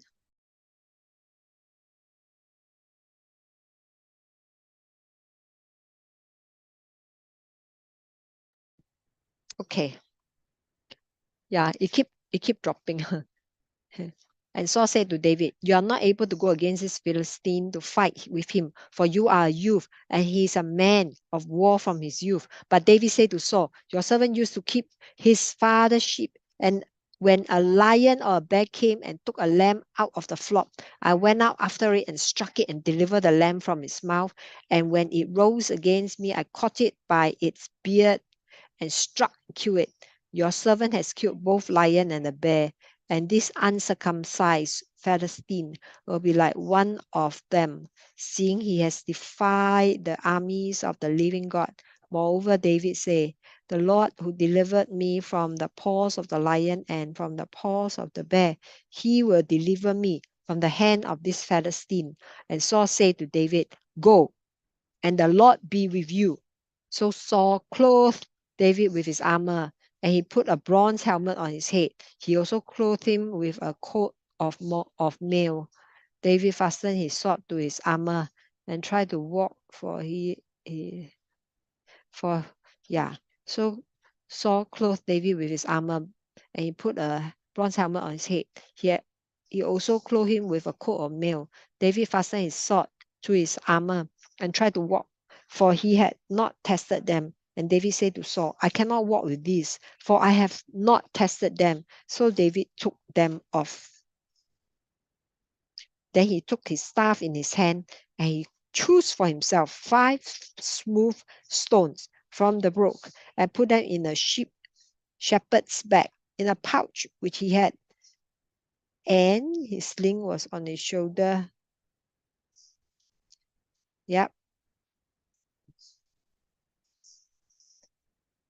And he drew near to the Philistine. And he drew near to the Philistines. And so the Philistine came and began drawing near David. And the man who bore the shield went before him. And when the Philistine looked about, and saw David, he disregarded him, yet he was only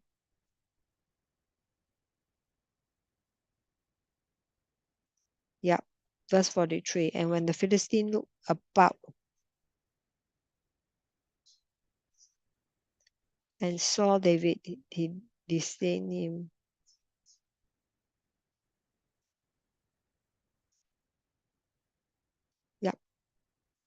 And began drawing near to David, and the man who bore the shield went before him.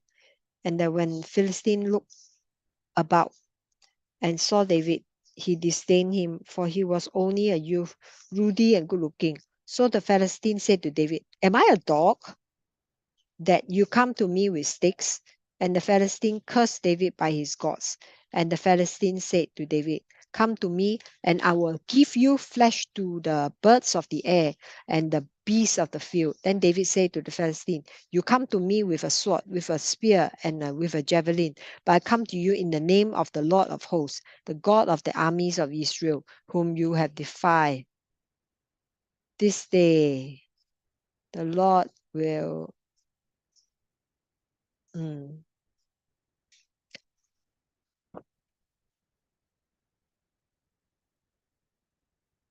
the God of Israel, whom you have defiled, this day the Lord will deliver you into my hand, and I will strike you and take your head from you. And this day I will give the carcasses of the camp of the Philistines to the birds of the air and the wild beasts of the earth, that all the earth may know that there is a God in Israel. Then all this assembly shall know that the Lord does not save with sword and spear, for the battle is the Lord's, and he will give you into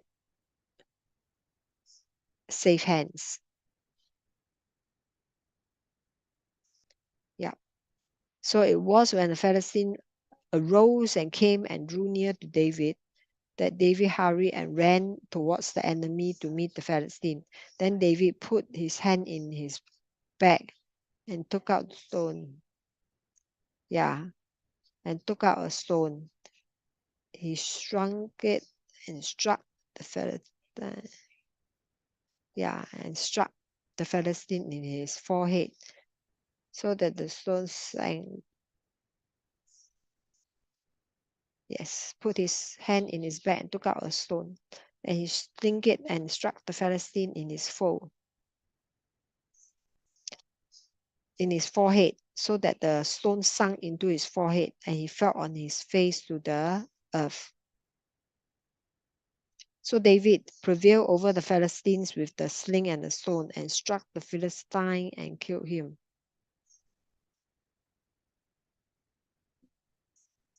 Yeah. But there was no sword in the hand of David. Therefore David ran and stood over the Philistine, took his sword and drew it out of his sheath and killed him and cut off his head with it. And when Philistines saw that their champion was dead, they flee. Now the men of Israel and Judah arose and shouted and pursued the Philistine as great as the entrance of the valley.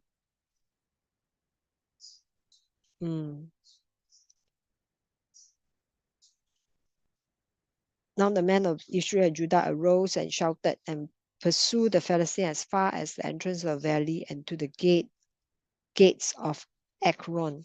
And the wounded of the Philistines fell along the road to Sharaim, even as far as Gat and Ekron. Then the children of Israel returned. Then the children of Israel returned from chasing the Philistines, and they plundered their tents. And they take the head of the Philistine. And David took the head of the Philistines and brought it to Jerusalem. But he put his armor in his tent. When Saul saw David going out against the Philistines, he said to Abner, the commander of the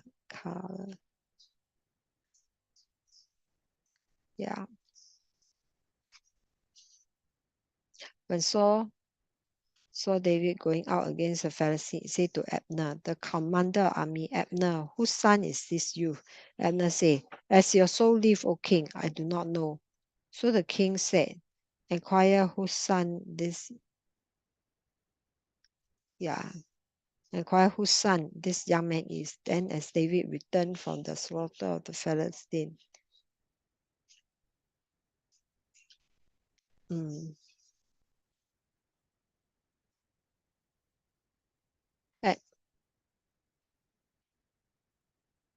Then as David returned from the slaughter of Philistine, Abner took him and brought him before Saul with the head of the Philistine in his hand. And Saul said to him, whose son are you, young man? So David answered, I am the son of the servant Jesse, the Bethlehemites. Chapter 18.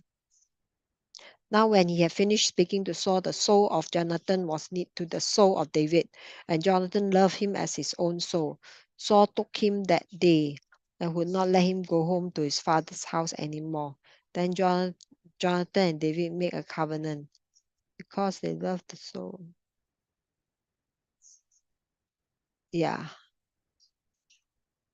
Because he loved him as his own soul. And Jonathan took off the robe that was on him and gave it to David with his armor, even to his sword and his bow and his belt. So David went out wherever Saul sent him and behaved wisely. And Saul sent him over the men of war, and he was accepted in the sight of all the people, and also in the sight of Saul's servant. Now it had happened as they were coming home, when David was returning from the slaughter of the Philistine. All the women was returning from the slaughter of the Philistine, and the daughter had come out of all the city of Israel singing and dancing to meet King Saul, with tambourine, with joy, and with army. With the tambourine and with joy and musical instrument. So the woman sang a new thing.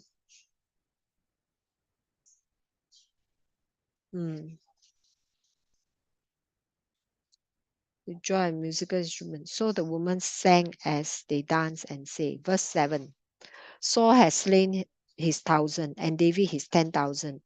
Then Saul was very angry, and the saying displeased him. And he said, they have ascribed to David 10,000s, and to me they have ascribed only 1,000. Now, what more can he have but the kingdom? So Saul eyed David from that day on forward, and it happened on the next day that the distressing spirit from God came upon Saul, and he prophesied inside the house. So David played mute with his music. So David played music with his hand as at other times, but there was a spear in Saul's hand, and Saul cast the spear, for he said, I will pin David to the wheel wall.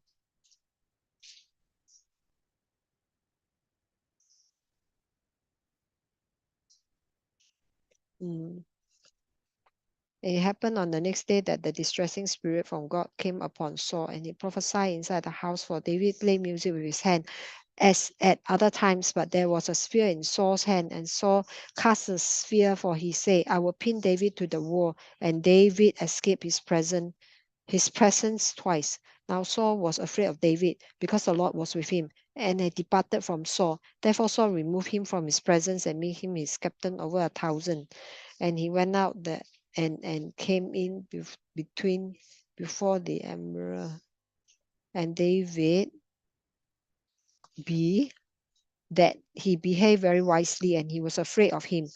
But all Israel and Judah loved David, because he went out and came in before them. Then Saul said to David, here is my older daughter Mirab. I will give her to you as a wife. Only be valiant for me and fight the Lord's battle. For Saul thought, let my hand not be against him, but give him fight the Lord's. For Saul thought, let my hand not be against him, but let the hand of the Philistines be against him. So David said to Saul, who am I, and what is my life and my father's family in Israel, that I should be son-in-law to the king? But it happened at the time when Mirab, Saul's daughter, should have been given to David, that he was given to Adriel.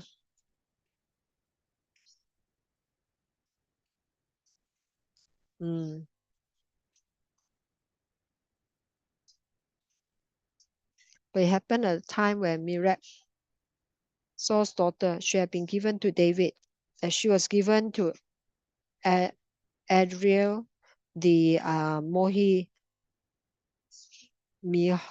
Meholatites as a wife.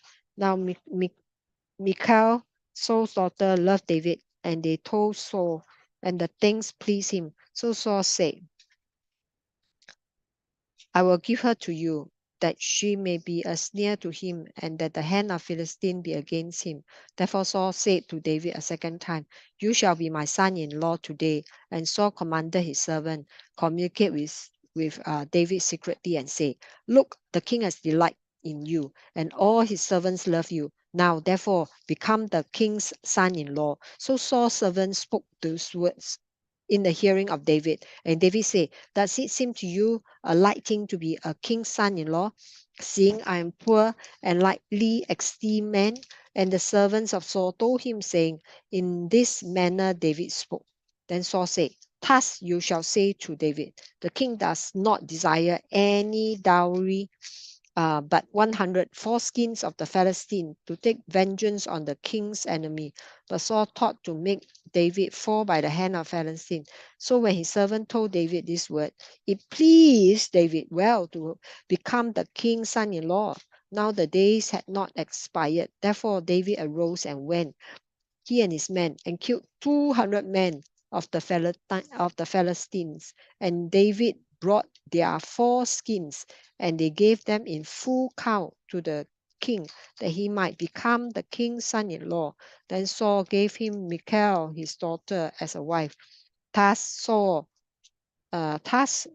saw and knew that the Lord was with David, and that Michal, Saul's daughter, loved him. And Saul was still more afraid of David. So Saul became David's enemy continually. Then the princes of the Philistines went out to war, and so it was whenever they went out that David behaved more wisely than all the servants of Saul, so that his name became highly esteemed. Amen.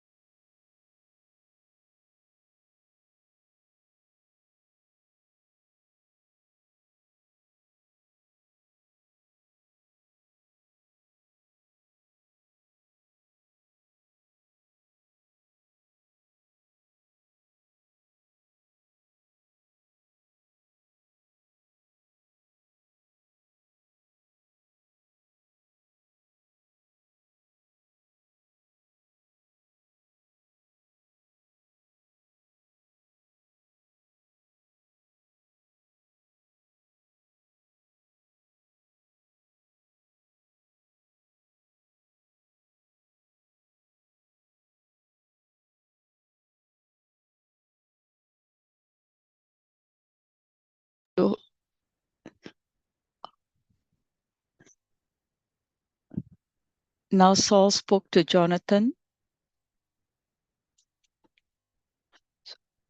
1 Samuel chapter 19. Now Saul spoke to Jonathan, his son, and to all his servants, that they should kill David. But Jonathan, Saul's son, delighted greatly in David. So Jonathan told David, saying, My father Saul seeks to kill you. Therefore, please be on your guard until morning, and stay in a secret place and hide. And I'll go out and stand beside my father in the field where you are, and I'll speak with my father about you. Then when I observe, I'll tell you. Then what I observe, I'll tell you. Thus Jonathan spoke well of David to Saul his father, and said to him, Let not the king sin against his servant, against David, because he has not sinned against you, because his works have been very good towards you. For he took his life in his hand and killed the Philistine, and the Lord brought about a great deliverance for all Israel. You saw it and rejoiced. Why then will you sin against innocent blood, to kill David without a cause? So Saul heeded the voice of Jonathan, and Saul swore, As the Lord lives, he shall not be killed. Then Jonathan called David, and Jonathan told him all these things. So Jonathan brought David to Saul, and he was in his presence as in times past. And there was war again, and David went out and fought with the Philistines, and struck them with a mighty blow, and they fled from him. Now the distressing spirit from the Lord came upon Saul as he sat in his house with his spear in his hand. And David was playing music with his hand. Then Saul sought to pin David to the wall with a spear, but he slipped away from Saul's presence, and he drove the spear into the wall. So David fled and escaped that night. Saul also sent messengers to David's house to watch him, to kill him in the morning. And Michal, David's wife, told him, saying, If you do not save your life tonight, tomorrow you'll be killed. So Michal let David down through a window, and he went and fled and escaped. And Michal took an image and laid it in the bed, and put a cover of goat's hair for his head, and covered it with clothes. So when Saul sent messengers to take David, she said, He's sick. Then Saul sent the messengers back to see David, saying, Bring him up to me in the bed, that I may kill him. And when the messengers had come in, there was the image in the bed, with a cover of goat's hair for his head. Then Saul said to Michal, Why have you deceived me like this, and sent my enemy away, so that he has escaped? And Michal answered Saul, He said to me, Let me go, why should I kill you? So David fled and escaped, and went to Samuel at Ramah, and told him all that Saul had done to him. And he and Samuel went and stayed in Naioth. And it was told Saul, saying, Take note, David is at Naioth in Ramah. Then Saul sent messengers to take David. And when they saw the group of prophets prophesying, and Samuel standing as a leader over them, the Spirit of God came upon the messengers of Saul, and they also prophesied. And when Saul was told, he sent other messengers, and they prophesied likewise. Then Saul sent messengers again the third time, and they prophesied also. Then he also went to Ramah, and came to the great well that is at Sheku. So he asked and said, Where are Samuel and David? And someone said, Indeed, they are at Naioth in Ramah. So he went there to Naioth in Ramah. Then the Spirit of God was upon him also, and he went on and prophesied until he came to Naioth in Ramah. And he also stripped off his clothes and prophesied before Samuel in like a manner, and lay down naked all that day and all that night. Therefore they say, Is Saul also among the prophets? 1 Samuel chapter 20. Then David fled from Naioth in Ramah, and went and said to Jonathan, What have I done? What is my iniquity, and what is it my sin before your father, that he seeks my life? So Jonathan said to him, By no means, you shall not die. Indeed, my father will do nothing either great or small without first telling me. And why should my father hide this thing from me? It is not so. Then David took an oath again and said, Your father certainly knows that I found favor in your eyes. And he has said, Do not let Jonathan know this, lest he be grieved. But truly, as the Lord lives and as your soul lives, there is but a step between me and death. So Jonathan said to David, Whatever you yourself desire, I'll do it for you. And David said to Jonathan, Indeed, tomorrow is the new moon, and I should not fail to sit with the king to eat. But let me go, that I may hide in the field until the third day at evening.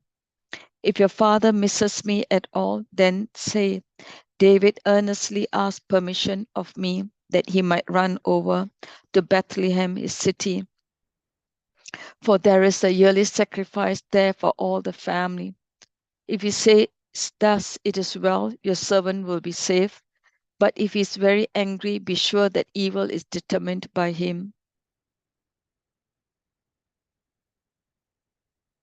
Therefore you shall deal kindly with your servant, for you have brought your servant into a covenant of the Lord with you. Nevertheless, if there's iniquity in me, kill me yourself, for why should you bring me to your father? But Jonathan said, Far be it from you, for I knew certainly that evil was determined by my father to come upon you.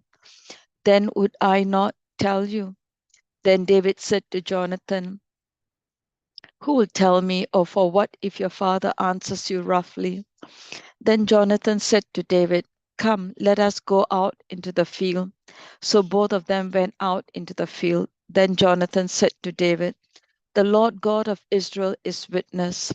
When I have sounded out my father sometime tomorrow or the third day, indeed there is a good towards David, and I do not send to you and tell you, May the Lord do so and much more to Jonathan. But if it pleases my father to do you evil, then I'll report it to you and send you away, that you may go in safety. And the Lord be with you as he has been with my father. And you shall not only show me kindness of the Lord while I still live, that I may not die, but you shall not cut off your kindness from my house forever. No, not when the Lord has cut off every one of the enemies of David from the face of the earth. So Jonathan made a covenant with the house of David, saying, Let the Lord require it as the hand of David's enemies. Now Jonathan again caused David to vow because he loved him, for he loved him as he loved his own soul. Then Jonathan said to David, Tomorrow is the new moon, and you'll be missed, because your seat will be empty. And when you have stayed 3 days, go down quickly and come to the place where you hid on the day of the deed, and remain there by the stone Ezel. Then I'll shoot 3 arrows to the side, as though I shot at a target. And there I'll send a lad saying, Go find the arrows. If I expressly say to the lad, Look, the arrows are on this side of you, get them and come. Then, as the Lord lives, there's safety for you and no harm. But if I say thus to the young man, Look, the arrows are beyond you, go your way, for the Lord has sent you away. And as for the matter which you and I have spoken, indeed the Lord be between you and me forever. Then David hid in the field. And when the new moon had come, the king sat down to eat the feast. Now the king sat on his seat, as it was other times, on a seat by the wall. And Jonathan arose, and Abner sat by Saul's side, but David's place was empty. Nevertheless, Saul did not say anything that day, for he thought something happened to him. He's unclean. Surely he's unclean.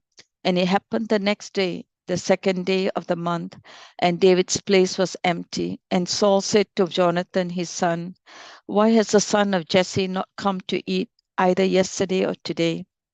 So Jonathan answered Saul, "David earnestly asked permission of me to go to Bethlehem. And he said, 'Please let me go, for our family is sacrificed in the city, and my brother has commanded me to be there. And now, if I found favor in your eyes, please let me get away and see my brothers.' Therefore, he has not come to the king's table." Then Saul's anger was aroused against Jonathan, and he said to him, "You son of a perverse, rebellious woman, do I not know that you have chosen the son of Jesse to your own shame and to the shame of your mother's nakedness? For as long as the son of Jesse lives on the earth, you shall not be established, nor your kingdom. Now therefore send and bring him to me, for he shall surely die." Jonathan answered Saul his father and said to him, "Why should he be killed? What has he done?" Then Saul cast a spear at him to kill him, by which Jonathan knew that it was determined by his father to kill David. So Jonathan arose from his table in fierce anger and ate no food on the second day of the month, for he was grieved for David, because his father has treated him shamefully. And so it was in the morning that Jonathan went out into the field at the appointed time with David, and a little lad was with him. Then he said to the lad, "Now run and find the arrows which I shoot." As the lad ran, he shot an arrow beyond him. When the lad had come to the place where the arrow was, with which Jonathan had shot, Jonathan cried out after the lad and said, "Is it not the arrow beyond you?" And Jonathan cried out after the lad, "Make haste, hurry, do not delay." So Jonathan's lad gathered up the arrows and came back to his master. But the lad did not know anything. Only Jonathan and David knew the matter. Then Jonathan gave his weapons to his lad and said to him, "Go carry them to the city." As soon as the lad had gone, David arose from the place towards the south, fell on his face to the ground, and bowed down 3 times. Then they kissed one another, and they wept together, but David more so. Then Jonathan said to David, "Go in peace, since we have both sworn in the name of the Lord, saying, 'May the Lord be between you and me, between your descendants and my descendants forever.'" So he arose and departed, and Jonathan went into the city. 1 Samuel chapter 21. Now David came to Nob, the Abimelech the priest, and Abimelech was afraid when he met David, and said to him, "Why are you alone and no one is with you?" So David said to Abimelech the priest, "The king has ordered me on some business and said to me, 'Do not let anyone know anything about the business on which I sent you, or what have I commanded you. And I've directed my young men to such and such a place. Now therefore, what have you on your hand? Give me 5 loaves of bread in my hand, or whatever can be found." And the priest answered David, "There's no common bread on hand, but there's only holy bread. If the young men have at least kept themselves from women." Then David answered the priest and said to him, "Truly women have been kept from us about 3 days since I came out. And the vessels of the young men are holy, and the bread is in fact common, even though it was consecrated in the vessel this day." So the priest gave him holy bread, for there was no bread there but the showbread, which had been taken from before the Lord, in order to put hot bread in its place on the day when it was taken away. Now a certain man of the servants of Saul was there that day, detained before the Lord, and his name was Doeg the Edomite, the chief of herdsmen who belonged to Saul. And David said to Abimelech, "Is there not here at hand a spear or sword for I brought neither my sword nor my weapons with me, because the king's business required haste. So the priest said, the sword of the Goliath, the Philistine, whom you killed in the valley of Elah, there it is, wrapped in a cloth behind the ephod. If you'll take that, take it, for there's no other except that one. And David said, there's none like it, give it to me. Then David arose and fled that day from before Saul and went to Achish, the king of Gath. And the servants of Achish said to him, is this not David, the king of the land? Did not they sing of him to sing to one another in dances, saying, Saul has slain his thousands and David his 10,000s?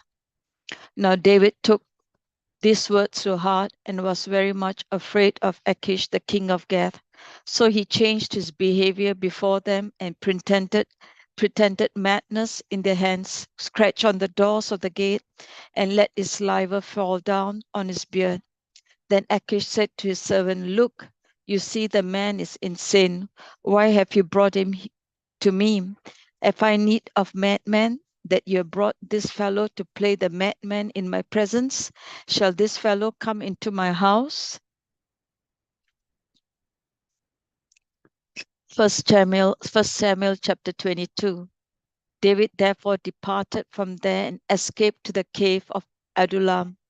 When his brothers and all his father's house heard it, they went down there to him. And everyone who was in distress, and everyone who was in debt, and everyone who was discontented gathered to him. So he became a captain over them, and there was 400 men with him. Then David went from there to Mizpah of Moab, and he said to the king of Moab, please let my father and my mother come here with you, till I know what God will do for me. For he brought them before the king of Moab, and they dwelt with him all the time that David was in the stronghold. Now the prophet Gad said to David, do not stay in the stronghold, depart and go to the land of Judah. So David departed and went into the forest of Hereth. When Saul heard that David and the men who were with him had been discovered, now Saul was staying in Gibeah under the Taramasic tree in Ramah, with his spear in his hand and all his servants standing around him. Then Saul said to his servants who stood about him, hear now, you Benjamites, will the son of Jesse give every one of you fields and vineyards, and make all of you captains of thousands and captains of hundreds? All of you conspired against me, and there's no one who reveals to me that my son has made a covenant with the son of Jesse, and there's not one of you who's sorry for me or reveals to me that my son has stirred up my servant against me to lie in wait as it is this day. Then answered Doeg the Edomite, who was set over the servants of Saul, and said, I saw the son of Jesse going to Nob, to Abimelech, the son of Ahitub, and he inquired of the Lord for him and gave him provisions and gave him the sword of Goliath the Philistine. So the king sent to call Abimelech the priest, the sons of Ahitub, and all his fathers, the priests who were Nob. And they all came to the king, and Saul said, hear now, son of Ahitub. He answered, here I am, my lord. Then Saul said to him, why have you conspired against me and the son of Jesse, in that you have given him bread and sought and inquired of God for him, that he should rise against me to lie in wait as it's this day? So Abimelech answered the king and said, and who among all your servants is as faithful as David, who is a king's son-in-law, who goes at your bidding and is honorable in your house? Did I then begin to inquire of God for him? Far be it from me. Let not the king impute anything to his servant or to any in the house of my father, for your servant knew nothing of all this, little or much. And the king said, you shall surely die, Abimelech, Ahimelech, and you and all your father's house. Then the king said to the guards who stood about him, "Turn and kill the priest of the Lord, because their hand also is with David, because they knew where he fled and did not tell it to me." But the servants of the king would not lift their hands to strike the priest of the Lord. And the king said to Joiak, "You turn and kill the priest." So Joiak the Edomite turned and struck the priest and killed on that day 85 men who wore linen ephod. Also Nob, the city of the priests, he struck with the edge of the sword both men and women, children and nursing infants, oxen and donkeys and sheep with the edge of the sword. Now one of the sons of Ahimelech, the son of Ahitub, named Abiathar, escaped and fled after David. And Abiathar told David that Saul had killed the Lord's priest. So David said to Abiathar, "I knew that day when Joiak the Edomite was there, that he would surely tell Saul, 'I've caused the death of all the persons of your father's house. Stay with me, do not fear. For he who seeks my life seeks your life, but with me you shall be safe.'" 1 Samuel chapter 23. Then they told David, saying, "Look, the Philistines are fighting against Keilah, and they are robbing the threshing floors." Therefore David inquired of the Lord, saying, "Shall I go and attack these Philistines?" And the Lord said to David, "Go and attack the Philistines and save Keilah."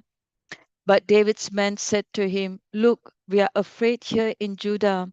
How much more than we if we go to Keilah against the armies of the Philistines?" Then David inquired of the Lord once again. And the Lord answered him and said, "Arise, go down to Keilah, for I'll deliver the Philistines into your hands." And David and his men went to Keilah and fought with the Philistines and struck them with a mighty blow and took away their livestock. So David saved the inhabitants of Keilah. Now it happened when Abiathar the son of Ahimelech fled to David at Keilah, that he went down with an ephod in his hand. And Saul was told that David had gone to Keilah. So Saul said, "God had delivered him into my hand, for he has shut himself in entering a town that has gates and bars." Then Saul called all the people together for war to go down to Keilah to besiege David and his men. When David knew that Saul plotted evil against him, he said to Abiathar the priest, "Bring the ephod here." And David said, "O Lord God of Israel, your servant has certainly heard that Saul seeks to come to Keilah to destroy the city for my sake. Will the men of Keilah deliver me into his hand? Will Saul come down as your servant has heard? O Lord God of Israel, I pray tell your servant." Then the Lord said, "He will come down." Then David said, "Will the men at Keilah deliver me and my men into the hand of Saul?" And the Lord said, "They will deliver you." So David and his men, about 600, arose and departed from Keilah and went wherever they could go. Then it was told Saul that David had escaped from Keilah, so he halted the expedition. And David stayed in strongholds in the wilderness and remained in the mountains of the wilderness of Ziph. Saul sought him every day, but God did not deliver him into his hand. So David saw that Paul had come out to seek his life, and David was in the wilderness of Ziph in a forest. Then Jonathan, Saul's son, arose and went to David in the woods and strengthened his hand in God. And he said to him, "Do not fear, for the hand of Saul my father shall not find you. You shall be the king over Israel, and I shall be next to you. Even my father Saul knows that." So the two of them made a covenant before the Lord. And David stayed in the woods, and Jonathan went to his own house. Then the Ziphites came up to Saul at Gibeah, saying, "Is David not hiding with us in the strongholds in the woods, in the hill of Achilia, which on the south of Jeshimon?" Now therefore, O king, come down according to all the desire of your soul to come down, and our part shall be to deliver him into the king's hands. And Saul said, Blessed are you of the Lord, for you have compassion on me. Please go and find out for sure and see the place where his hideout is, and who has seen him there, for I'm told he's very crafty. See therefore and take knowledge of all the lurking places where he hides, and come back to me with certainty, and I'll go with you. And it shall be if he is in the land, that I'll search for him throughout all the clans of Judah. So they arose and went to Ziph before Saul. But David and his men were in the wilderness of Mohon, in the plain of the south of Jeshimon. When Saul and his men went to seek him, they told David. Therefore he went down to the rock and stayed in the wilderness of Mahon. And when Saul heard that he pursued David in the wilderness of Mahon, then Saul went on one side of the mountain, and David and his men on the other side of the mountain. So David made haste to get away from Saul, and Saul and his men were encircling David and his men to take them. But a messenger of Saul came to Saul, saying, Hurry and come, the Philistines have invaded the land. Therefore Saul returned from pursuing David and went against the Philistines, so that they called that place the Rock of Escape. Then David went up from there and dwelt in the strongholds of En-gedi.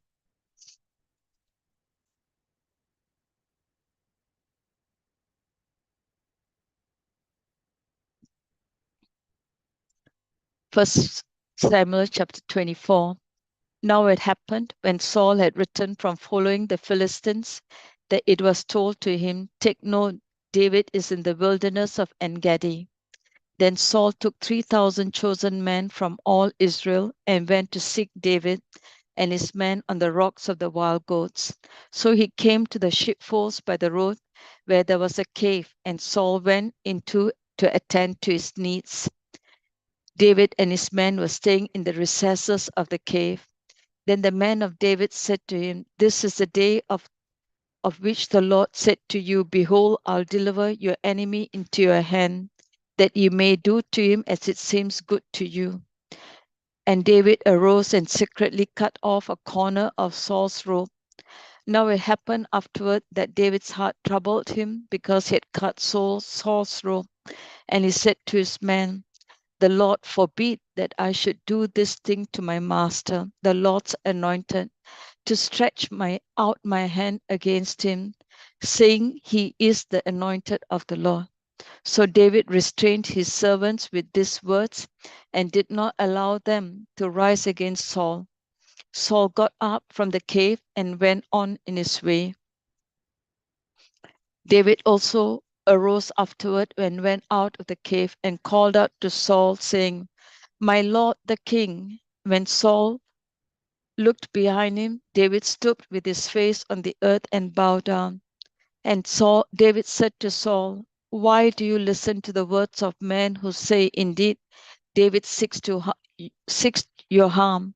Look, this day your eyes have seen that the Lord delivered you today into my hand in the cave, and someone urged me to kill you. But my eyes spared you, and I said, I will not stretch out my hand against my Lord, for he is the Lord's anointed. Moreover, my father, see, yes, the corner of your robe is in my hand. For in that I cut off the corner of your robe and did not kill you. Know that and see that there is neither evil nor rebellion in my hand, nor have I sinned against you. Yet you hunt my life to take it. Let the Lord judge between you and me, and let the Lord avenge me on you. But my hand shall not be against you. As a proverb of the ancient says, wickedness proceeds from the wicked, but my hand shall not be against you. After whom has the king of Israel come out? Whom do you pursue? A dead dog? A flea? Therefore let the Lord be judge, and judge between you and me, and see, and plead my case and deliver me out of your hand. So it was when David had finished speaking these words to Saul that Saul said, Is this your voice, my son David? And Saul lifted up his voice and wept. Then he said to David, You are more righteous than I, for you have rewarded me with good, whereas I have rewarded you with evil. And you have shown this day how you have dealt well with me. For when the Lord delivered me into your hand, you did not kill me. For if a man finds his enemy, will he let him get away safely? Therefore, may the Lord reward you with good for what you have done to me this day. And now I know, indeed, you shall surely be king, and the kingdom of Israel shall be established in your hand. Therefore, swear now to me by the Lord that you will not cut off my descendants after me, that you will not destroy my name from my father's house. So David saw to Paul, and Saul went home. But David and his men went up to the strongholds.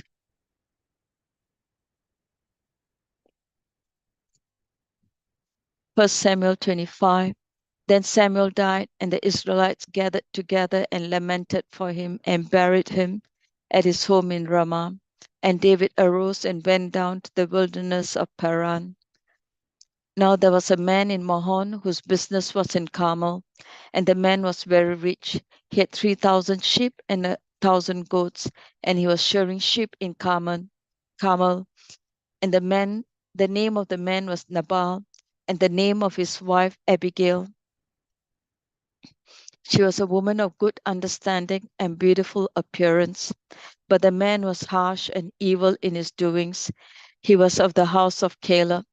When David heard in the wilderness that the Nabal was shearing his sheep, David sent 10 young men, and David said to the young men, Go up to Carmel, go to Nabal and greet him in my name.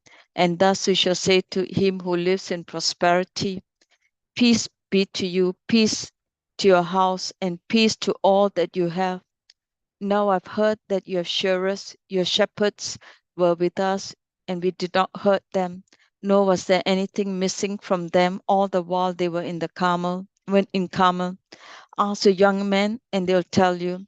Therefore, let my young men find favor in your sight, in your eyes, for we've come on a feast day. Please give us whatever comes to your hand, to your servants, and to your son David. So when David's young men came, they spoke to Nabal according to these words in the name of David and waited. Then Nabal answered David's servant, said, Who is David, and who is this son of Jesse? There are many servants nowadays who break away each one from his master. Then shall I take my bread and my water and my meat that I've killed from my shearers and give it to men when I don't know where they are from? So David's young men turned on their heels and went back. And they came and told him these words. Then David said to his men, Every man gird on his sword. So every man girded on his sword, and David also girded on his sword. And about 400 men went with David, and 200 stayed with the supplies. Now one of the young men told Abigail, Nabal's wife, saying, Look, David sent messengers from the wilderness to greet our master, but he reviled them. But the men were very good to us, and we were not hurt, nor did we miss anything as long as we accompanied them when we were in the fields. They were a wall to us both by night and the day, and all the time we were with them, keeping the sheep. Now therefore, know and consider what you will do, for harm is determined against our master, against all his household. For he is such a scoundrel that one cannot speak to him. Then Abigail made haste and took 200 loaves of bread, 2 skins of wine, fine sheep also already dressed, 5 seahs of roasted grain, 100 clusters of grain, and 200 cakes of figs, and loaded them on donkeys. And he said to the servants, Go on before me. See, I am coming after you. But she did not tell her husband Nabal. So it was as she rode on the donkey that she went down under cover of the hill. And there was David and his men coming down towards her, and she met them. So now David had said, surely in vain I protected all that this fellow has in the wilderness, so that nothing was missed of all that belongs to him. And now he has repaid me evil for good. May God do so and even more to the enemies of David if I leave one male of all who belong to him by morning light. Now when Abigail saw David, she dismounted quickly from the donkey, fell on her face before David, and bowed down to the ground. And so she fell at his feet and said, on me, my Lord, on me let this iniquity be. And please let your maidservant speak in your ears and hear the words of your maidservant. Please let not my Lord regard this scoundrel Nabal, for as his name is, so he is. Nabal is his name, and folly is with him. But I, your maidservant, did not see the young man of my Lord, whom you sent. Now therefore, my Lord, as the Lord lives, as your soul lives, since the Lord has held you back from coming to bloodshed, from avenging yourself with your own hand, then let your enemies and those who seek harm for my Lord be as Nabal. And now this present which your maidservant has brought to my Lord, let it be given to the young men who follow my Lord. Please forgive the trespass of your maidservant, for the Lord will certainly make for my Lord an enduring house, because my Lord fights the battles of the Lord. And evil is not found in you throughout your days. Yet a man has risen to pursue you and seek your life, but the life of my Lord shall be bound in the bundle of the living with the Lord your God. And the lives of the enemies he shall sling out as from the pocket of a sling. And it shall come to pass when the Lord has done for my Lord, according to all the good he has spoken concerning you and appointed you ruler over the Israel, that this will be no grief to you, no offense of heart to my Lord, either that you have shed blood without cause, or that my Lord has avenged himself. But when the Lord has dealt well with my Lord, then remember your maidservant.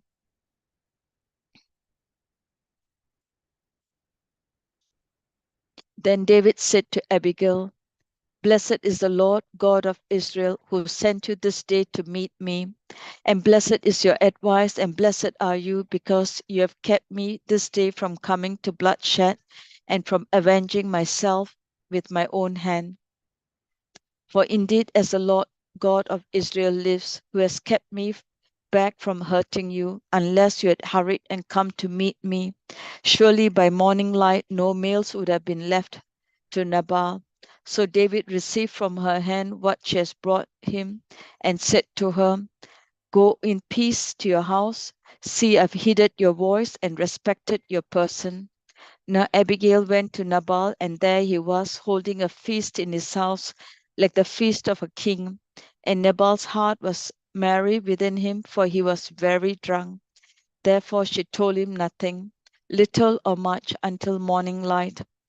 And so it was in the morning, when the wine had gone from Nabal, his wife had told him these things, that his heart died within him, and he became like a stone.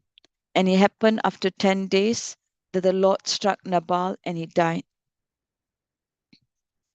So when David heard that Nabal has dead, he said, blessed be the Lord, who has pleaded the cause of my reproach from the hand of Nabal, and has kept his servant from evil.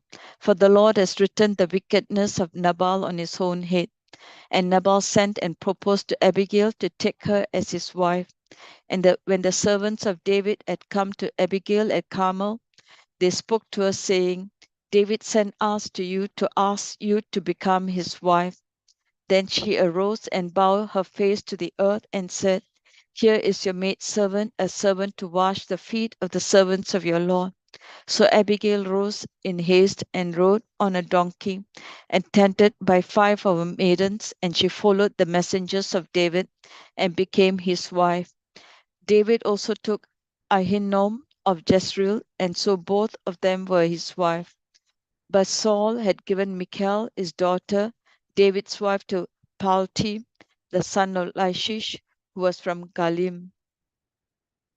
Amen.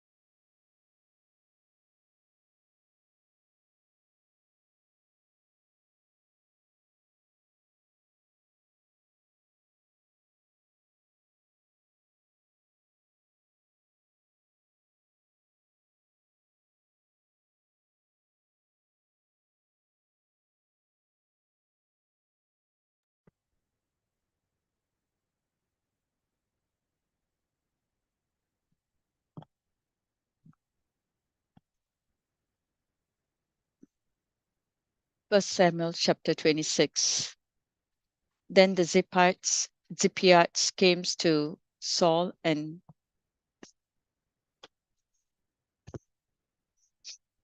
saying at Gibeah, saying, "Is David not hiding in the fields at Hakilah, opposite Jessamon?"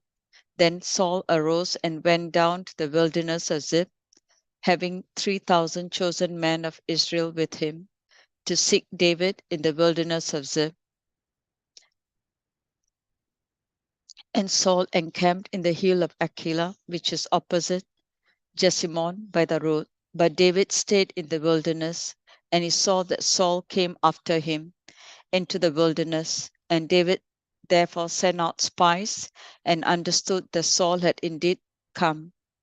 So David arose and came to the place where Saul had encamped. And David saw the place where Saul lay, and Abner the son of Ner, the commander of his army.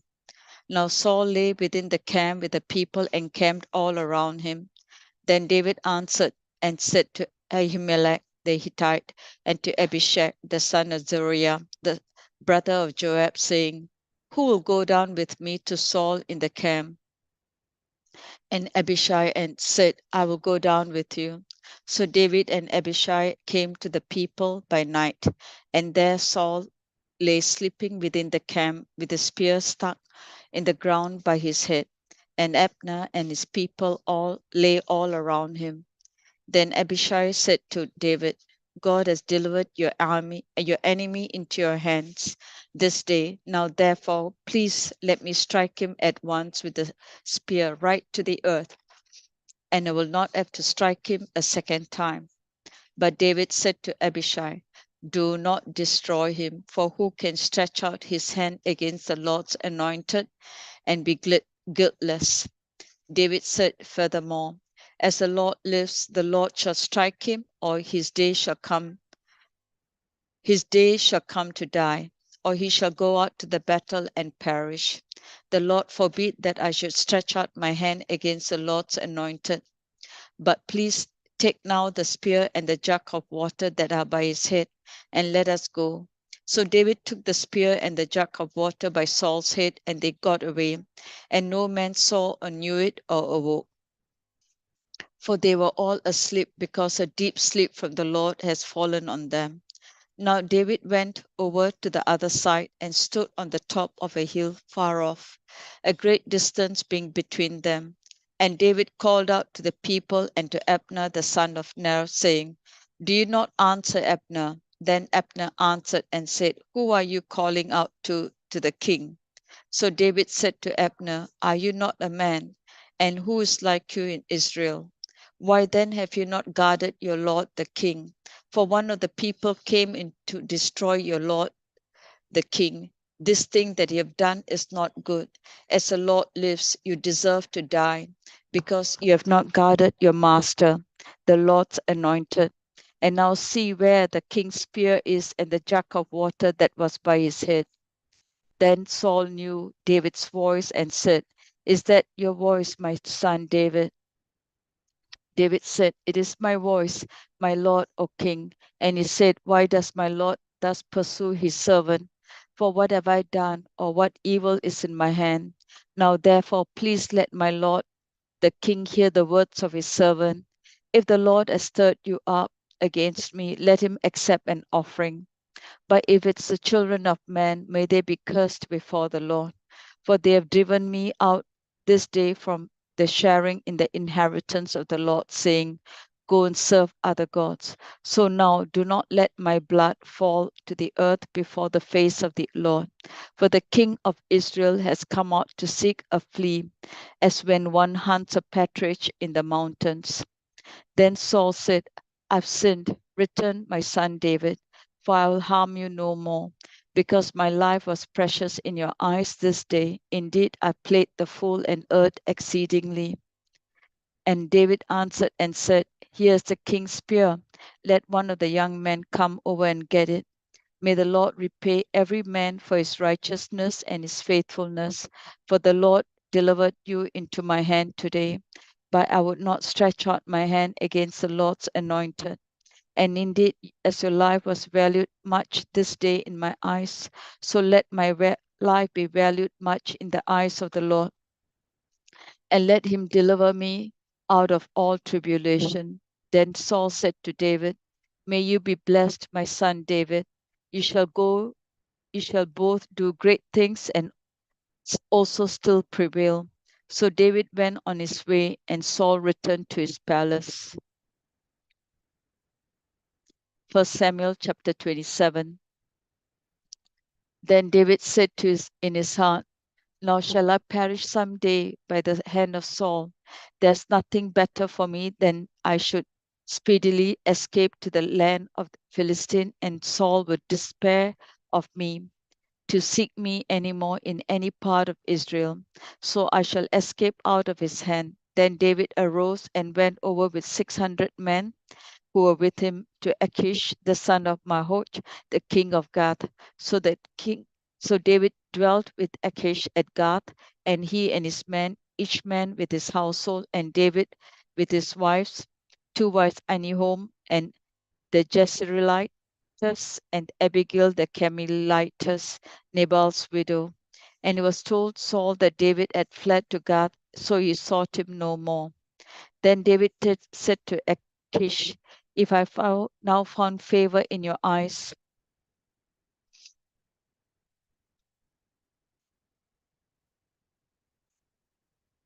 let them give me a place in some country, in some town in the country, that I may dwell there. For why should your servant dwell in the royal city with you? So Achish gave him Ziklag that day. Therefore Ziklag has belonged to the kings of Judah to this day. Now the time that David dwelt in the country of Philistine was 1 full year and 4 months. And David and his men went up and raided the Geshurites and the Girzites and the Amalekites, for those nations were the inhabitants of the land from of old.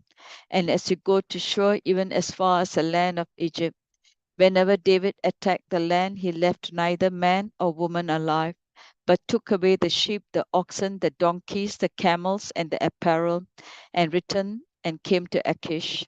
Then Achish would say, Where have you made your raid today? And David would say, Against the southern area of Judah, or against the southern area of Jerahmeelites, or against the southern area of the Canaanites. David would save neither man nor woman alive to bring news to God, saying, Lest they should inform on us, saying, Thus David did. And thus was his behavior all the time he dwelt in the country of Philistine. So Achish believed David, saying, He has made his people Israel utterly abhor him, therefore he will be my servant forever.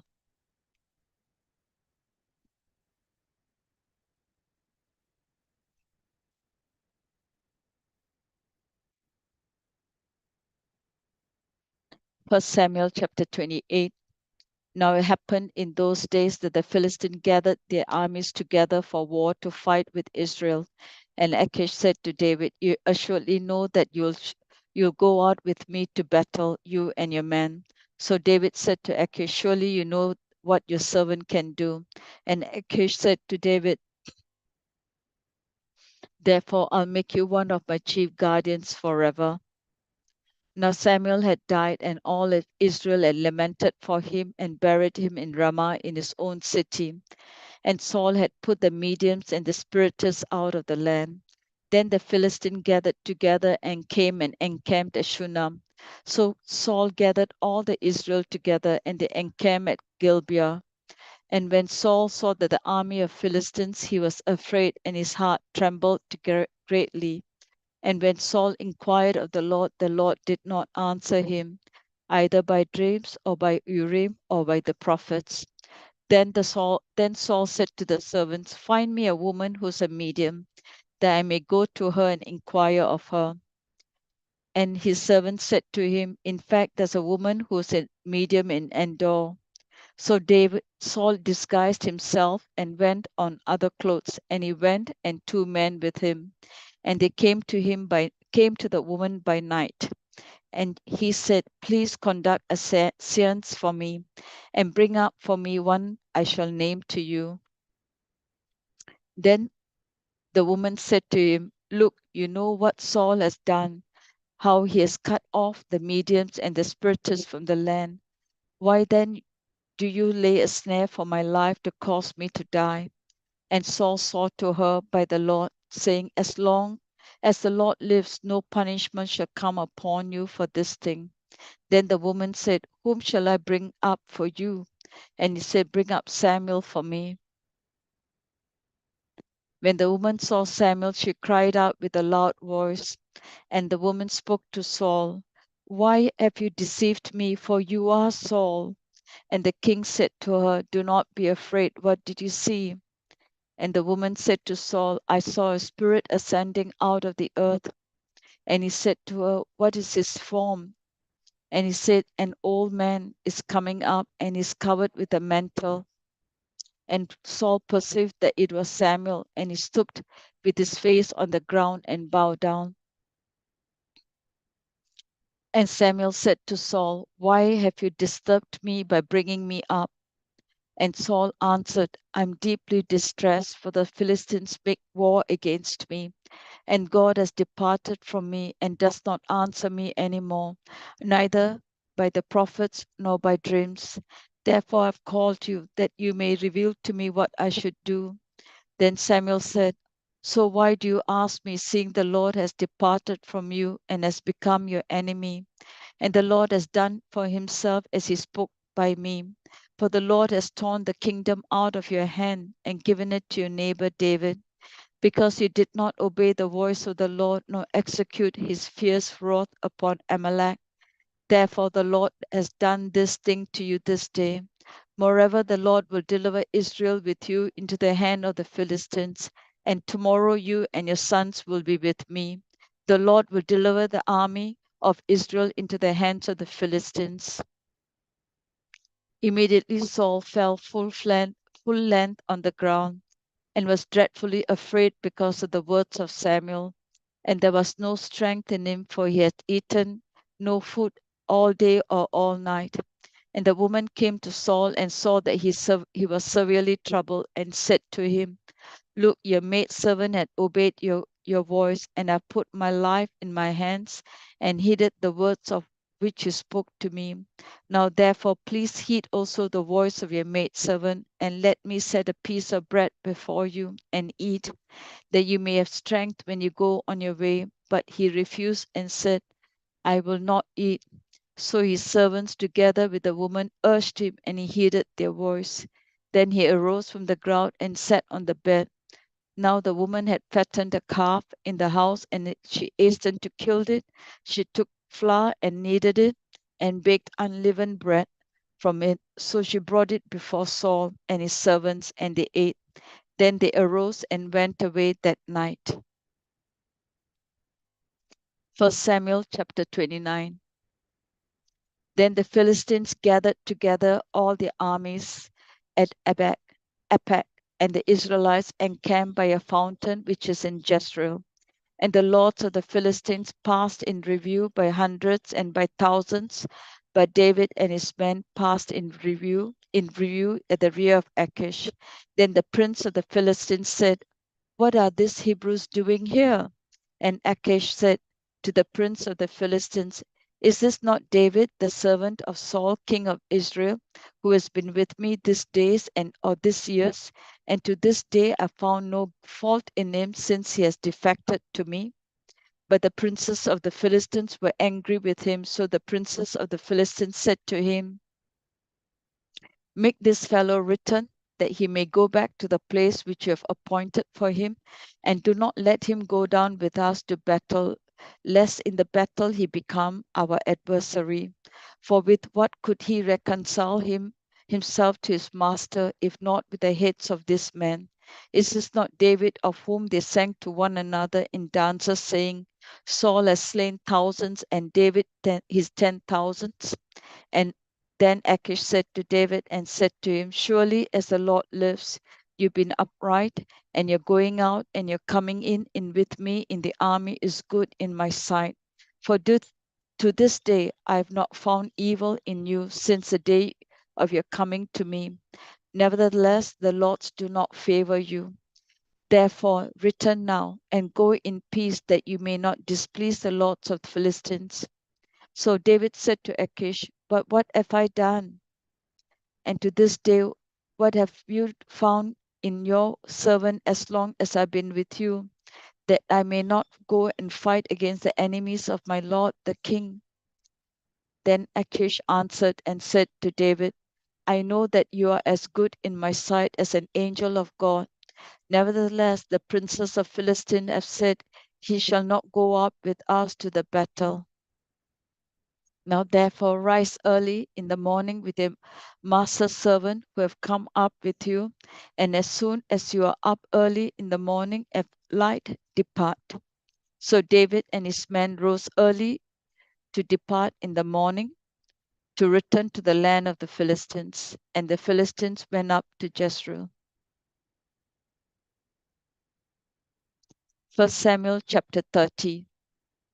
Now it happened when David and his men came to Ziklag on the third day, that the Amalekites had invaded the south in Ziklag, attacked Ziklag and burnt it with fire, and had taken captive the women and those who were there, from small to great. They did not kill anyone, but carried them away and went their way. So David and his men came to the city, and there it was burnt with fire. Their wives, their sons, their daughters had been taken captive. Then David said to the people, and the people who were with him lifted up their voices and wept until they had no more power to weep. And David's two wives, Ahinoam and the Jezreelitess, and Abigail, the widow of Nabal, the Carmelite, had been taken captive. Now David was greatly distressed, for the people spoke of stoning him, because the soul of all the people was grieved, every man for his sons and his daughters. But David strengthened himself in the Lord his God. Then David said to Abiathar, the priest, Ahimelech's son, Please bring me the ephod here to me. And Abiathar brought the ephod to David. And so David inquired of the Lord, saying, Shall I pursue this troop? Shall I overtake them? And he answered him, Pursue, for you shall surely overtake them, and without fail recover all. So David went, and he and his 600 men who were with him, and they came to the brook Besor, where those stayed who were left behind. But David pursued, he and 400 men, for 200 stayed behind, who were so weary that they could not cross the brook Besor. Then they found an Egyptian in the field and brought him to David. They gave him bread and he ate. They let him drink water. Then they gave him a piece of a cake of figs and 2 clusters of raisins. So when he had eaten, his strength came back to him, for he had eaten no bread nor drunk water for 3 days and 3 nights.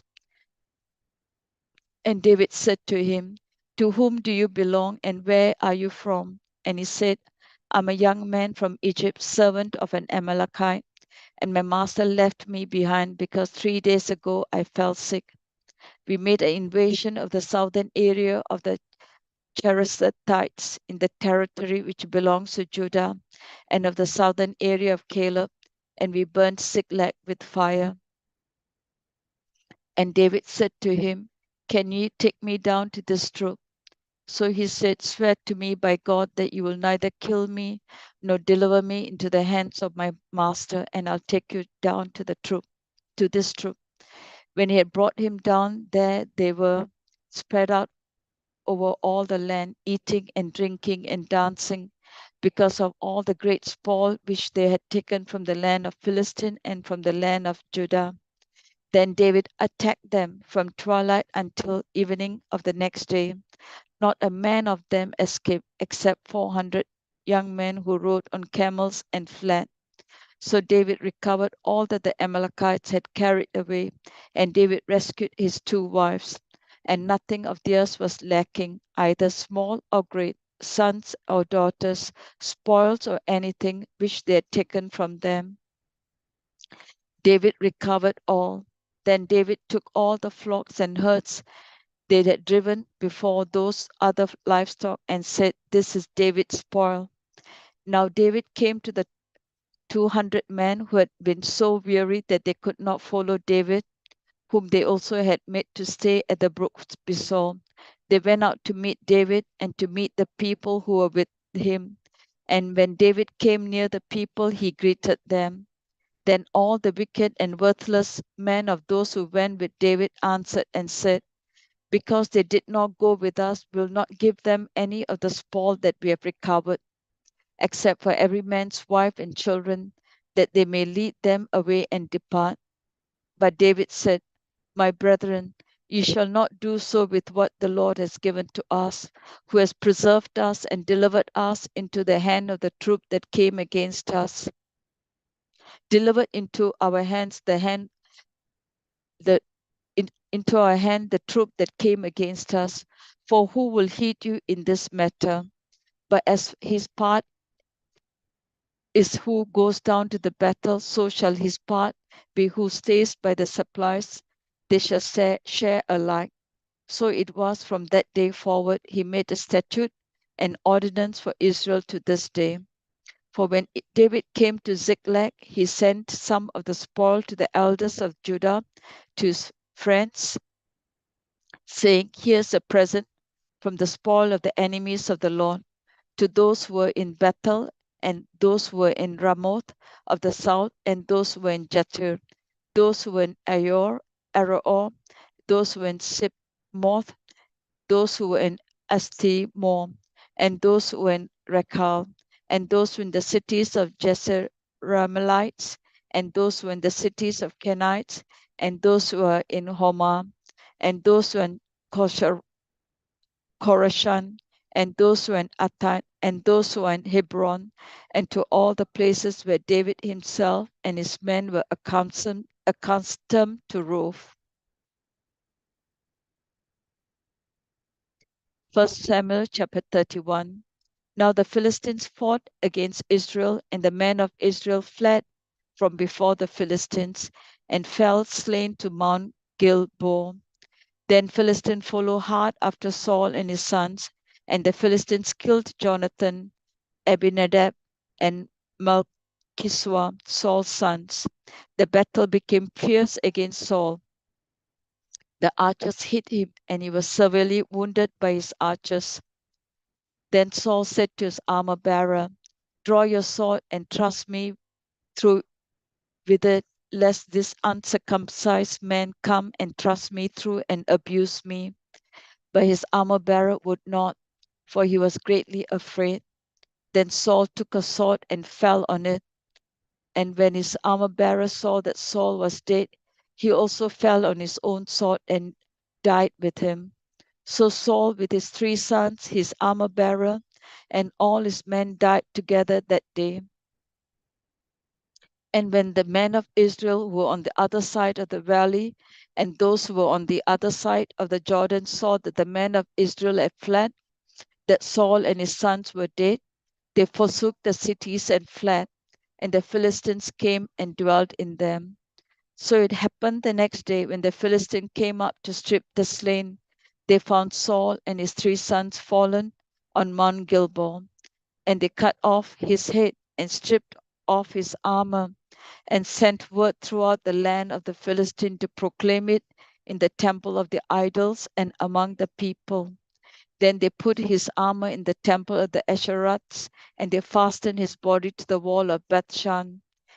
And now when the inhabitants of Jabesh Gilead heard what the Philistines had done to Saul, all the valiant men arose and traveled all night, and took the body of Saul, and the bodies of his sons from the wall of Bethshan, and they came to Jabesh and burned them there. Then they took their bones and buried them under the tamarisk tree at the Jabesh, and fasted 7 days.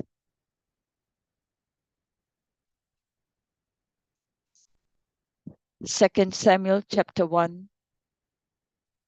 Now it came to pass after the death of Saul, when David had returned from the slaughter of the Amalekites, and David had stayed 2 days in Ziklag. On the 3rd day, behold, it happened, a man came from Saul's camp with his clothes torn and dust on his head. And so it was, when he came to David, that he fell to the ground and prostrated himself. And David said to him, Where have you come from? And he said to him, I have escaped from the camp of Israel. And then David said to him, How did the matter go? Please tell me. And he answered, The people have fled from the battle. Many of the people have fallen and dead, and Saul and Jonathan his son are also dead. So David said to the young man who told him, How do you know that Saul and Jonathan his son are dead? Then the young man who told him said, As I happened by chance to be on Mount Gilboa, there was Saul leaning on his spear, and indeed the chariots and the horsemen followed hard after him. But when he looked behind him, he saw me and called to me, and I answered, Here I am. And he said to me, Who are you? So I answered him, I'm an Amalekite.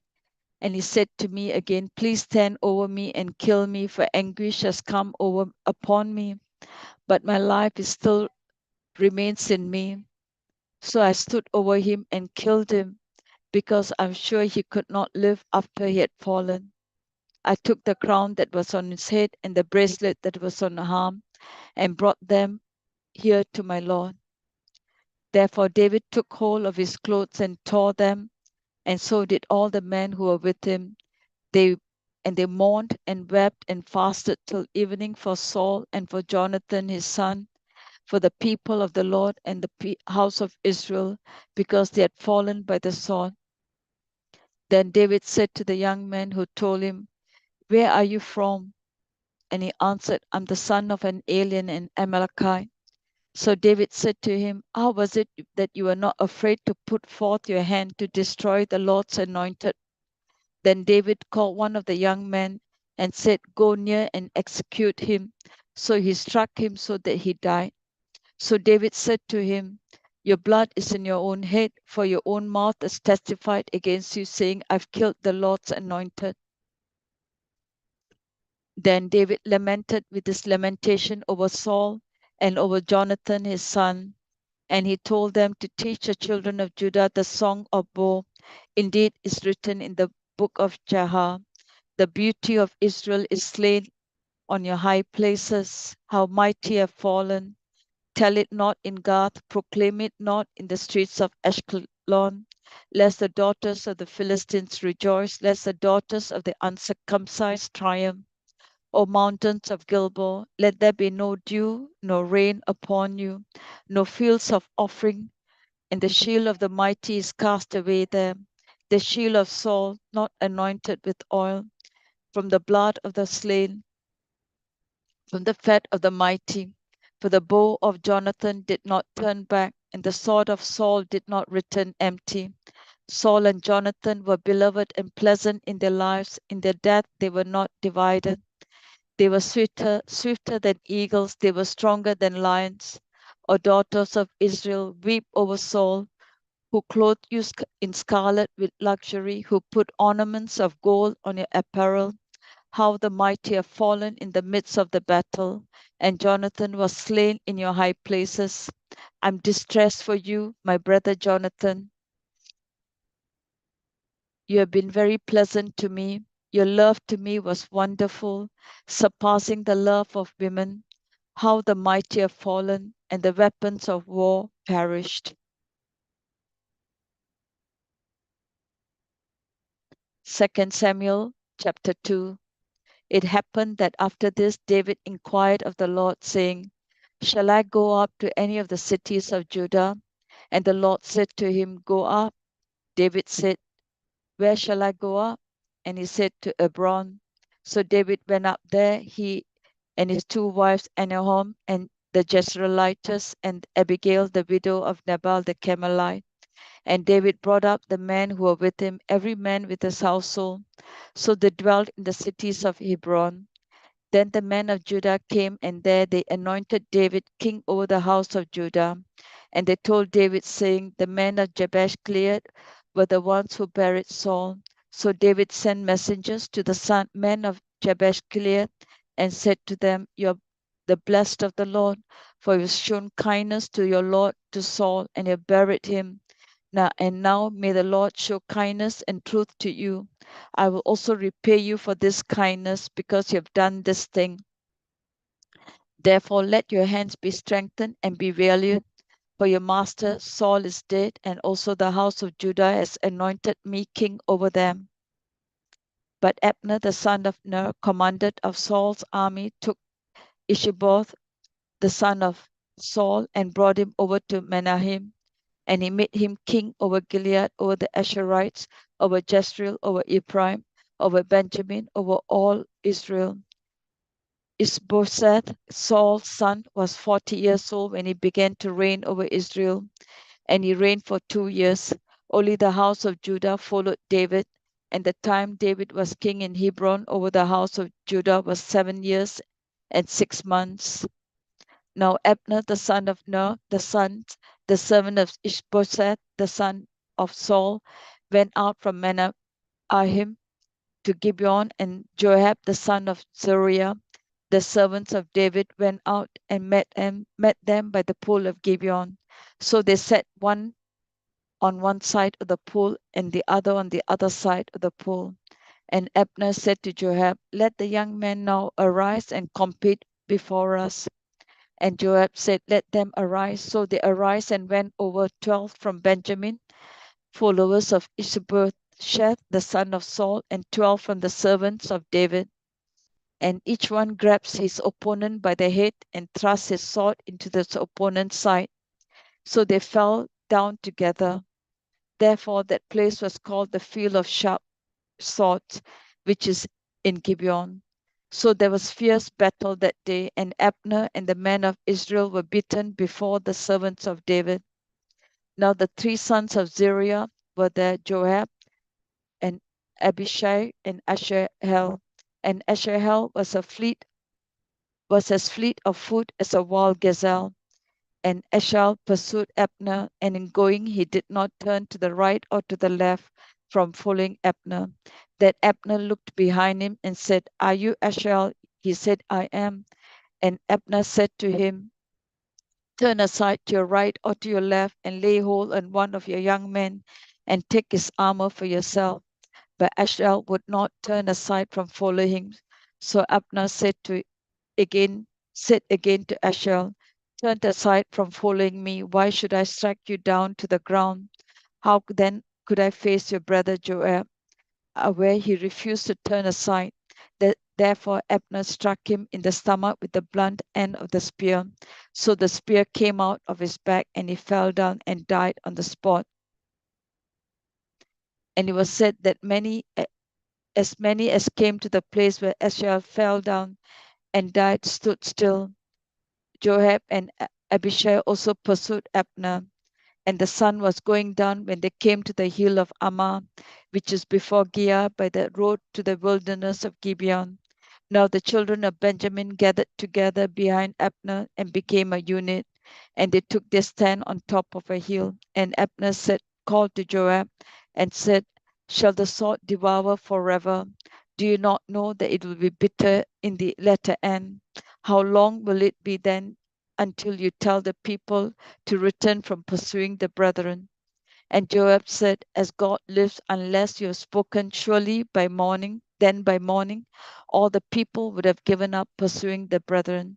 So Joab blew a trumpet, and all the people stood still and did not pursue Israel anymore, nor did they fight anymore. Then Abner and his men went on all through the night, through the plain, crossed the Jordan, and went through all Bithron, and they came to Menahem. And Joab returned from pursuing Abner, and when he had gathered all the people together, they were missing of David's servants 19 men as well. But the servants of David had struck down of Benjamin and Abner's men 360 men who died. Then they took Ashel and buried him in his father's tomb, which was in Bethlehem. And Joab and his men went all night, and they came to Hebron at breakday. Amen.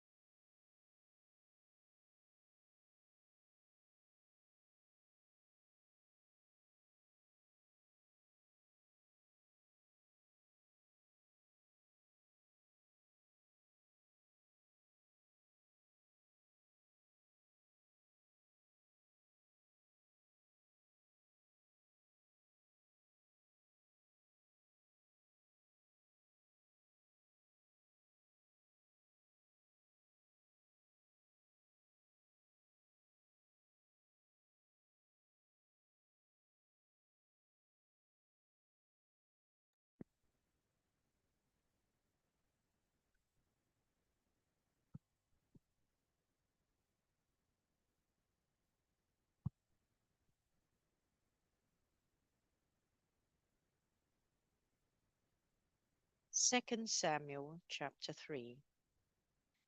Now there was a long war between the house of Saul and the house of David. But David grew stronger and stronger, and the house of Saul grew weaker and weaker. Sons were born to David in Hebron. His firstborn was Amnon by Ahinoam the Jezreelitess. His second, Chileab by Abigail, the widow of Nabal the Carmelite. The third, Absalom, the son of Maacah, the daughter of Talmai, king of Geshur. The fourth, Adonijah, the son of Haggith. The fifth, Shephatiah, the son of Abital. And the sixth, Ephraim, by David's wife Eglah. These were born to David in Hebron. Now it was so, while there was war between the house of Saul and the house of David, that Abner was strengthening his hold on the house of Saul. And Saul had a concubine whose name was Rizpah, the daughter of Aiah. So Ishbosheth said to Abner, "Why have you gone into my father's concubine?" Then Abner became very angry at the words of Ishbosheth and said, "Am I a dog's head that belongs to Judah? Today I show loyalty to the house of Saul your father, to his brothers and to his friends, have not delivered you into the hand of David, and you charge me to deal with a fault concerning this woman. May God do so to Abner, and more also, if I do not do for David as the Lord has sworn to him, to transfer the kingdom from the house of Saul and set up the throne of David over Israel and over Judah, from Dan to Beersheba." And he could not answer Abner another word, because he feared him. Then Abner sent messengers on his behalf to David, saying, "Whose is the lad?" saying also, "Make your covenant with me, and indeed my hand shall be with you to bring all Israel to you." And David said, "Good, I will make a covenant with you. But one thing I require of you, you shall not see my face, unless you first bring Michal, Saul's daughter, when you come to see my face." So David sent messengers to Ishbosheth, Saul's son, saying, "Give me my wife Michal, whom I betrothed to myself for 100 foreskins of the Philistines." And Ishbosheth sent and took her from her husband from Paltiel, the son of Laish. Then her husband went along with her to Bahurim, weeping behind her. So Abner said to him, "Go, return." And he returned. Now Abner had communicated with the elders of Israel, saying, "In time past you were seeking for David to be king over you. Now then, do it. For the Lord has spoken of David, saying, By the hand of my servant David, I will save my people Israel from the hand of the Philistines and the hand of all the enemies." And Abner also spoke in the hearing of Benjamin. Then Abner also went to speak in the hearing of David in Hebron all that seemed good to Israel and the whole house of Benjamin. So Abner and 20 men with him came to David at Hebron. And David made a feast for Abner and the men who were with him. Then Abner said to David, "I will arise and go and gather all Israel to my lord the king, that they may make a covenant with you, and that you may reign over all that your heart desires." So David sent Abner away, and he went in peace. At that moment the servants of David and Joab came from a raid and brought much spoil with them. But Abner was not with David in Hebron, for he had sent him away, and he had gone in peace. When Joab and all the troops that were with him had come, they told Joab, saying, "Abner, the son of Ner, came to the king." and he sent him away, and he has gone in peace. Then Joab came to the king and said, "What have you done? Look, Abner came to you. Why is it that you sent him away and he has already gone? Surely you realize that Abner, the son of Ner, came to deceive you, to know you're going out and you're coming in, and to know all that you are doing." And when Joab had gone from David's presence, he sent messengers after Abner, who brought him back from the well of Sirah. But David did not know it. Now when Abner had returned to Hebron, Joab took him aside in the gate to speak with him privately there, stabbed him in the stomach, so that he died for the blood of Asahel, his brother. Afterward, when David heard it, he said, "My kingdom and I are guiltless before the Lord forever of the blood of Abner, son of Ner. Let it rest on the house of Joab and on all his father's house, and let there never fail to be in the house of Joab one who has a discharge, or is a leper, who leans on a staff, or falls by the sword, or who lacks bread." So Joab and Abishai his brother killed Abner, because he had killed their brother Asahel at Gibeon in the battle. Then David said to Joab and to all the people who were with him, "Tear your clothes, gird yourselves with sackcloth, and mourn for Abner." And King David followed the coffin. So they buried Abner in Hebron. And the king lifted up his voice and wept at the grave of Abner. And all the people wept. And the king sang a lament over Abner and said, "Should Abner die as a fool dies? Your hands were not bound, nor your feet put into fetters. As a man falls before wicked men, so you fell." Then all the people wept over him again.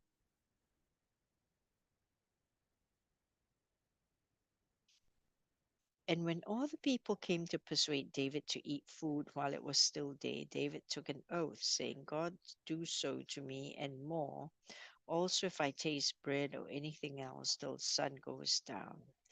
Now all the people took note of it.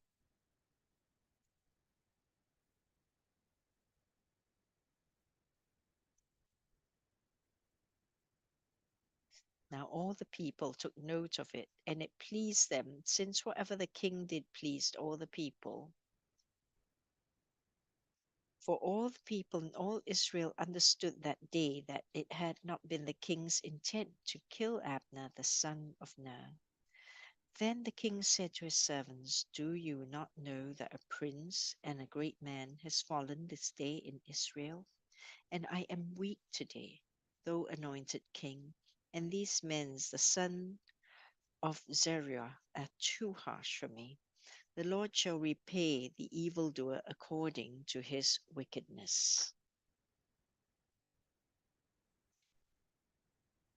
When Saul's son heard that Abner had died in Hebron, he lost heart, and all Israel was troubled. Now Saul's son had two men who were captains of troops. The name of one was Benah, and the name of the other Rechab, the sons of Rimmon the Beerothite, or the children of Benjamin. For Beeroth also was part of Benjamin, because the Beerothites fled to Gittaim and have been sojourners there until this day. Jonathan, Saul's son, had a son who was lame in his feet. He was 5 years old when the news about Saul and Jonathan came from Jezreel, and his nurse took him up and fled. And it happened, as she made haste to flee, that he fell and became lame. His name was Mephibosheth. Then the sons of Rimmon the Beerothite, Rechab and Bina, set out and came at about the heat of the day to the house of Ishbosheth, who was lying on his bed at noon. And they came there all the way into the house as though to get wheat, and they stabbed him in the stomach. Then Rechab and Bina his brother escaped. For when they came into the house, he was lying on his bed in his bedroom. Then they struck him and killed him, beheaded him, and took his head, and were all night escaping through the plain. And they brought the head of Ishbosheth to David at Hebron and said to the king, Here is the head of Ishbosheth, the son of Saul, your enemy, who sought your life, and the Lord has avenged my lord the king this day of Saul and his descendants. But David answered Rechab and Bina, his brother, the sons of Rimmon of the Beerothite, and said to them, As the Lord lives, who has redeemed my life from all adversity, when someone told me, saying, Look, Saul is dead, thinking to have brought good news, I arrested him and had him executed in Ziklag, the one who thought I would give him a reward for his news. How much more when wicked men have killed a righteous person in his own house, on his bed? Therefore shall I not now require his Therefore shall I not now require his blood at your hand and remove you from the earth. So David commanded his young men, and they executed them, cut off their hands and feet, and hanged them by the pool in Hebron. But they took the head of Ishbosheth and buried it in the tomb of Abner in Hebron. Then all the tribes of Israel came to David at Hebron and said to him,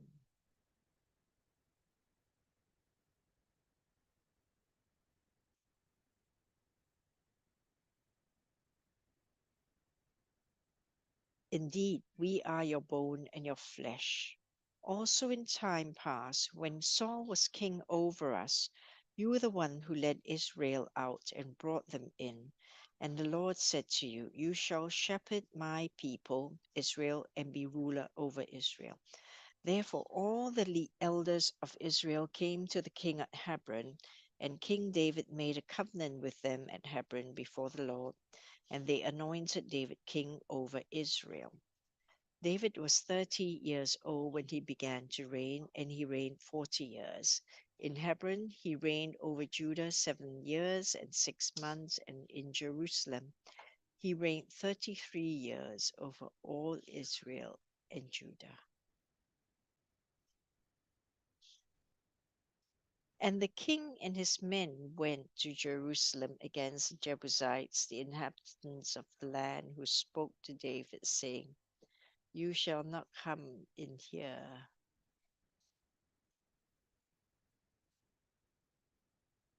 But the blind and the lame will repel you, thinking, David cannot come in here. Nevertheless, David took the stronghold of Zion, that is, the city of David.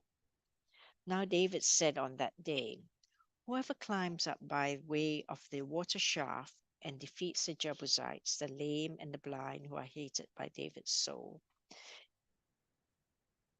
he shall be chief and captain. Therefore they say, The blind lame shall not come into the house.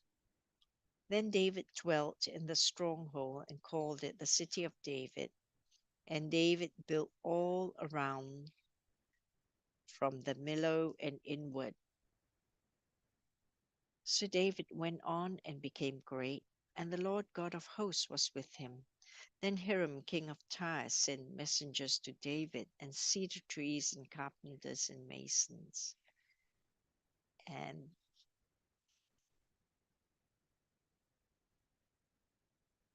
then Hiram, king of Tyre, sent messengers to David and cedar trees and carpenters and masons, and they built David a house. So David knew that the Lord had established him as king over Israel, and that he had exalted his kingdom for the sake of his people Israel. And David took more concubines and wives from Jerusalem after he had come from Hebron. Also, more sons and daughters were born to David. Now, these are the names of those who were born to him in Jerusalem: Shemua, Shobab, Nathan, Solomon, Iba, Elishua, Nepheg, Japhia, Elishama, Eliada, and Eliphalet.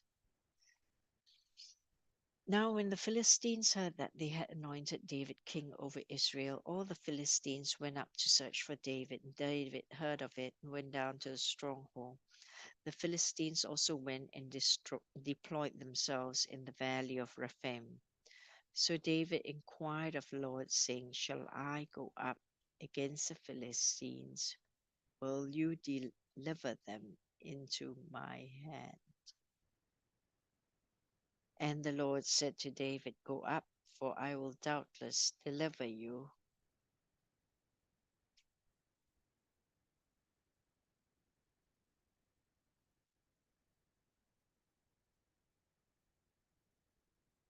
I will doubtless deliver the Philistines into your hand. So David went to Baal Perazim, and David defeated them there.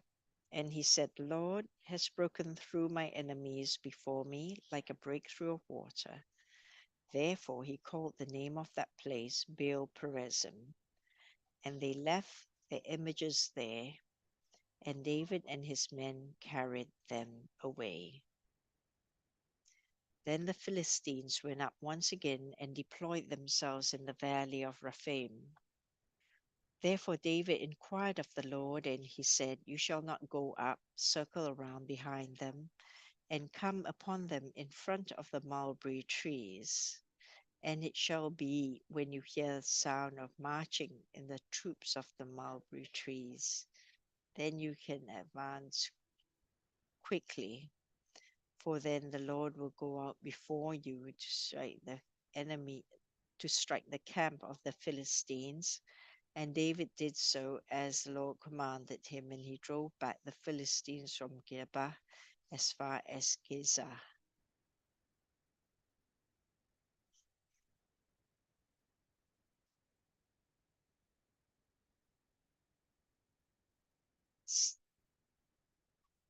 Second Samuel chapter 6. Again David gathered all the choice men of Israel, 30,000. David arose and went with all the people who were with him from Baal Judah to bring up from there the ark of God, whose name is called by the Lord of hosts, who dwells between the cherubim. So they set the ark of God on a new cart and brought it out of the house of Abinadab, which was on the hill.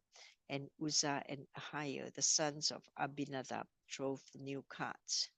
And they brought it out of the house of Abinadab, which was on the hill, accompanying the ark of God. And Ahio went before the ark.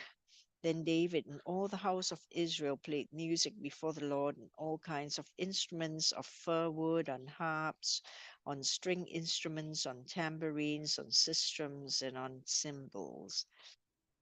And when they came to Nashon's threshing floor, Uzzah put out his hand to the ark of God and took hold of it, for the oxen stumbled. Then the anger of the Lord was aroused against Uzzah, and God struck him there for his terror, and he struck there, and he died there by the ark of God. And David became angry because of the Lord's outbreak against Uzzah, and he called the name of the place Perez Uzzah to this day. David was afraid of the Lord that day, and he said, "How can the ark of the Lord come to me?" So David would not move the ark of the Lord with him into the city of David, but David took it aside into the house of Obed-Edom the Gittite. The ark of the Lord remained in the house of Obed-Edom the Gittite 3 months. And the Lord blessed Obed-Edom and all his household. Now it was told King David,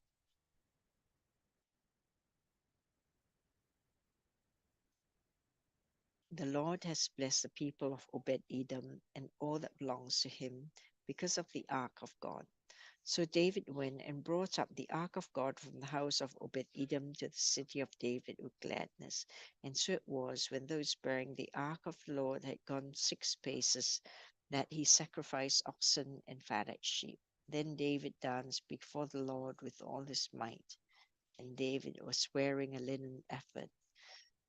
So David and all the house of Israel brought up the ark of the Lord with shouting and with the sound of the trumpet.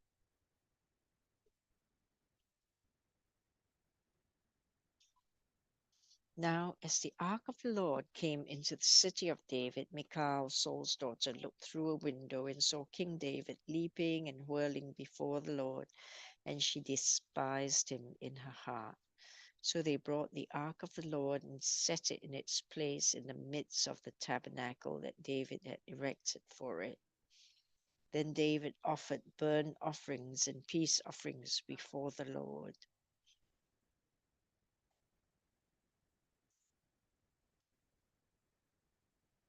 And when David had finished offering burnt offerings and peace offerings, he blessed the people in the name of the Lord of hosts. Then he distributed among all the people, among the whole multitude of Israel, both the women and the men, to everyone a loaf of bread, a piece of meat, and a cake of raisins.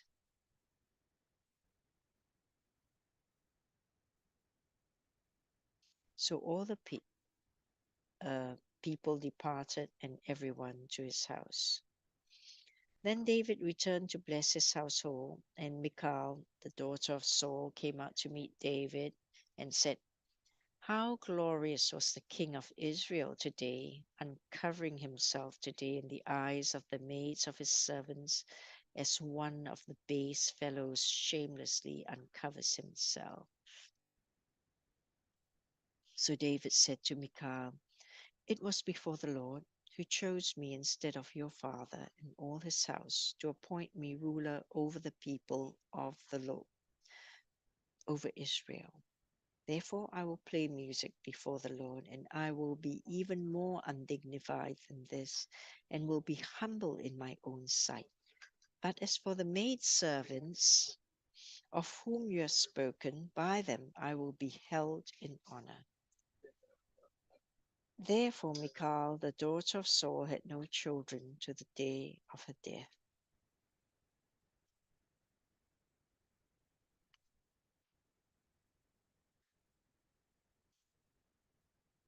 Second Samuel chapter 7. Now it came to pass, when the king was dwelling in his house, and the Lord had given him rest from all his enemies all around, that the king said to Nathan the prophet, "See now, I dwell in a house of cedar, but the ark of God dwells inside tent curtains." Then Nathan said to the king, "Go, do all that is in your heart, for the Lord is with you."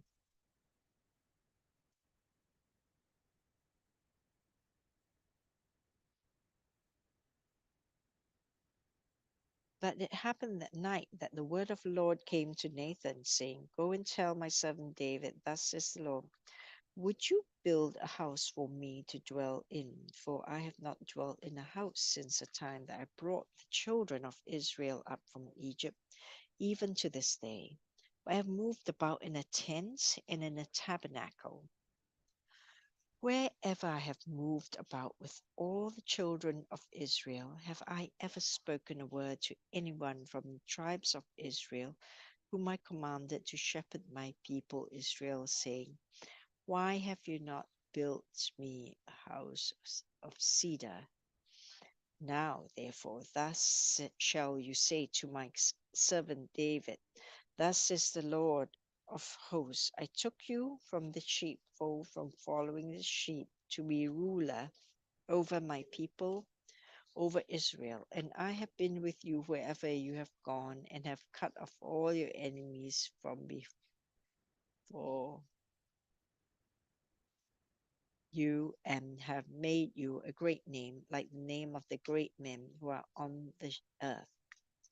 Moreover, I will appoint a place for my people Israel, and will plant them, that they may dwell in a place of their own and move no more. Nor shall the sons of wickedness oppress them any more as previously, since the time that I commanded judges to be over my people Israel, and have caused you to rest from all enemies.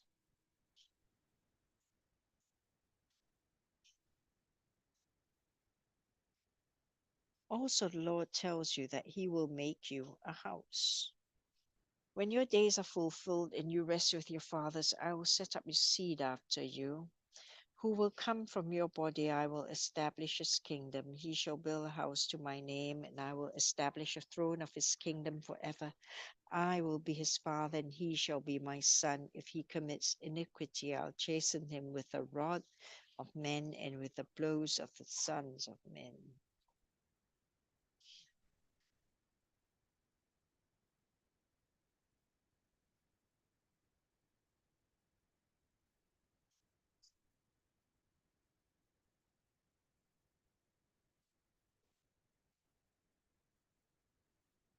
But my mercy shall not depart from him, as I took it from Saul, whom I removed from before you.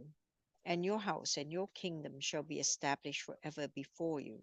Your throne shall be established forever. According to all these words and according to all this vision, so Nathan spoke to David. Then King David went in and sat before the Lord, and he said, who am I, O Lord God, and what is my house that you have brought me this far? And yet this was a small thing in your sight, O Lord God, and you have also spoken of your servant's house for a great while to come. Is this a manner of man, O Lord God? Now what more can David say to you? For you, Lord God, know your servant. For your word's sake and according to your own heart, you have done all these great things to make your servant know them. Therefore you are great, O Lord God, for there is none like you, nor is there any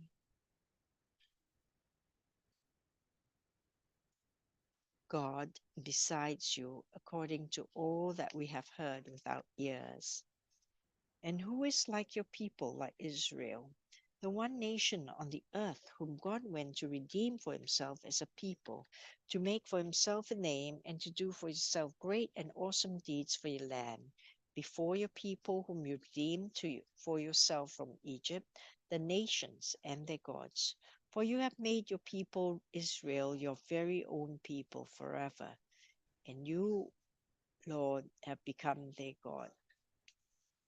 Now, O Lord God, the word which you have spoken concerning your servant and concerning his house, establish it forever.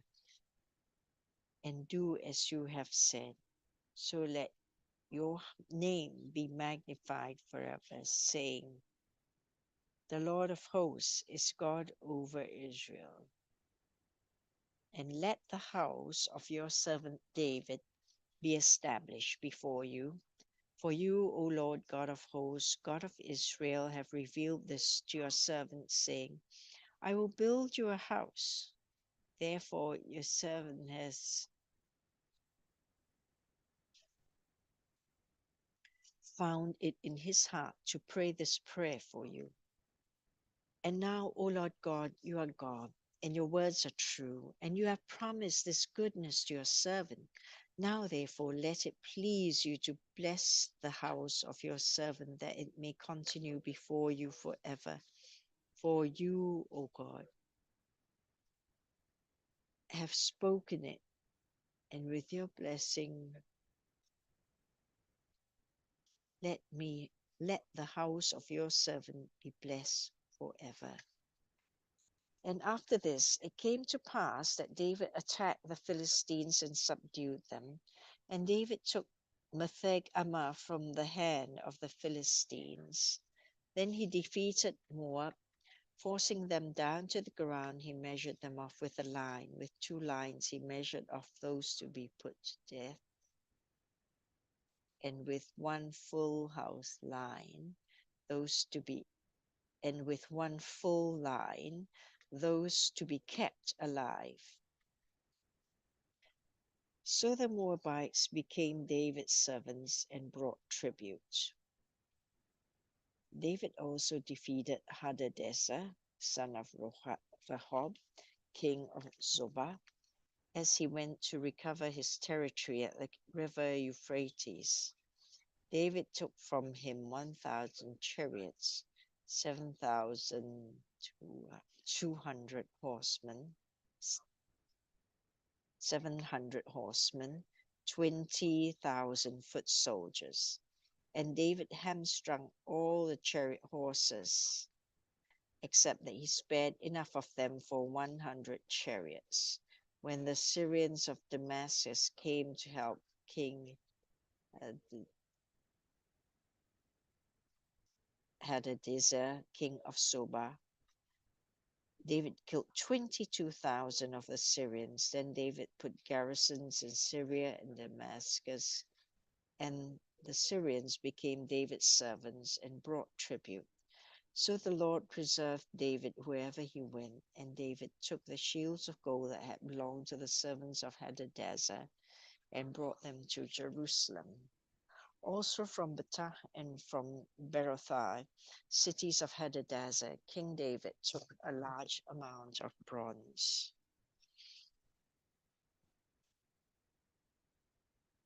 When Toi, king of Hamath, heard that David had defeated all the army of Hadadezer, then Toi sent to Joram, his son, to King David to greet him and bless him, because he had fought against Hadadezer and defeated him.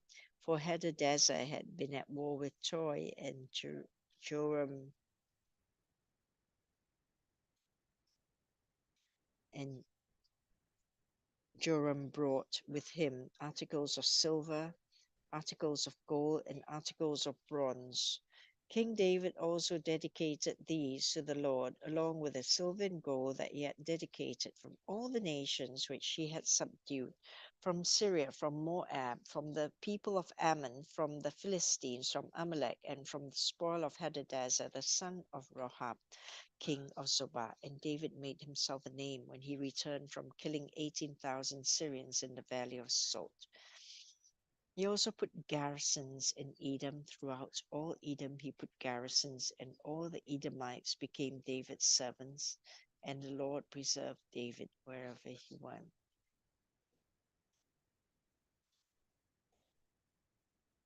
So David reigned over all Israel.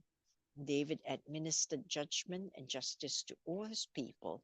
Joab the son of Zeruiah was over the army. Jehoshaphat the son of Ahilud was recorder, and Zadok the son of Ahitub and Ahimelech the son of Abiathar were the priests. Seraiah was the scribe. Benaiah the son of Jehoiada was over both the Cherethites and the Pelethites, and David's sons were chief ministers. Now David said, "Is there still anyone who is left of the house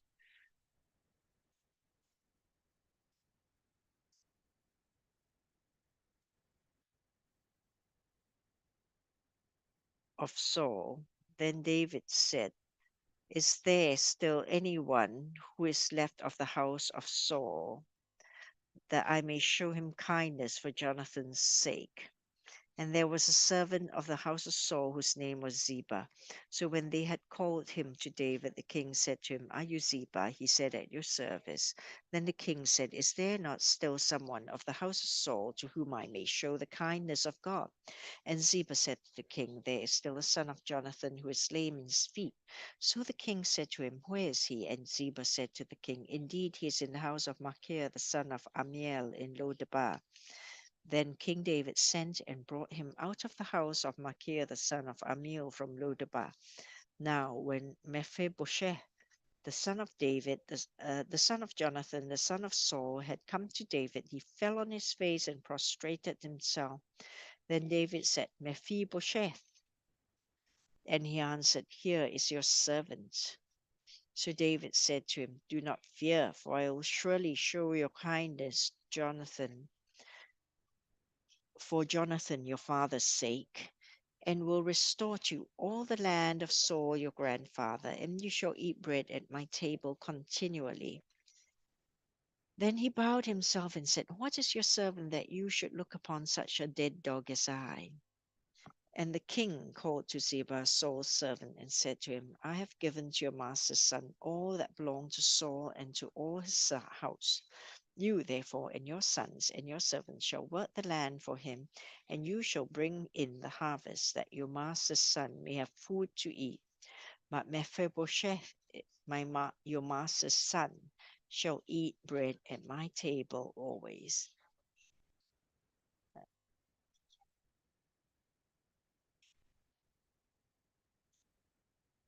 Now Ziba had 15 sons and 20 servants.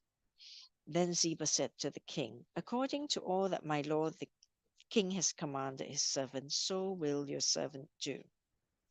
"As for Mephibosheth," said the king, "he shall eat at my table like one of the king's sons." Mephibosheth had a young son whose name was Micah, and all who dwelt in the house of Ziba were servants of Mephibosheth. So Mephibosheth dwelt in Jerusalem, for he ate continually at the king's table, and he was lame in both his feet.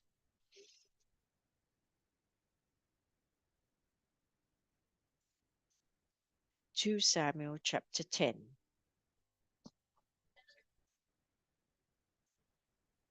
It happened after this that the king of the people of Ammon died, and Hanun his son reigned in his place. Then David said, "I will show kindness to Hanun, the son of Neliah, the son of Nahash, as his father showed kindness to me." So David sent by the hand of his servants to comfort him concerning his father.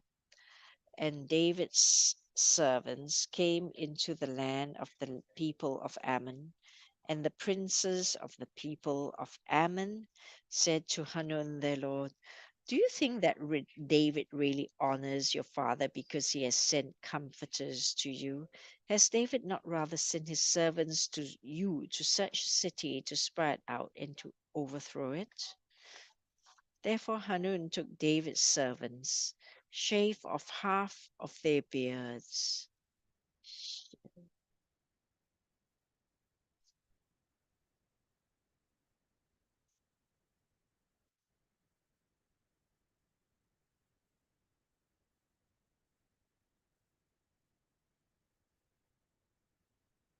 Therefore Hanun took David's servants, shaved off half of their beards, cut off their garments in the middle of their buttocks, and sent them away. When they told David, he sent to meet them because the men were greatly ashamed.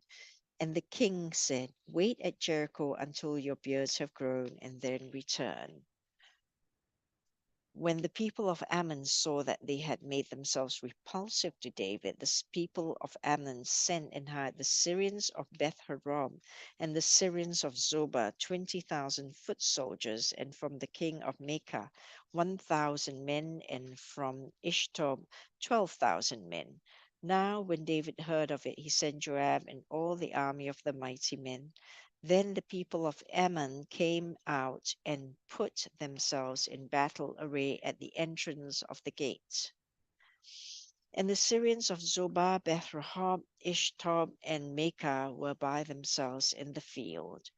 When Joab saw that the battle line was against him before and behind, he chose some of Israel's best and put them in battle array against the Syrians. And the rest of the people he put under command of Abishai, his brother, that he might set them in battle array against the people of Ammon. Then he said, if the Syrians are too strong for me, then you shall help me. But if the people of Ammon are too strong for you, I'll come help you. Be of good courage, and let us be strong for our people and for the cities of our God. And may the Lord do what is good in his sight. So Joab and the people who were with him drew near for battle against the Syrians, and they fled before him. When the people of Ammon saw that the Syrians were fleeing, they also fled before Abishai and entered the city. So Joab returned from the people of Ammon and went to Jerusalem. When the Syrians saw that they had been defeated by Israel, they gathered together. Then Hadadezer sent and brought out the Syrians who were beyond the river, and they came to Halam. And Shobah, the commander of Hadadezer's army, went before them. When it was told David, he gathered all Israel, crossed Jordan, and came to Halam. And the Syrians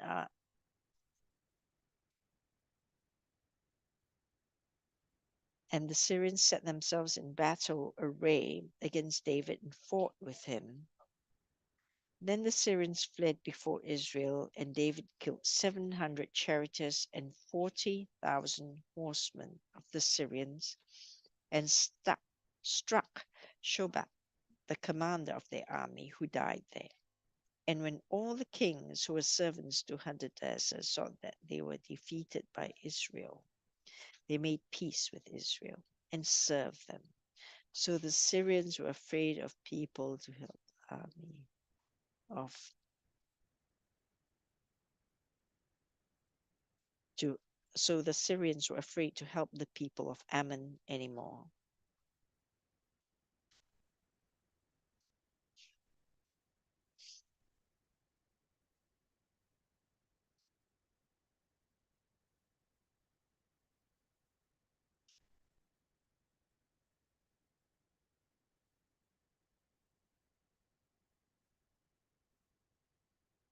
Amen.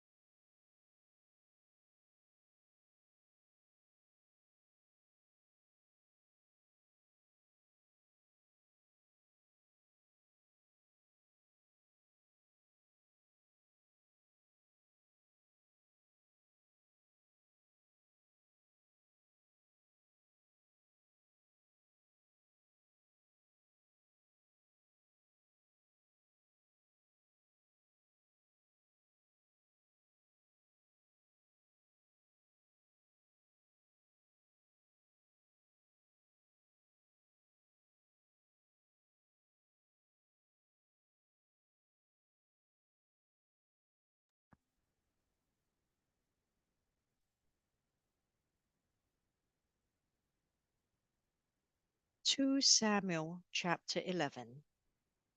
It happened in the spring of the year, at the time when kings go out to battle, that David sent Joab and his servants with him and all Israel, and they destroyed the people of Ammon and besieged Rabbah.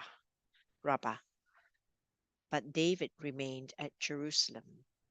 Then it happened one evening that David arose from his bed and walked on the roof of the king's house. And from the roof he saw a woman bathing, and the woman was very beautiful to behold. So David sent and inquired about the woman, and someone said, "Is this not Bathsheba, the daughter of Eliam, the wife of Uriah the Hittite?" Then David sent messengers and took her. And she came to him, and he lay with her, for she was cleansed from her impurity, and she returned to her house. And the woman conceived. So she sent and told David and said, "I am with child." Then David said to Joab, saying, "Send me Uriah the Hittite." And Joab sent Uriah to David. When Uriah had come to him, David asked how Joab was doing and how the people were doing and how the war prospered. And David said to Uriah, "Go down to your house and wash your feet." So Uriah departed from the king's house, and a gift of food from the king followed him. But Uriah slept at the door of the king's house with all the servants of his lord, and he did not go down to his house. So when they told David, saying, "Uriah did not go down to his house," David said to Uriah, "Did you not come from a journey? Why did you not go down to your house?" And Uriah said to David, "The ark and Israel and Judah are dwelling in tents, and my lord Joab and the servants of my lord are encamped in the open fields. Shall I then go to my house to eat and drink and to lie with my wife? As you live and as your soul lives, I will not do this thing." Then David said to Uriah, "Wait here today also, and tomorrow I'll let you depart." So Uriah remained in Jerusalem that day and the next. Now when David called him, he ate and drank before him, and he made him drunk. And at evening he went out to lie on his bed with the servants of the Lord, but he did not go down to his house. In the morning it happened that David wrote a letter to Joab and sent it by the hand of Uriah. And he wrote in the letter, saying, "Set Uriah in the forefront of the hottest battle and retreat for him, that he may be struck down and die." So it was while Joab besieged the city that he assigned Uriah to a place where he knew there were valiant men. Then the men of the city came out and fought with Joab, and some of the people of the servants of David fell. And Uriah the Hittite died also. Then Joab sent and told David all the things concerning the war, and charged a messenger, saying, "When you have finished telling the matters of the war to the king, if it happens that the king's wrath rises, and he says to you, 'Why did you approach so near to the city when you fought? Did you not know that they would shoot from the wall? Who struck Abimelech, the son of Jerubasheth? Was it not a woman who cast a piece of millstone on him from the wall, so that he died in Thebes? Why did you go near the wall?' Then you shall say, 'Your servant Uriah the Hittite is dead also.'" So the messenger went and came and told Joab all that Joab has and told David all that Joab had sent by him. And the messenger said to David, "Surely the men prevailed against us and came out to us in the field. Then we drove them back as far as the entrance of the gate. The archers shot from the wall at your servants, and some of the king's servants are dead, and your servant Uriah the Hittite is dead also." Then David said to the messenger, "Thus you shall say to Joab, 'Do not let this thing displease you, for the sword devours one as well as another. Strengthen your attack against the city and overthrow it.'" So encourage him. When the wife of Uriah heard that Uriah, her husband, was dead, she mourned for her husband. And when her mourning was over, David sent and brought her to his house, and she became his wife and bore him a son. But the thing that David had done displeased the Lord.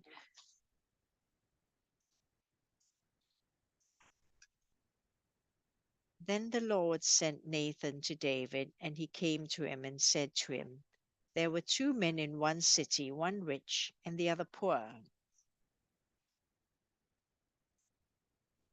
The rich man had exceedingly many flocks and herds, but the poor man had nothing except one little ewe lamb, which he had bought and nourished. And it grew up together with him and his children. It ate of his own food and drank from his own cup and lay in his bosom, and it was like a daughter to him.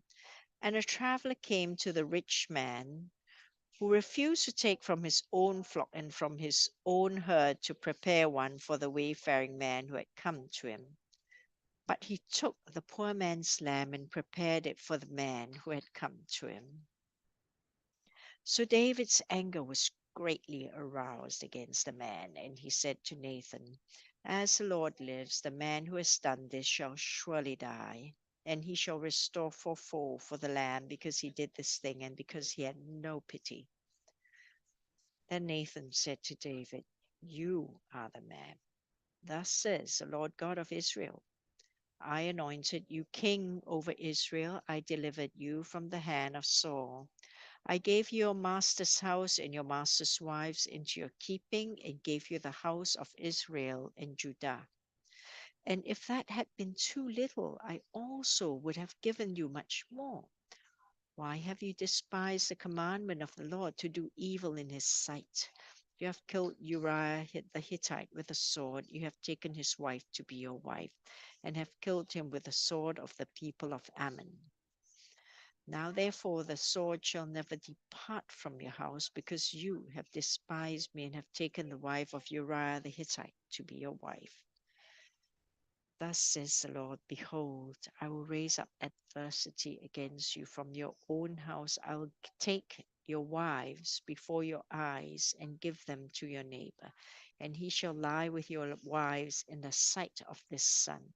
For you did it secretly, but I will do this thing before all Israel, before the sun. So David said to Nathan, I have sinned against the Lord. And Nathan said to David, The Lord also has put away your sin. You shall not die. However, because this deed you have given great occasion to the enemies of the Lord to blaspheme, the child who is born to you shall surely die. Then Nathan departed to his house. And the Lord struck the child that Uriah's wife bore to David, and it became ill. David therefore pleaded with God for the child, and David fasted and went in and lay all night on the ground.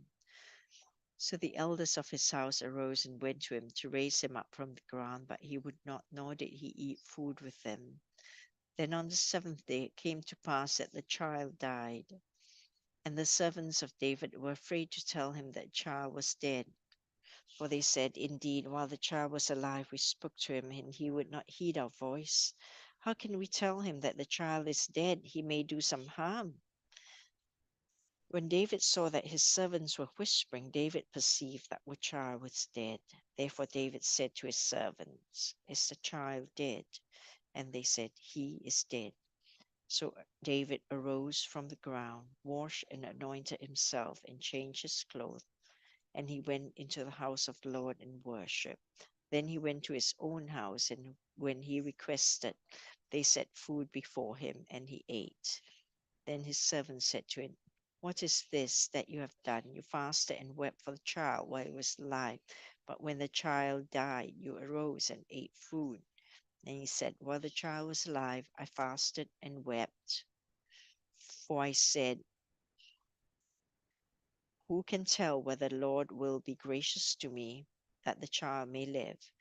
But now he is dead. Why should I fast? Can I bring him back again? I shall go to him, but he shall not return to me. Then David comforted Bathsheba his wife and went in to her and lay with her. So she bore a son, and he called his name Solomon. Now the Lord loved him, and he sent word by the hand of Nathan the prophet. So he called his name Jedediah because of the Lord.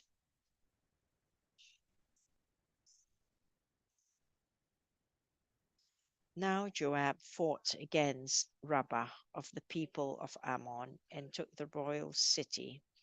And Joab sent messengers to David and said, I have fought against Rabbah, and I have taken the city's water supply. Now, therefore, gather the rest of the people together and camp against the city and take it, lest I take the city and it be called after my name. So David gathered all the people together and went to Rabbah, fought against it, and took it. Then he took their king's crown from his head.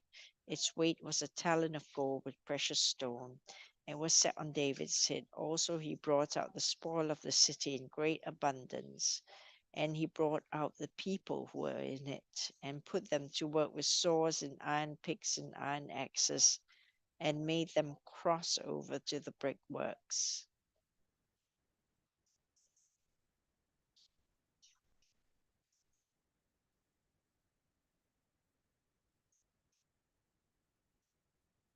And he brought out the people who were in it and put them to work with saws and iron picks and iron axes, and made them cross over to the brickworks.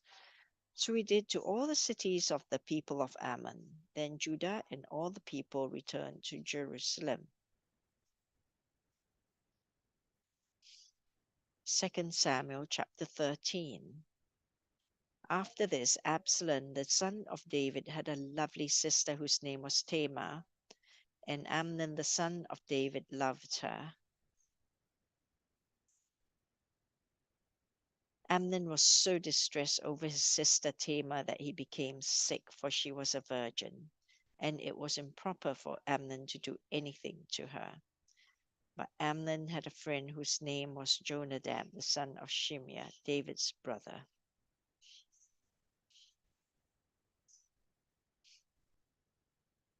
Now Jonadab was a very crafty man, and he said to him, Why are you, the king's son, becoming thinner day after day? Will you not tell me? Amnon said to him, I love Tamar, my brother Absalom's sister.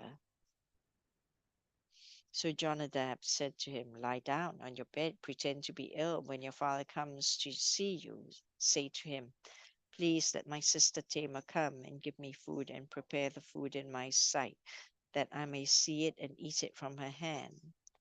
Then Amnon lay down, pretended to be ill, and when the king came to see him, Amnon said to the king, Please let Tamar, my sister, come and make a couple of cakes for me in my sight, that I may eat from her hand. And David sent home to Tamar, saying, Now go to your brother Amnon's house and prepare food for him. So Tamar went to her brother Amnon's house, and he was lying down. Then she took flour, kneaded it, made cakes in his sight, and baked the cakes. And she took the pan and placed them out before him, but he refused to eat. Then Amnon said, Have everyone go out from me. And they all went out from him. Then Amnon said to Tamar, Bring the food into the bedroom, that I may eat from your hand.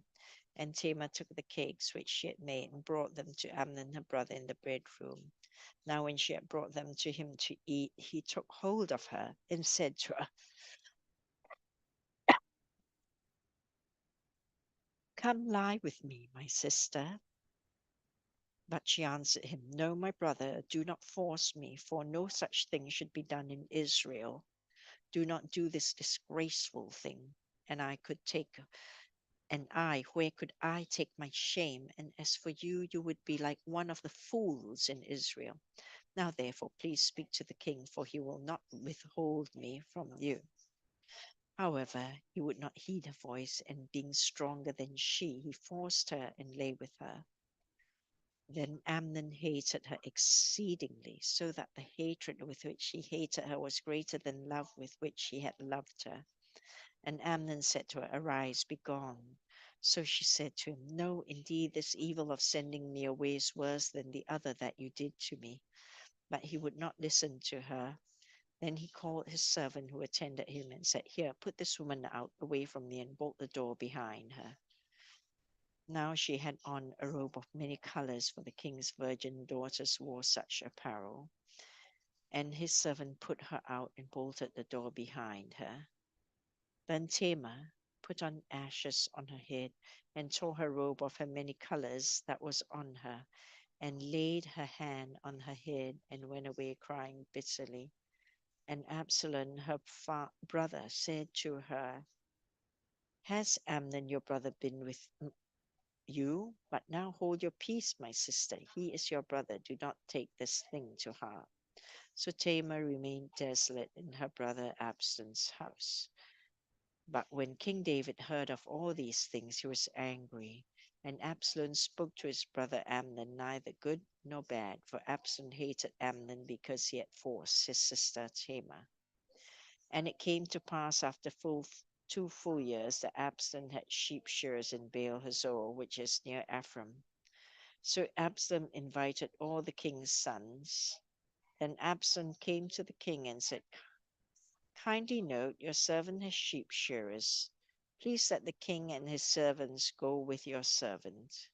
But the king said to Absalom, No, my son, let us not all go now, lest we be a burden to you.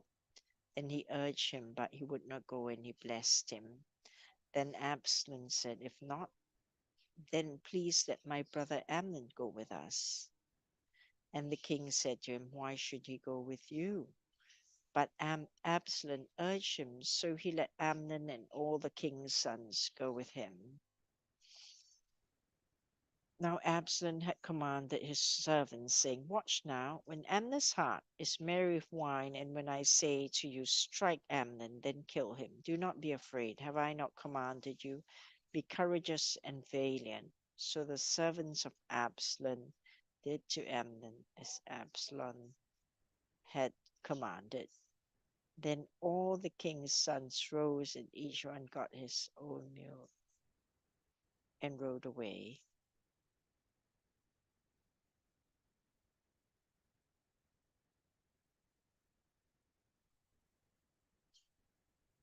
And it came to pass, while they were on the way, that news came to David, saying, Absalom has killed all the king's sons, and not one of them is left. So the king arose and tore his garments and lay on the ground, and all his servants stood by with their clothes torn.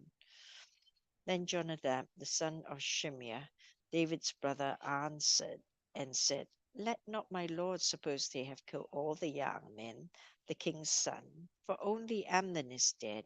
For by the command of Absalom this has been determined from the day that he forced his sister Tamar. Now therefore let not my lord the king take the thing to his heart to think that all the king's sons are dead, for only Amnon is dead. Then Absalom fled, and the young man who was keeping watch lifted his eyes and looked, and there many people were coming from the road to the hillside behind him. And Jonadab said to the king, Look, the king's sons are coming, as your servant said. So it is. So it was, as soon as he had finished speaking, that the king's sons indeed came, and they lifted up their voices and wept. Also the king and all his servants wept very bitterly. But Absalom fled and went to Talmai, the son of Ammihud, king of Geshur. And David mourned for his son every day.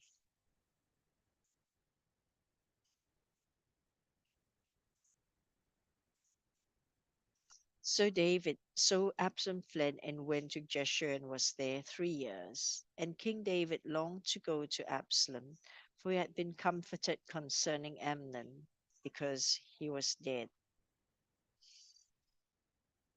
2 Samuel chapter 14. So Joab, the son of Zeruiah,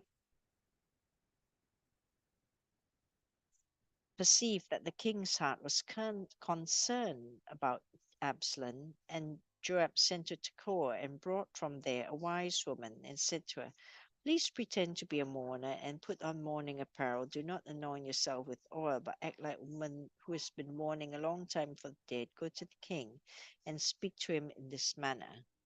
So Joab put the words in her mouth. And when the woman of Tekoa spoke to the king, she fell on her face to the ground and prostrated herself and said, "Help, O king." Then the king said to her, "What troubles you?" And she answered, "Indeed, I am a widow. My husband is dead. Now your maidservant had 2 sons, and the two fought with each other in the field. There was no one to take them, to part them, but the one struck the other and killed him. And now the whole family has risen up against your maidservant and said, 'Deliver him who struck his brother, that we may execute him for the life of his brother whom he killed, and will destroy their heir also.' So they would distinguish my ember that is left, and leave to my husband neither name nor remnant on the earth." Then the king said to the woman, "Go to your house. I'll give orders concerning you." And the woman of Tekoa said to the king, "O Lord, my lord, O king, let the iniquity be on me and on my father's house, and the king and his throne be guiltless." So the king said, "Whoever says anything to you, bring him to me, and he shall not touch anyone." Then she said, "Please let the king remember the Lord your God, and do not permit the avenger of blood to destroy any more, lest they destroy my son." And he said, "As the Lord lives, not one hair of your son shall fall to the ground."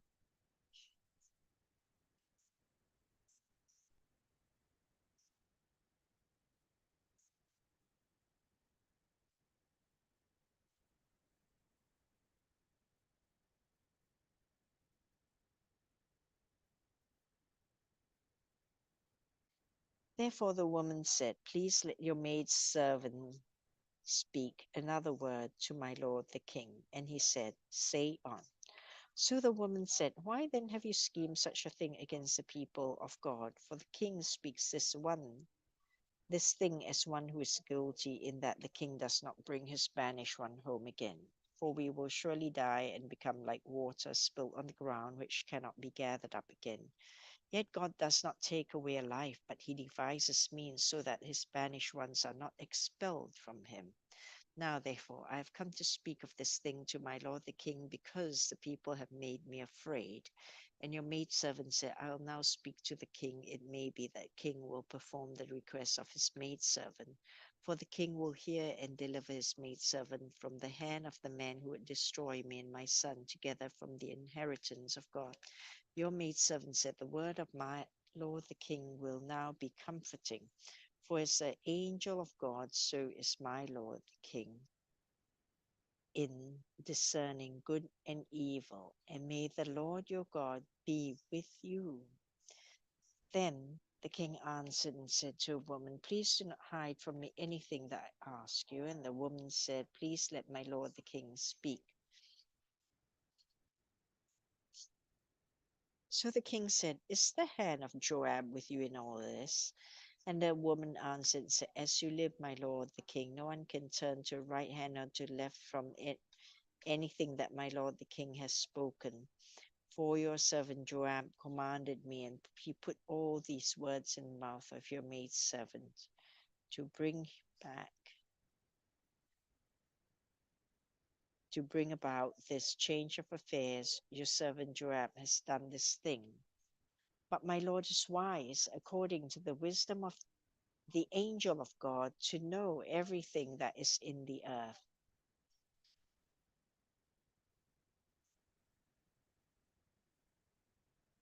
And the king said to Joab, All right, I've granted this thing. Go therefore, bring back the young man Absalom.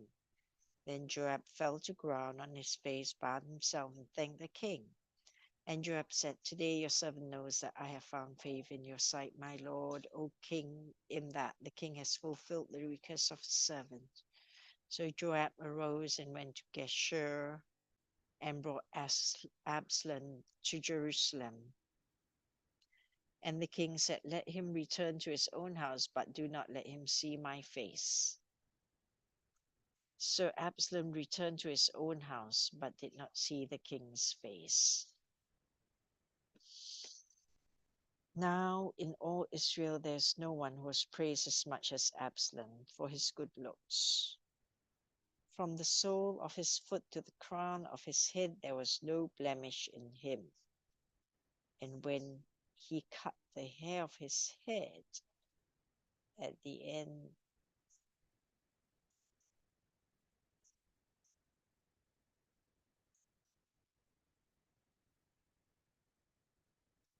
and when he cut the hair of his head, at the end of every year he cut it because it was heavy on him. When he cut it, he weighed the hair of his head at 200 shekels, according to the king's standard.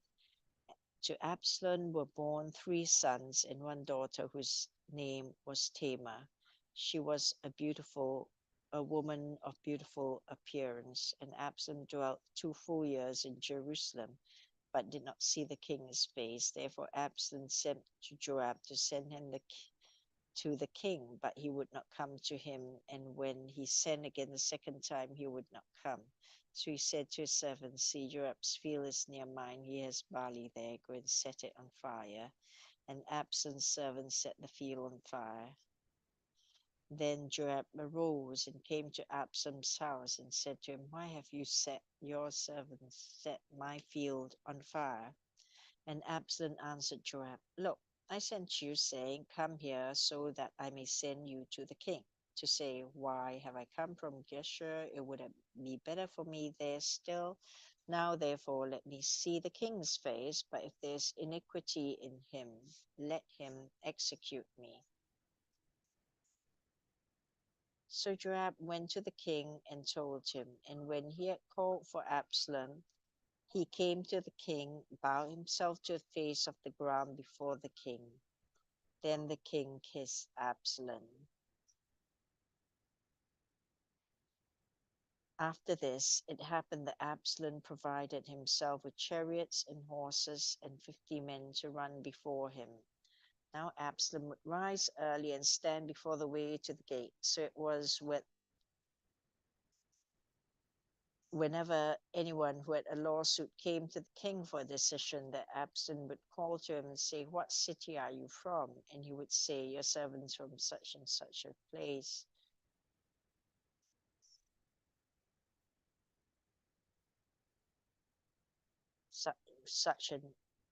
And he would say, "Your servant is from such and such a tribe of Israel." Then Absalom would say to him, "Look, your case is good and right, but there is no deputy of the king to hear you."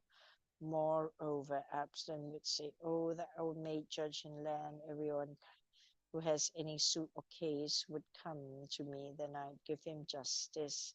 And so it was whenever anyone came near to bow near to him,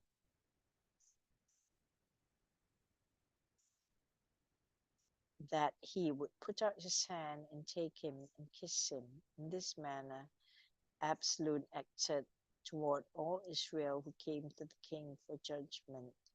So Absalom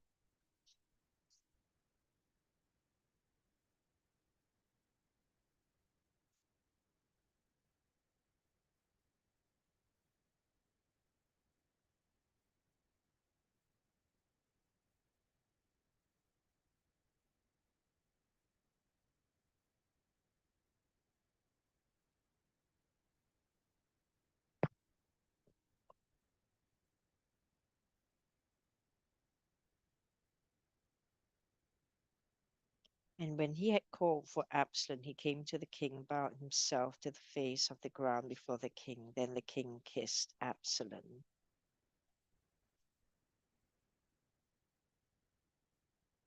After this, it happened that Absalom provided himself with chariots and horses and 50 men to run before him.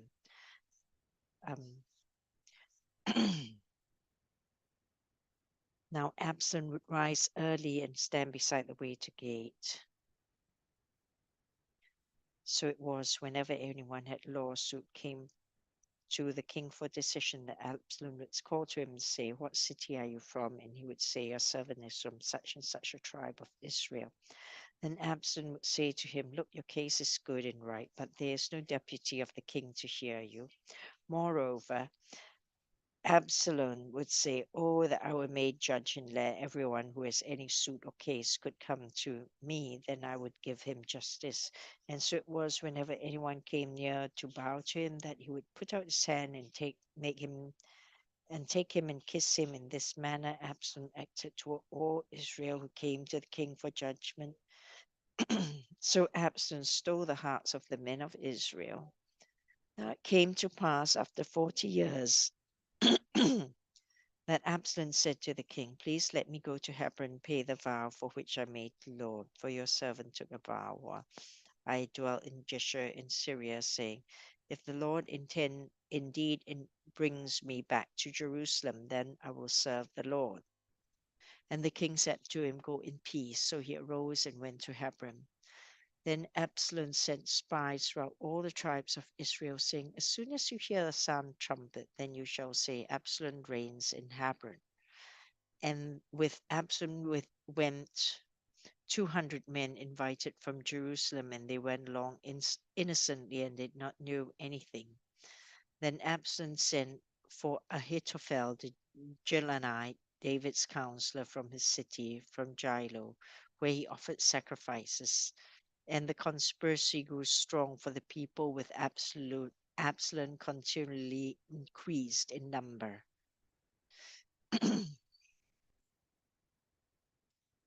Now a messenger came to David, saying, "The hearts of the men of Israel are with Absalom." So David said to all his servants who were with him at Jerusalem, "Arise and let us flee, or we shall not escape from Absalom. Make haste to depart, lest he overtake us suddenly and bring disaster upon us, and strike the city with the edge of the sword." And the king's servants said to the king, "We are your servants, ready to do whatever my lord the king commands."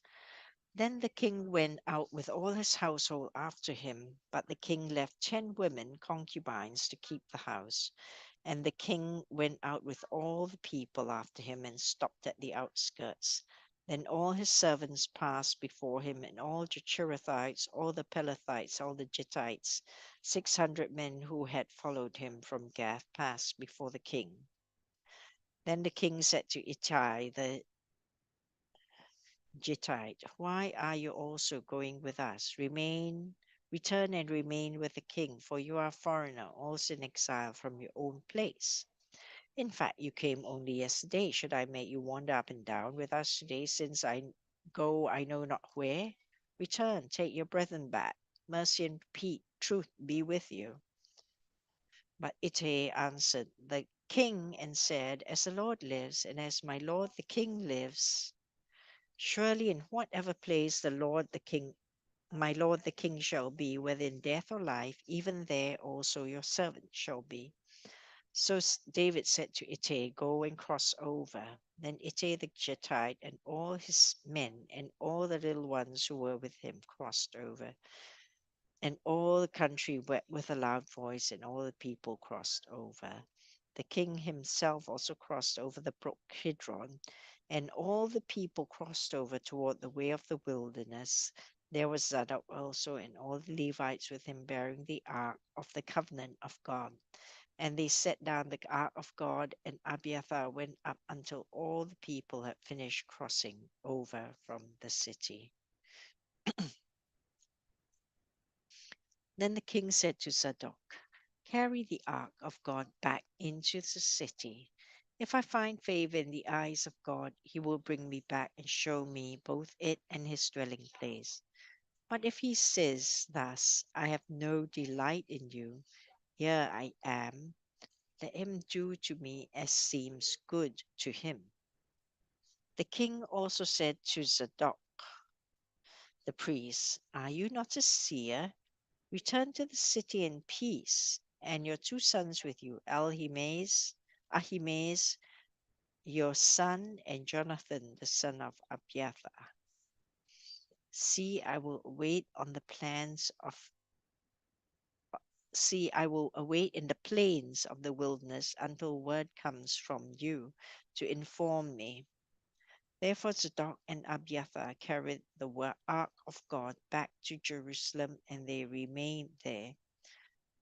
So David went up by the ascent of the Mount of Olives and wept as he went up. And he had his head covered and went barefoot, and all the people were with him.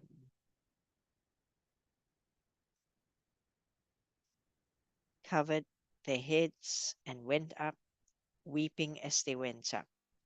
Then someone told David, saying, Ahithophel is among the conspirators with Absalom. And David said, O Lord, I pray, turn the counsel of Ahithophel into foolishness. Now it happened when David had come to the top of the mountain where he worshipped God, there was Hushai the Archite coming to meet him with his robe torn and dust on his head. And David said to him, If you go on with me, then you'll become a burden to me. But if you return to the city and say to Absalom, I'll be your servant, O king, as I was your father's servant previously, so I will now be your servant, then you may defeat the counsel of Ahithophel for me. And do you not have Zadok and Abiathar the priests with you there? Therefore it will be that whatever you hear from the king's house, you shall tell to Zadok and Abiathar the priests. Indeed, they have there with them their two sons, Ahimaaz, Zadok's son, and Jonathan, Abiathar's son, and by them you shall send me everything you hear. So Hushai, David's friend, went into the city, and Absalom came into Jerusalem.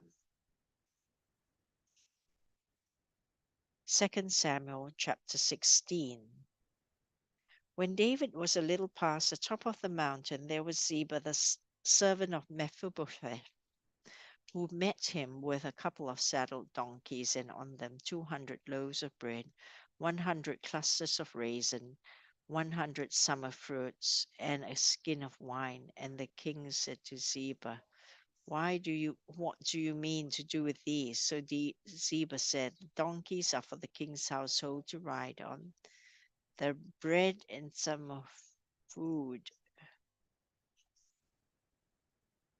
the bread and summer fruit for the young men to eat, and the wine for those who are faint in the wilderness to drink. Then the king said, And where is your master's son? And Ziba said to the king, Indeed, he is staying in Jerusalem, for he said, To the house of Israel will restore the kingdom of my father to me. So the king said to Ziba, Here, all that belongs to Mephibosheth is yours. And Ziba said, I humbly bow before you that I may find favor in your sight, O my lord, O king.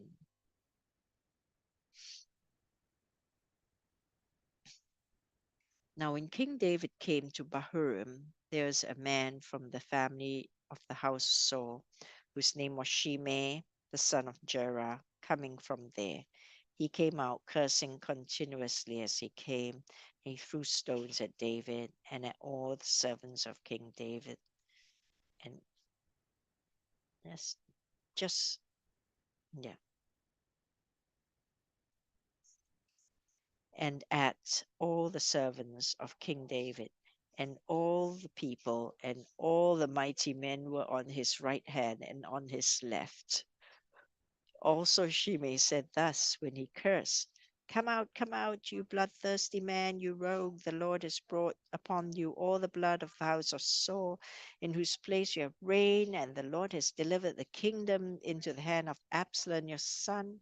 So now you are caught in your own evil, because you are a bloodthirsty man. Then Abishai the son of Zeruiah said to the king, Why should this dead dog curse my lord the king? Please let me go over and take off his head. But the king said, What have I to do with you, you sons of Zeruiah? So let him curse, because the Lord has said to him, Curse David. Who then shall say, Why have you done so? And David said to Abishai and all his servants, See, how my son who came from my own body seeks my life. How much more now may this Benjamite, let him alone, let him curse. For so the Lord has ordered him. It may be that the Lord will look on my affliction, and that the Lord will repay me with good for his cursing this day. And as David and his men went along the road, Shimei went along the hillside opposite him and cursed as he went, threw stones at him, and kicked up dust. Now the king and all the people who were with him became weary, so they refreshed themselves there. Meanwhile, Absalom and all the people, the men of Israel, came to Jerusalem, and Ahithophel was with him. And so it was when Hushai the Archite, David's friend, came to Absalom, that Hushai said to Absalom, "Long live the king, long live the king." So Absalom said to Hushai, "Is this your loyalty to your friend? Why did you not go with your friend?"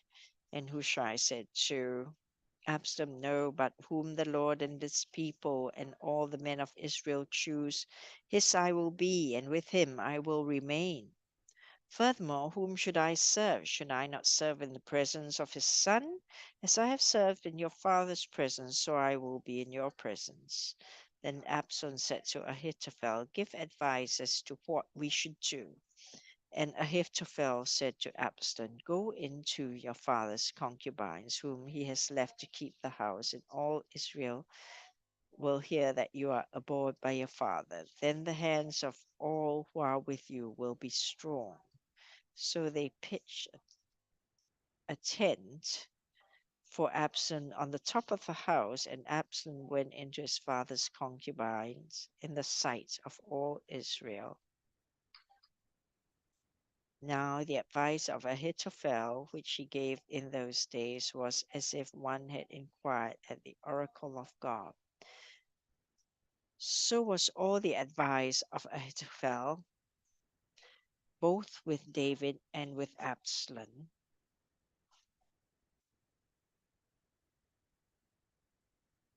Amen.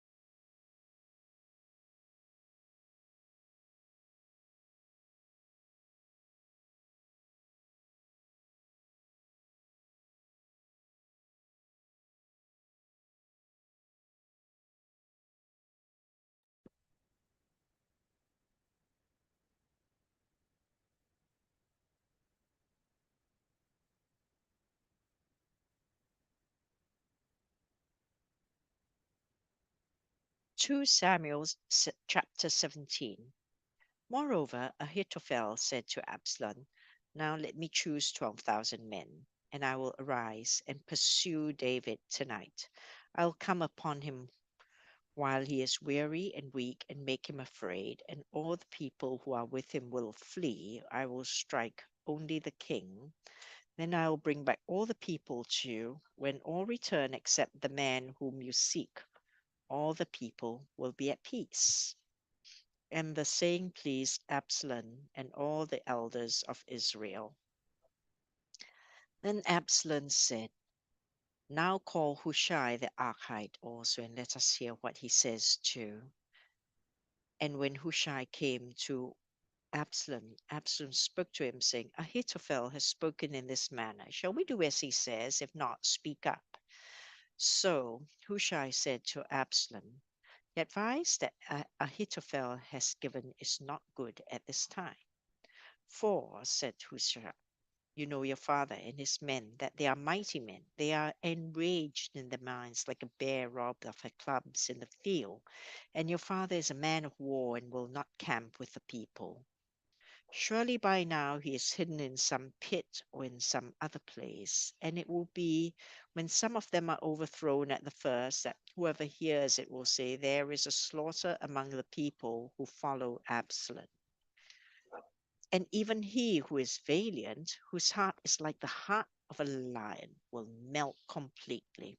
For all Israel knows that your father is a mighty man, and those who are with him are valiant men.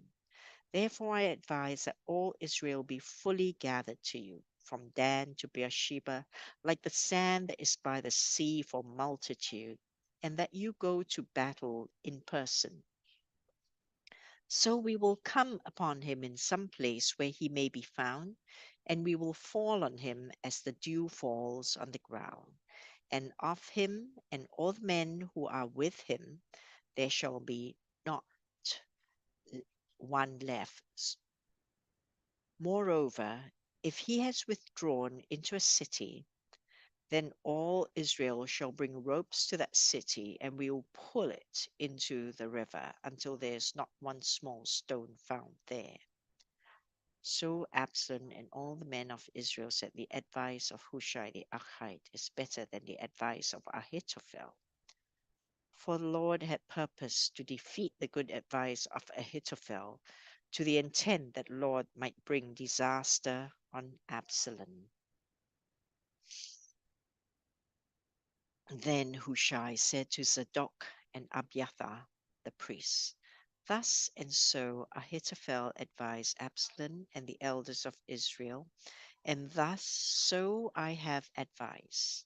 Now therefore send quickly and tell David, saying, Do not spend this night in the plains of the wilderness, but speedily cross over, lest the king and all the people who are with him be swallowed up.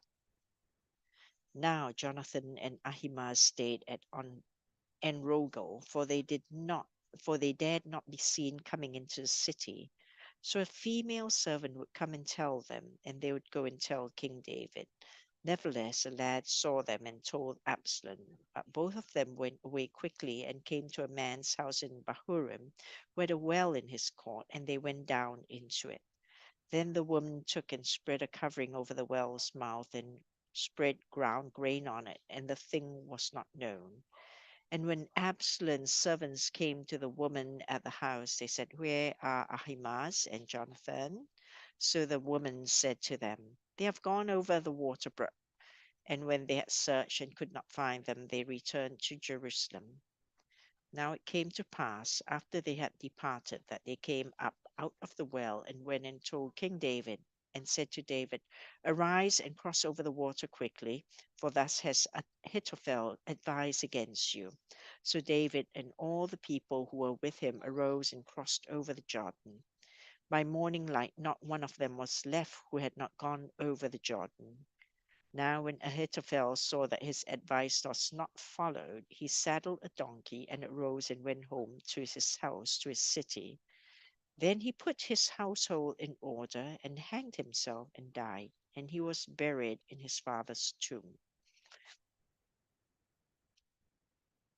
Then David went to Mahanaim, and Absalom crossed over the Jordan, he and all the men of Israel with him. And Absalom made Amasa captain of the army instead of Joab.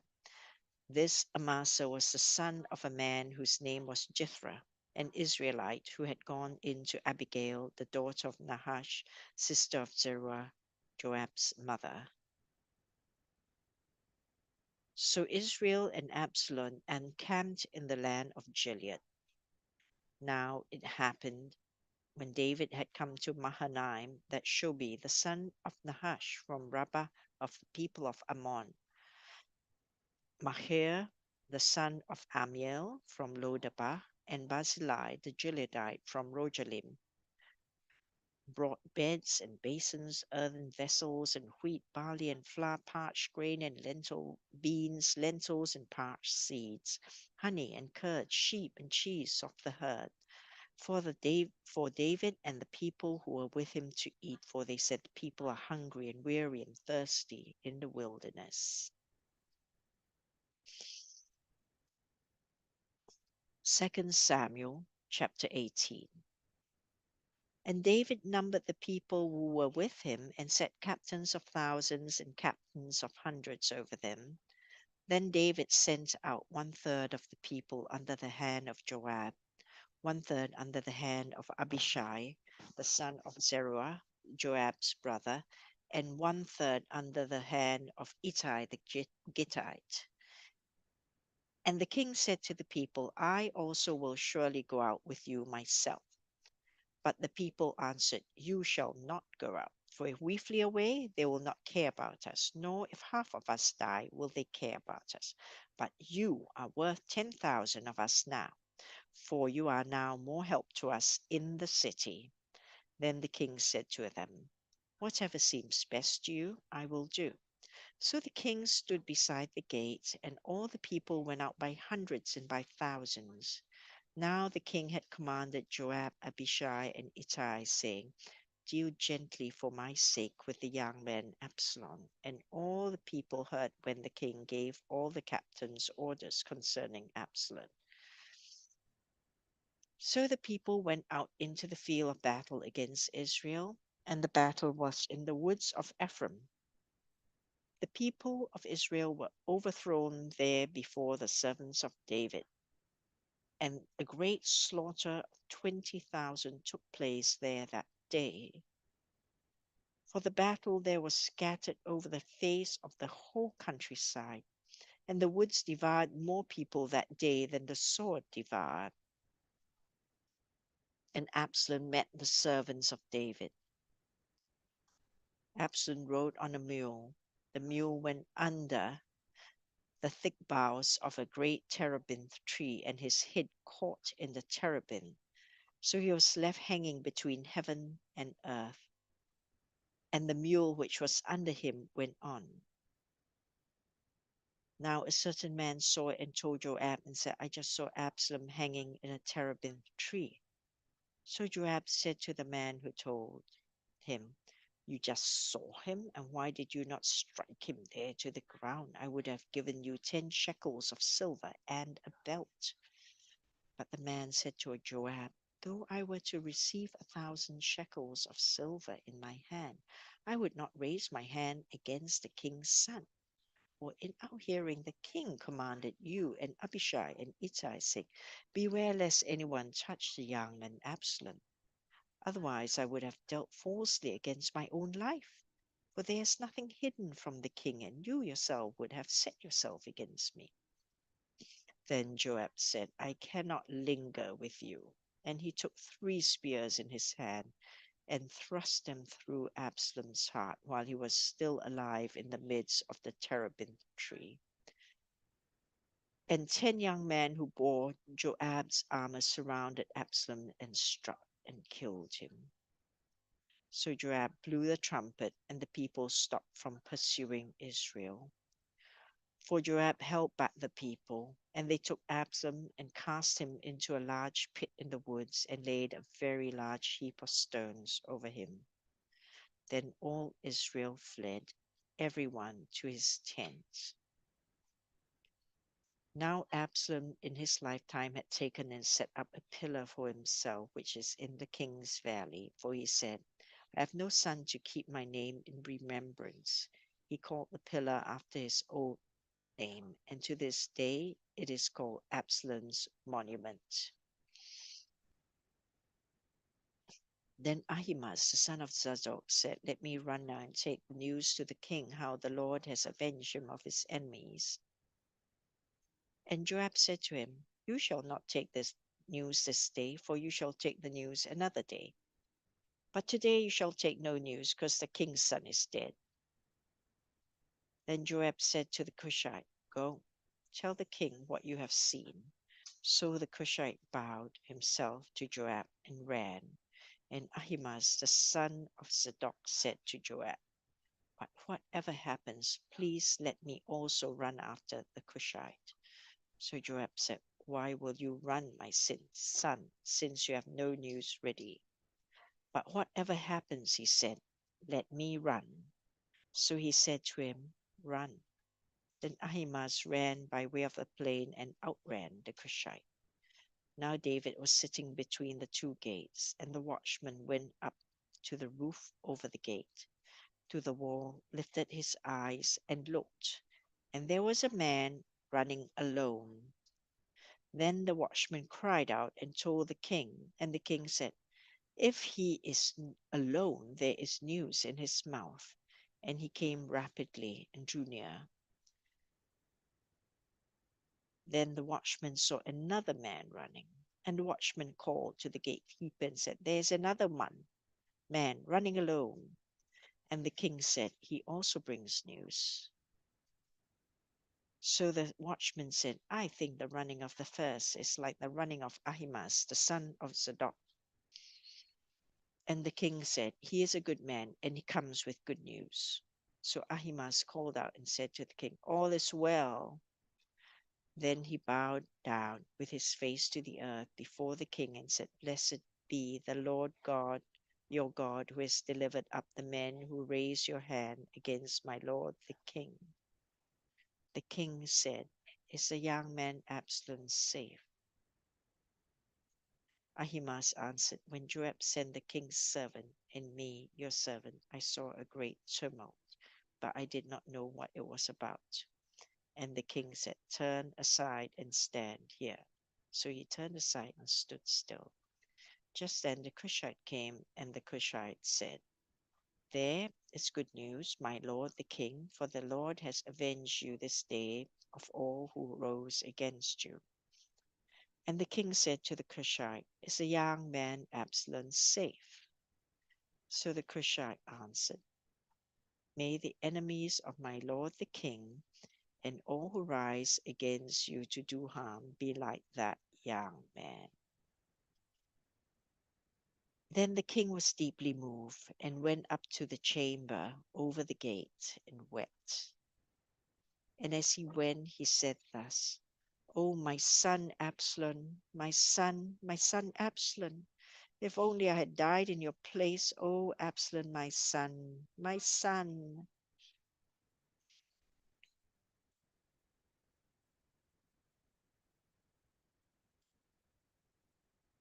Second Samuel 19. And Joab was told, Behold, the king is weeping and mourning for Absalom. So the victory that day was turned into mourning for all the people. For the people heard it said that day, The king is grieved for his son. And the people stole back into that city that day as people who are ashamed steal away when they flee in battle. But the king covered his face, and the king cried out with a loud voice, Oh, my son Absalom, O Absalom, my son, my son. And Joab came into the house of the king and said, Today you have disgraced all your servants whom today have saved your life, the lives of your sons and daughters, the lives of your wives, and the lives of your concubines, in that you love your enemies and hate your friends. For you have declared today that you have regard neither princes nor servants. For today I perceive that if Absalom had lived and all of us had died today, then it would have pleased you well. Now, therefore, arise, go out and speak comfort to your servants. For I swear by the Lord, if you do not go out, not one will stay with you this night. And that will be worse for you than all the evil that has befallen you from your youth until now. Then the king arose and sat in the gate, and they told all the people, saying, There is the king sitting in the gate.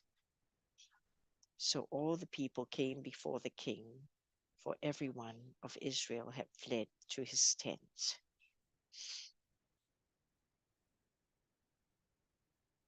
Now all the people were in a dispute throughout all the tribes of Israel, saying, The king saved us from the hand of our enemies. He delivered us from the hand of the Philistines. And now he has fled from the land because of Absalom. But Absalom, whom we anointed over us, has died in battle.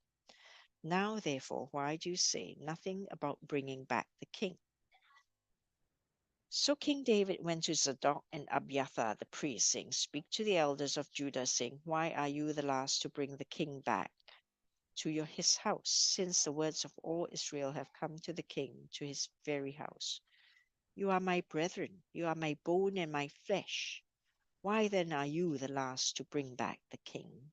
And say to Amasa, Are you not my bone and my flesh? God do so to me, and more also, if you are not commander of the army before me continually in place of Joab. So he swayed the hearts of all the men of Judah, just as the heart of one man, so that they sent this word to the king, Return, you and all your servants. Then the king returned and came to the Jordan, and Judah came to Gilgal to go to meet the king, to escort the king across the Jordan. And Shimei, the son of Gera, a Benjamite who was from Bahurim, hurried and came down with the men of Judah to meet King David. There were 1,000 men of Benjamin with him, and Ziba, the servant of the house of Saul, and his 15 sons and his 20 servants with him. And they went over the Jordan before the king. Then a ferry boat went across to carry over the king's household and to do what he thought good.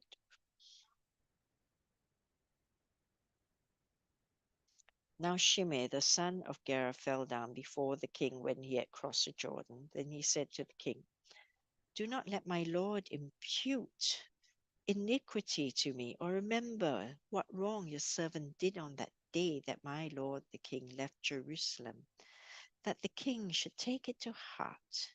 For I, your servant, know that I have sinned. Therefore here I am, the first to come today of all the house of Joseph, to go down to meet my lord the king.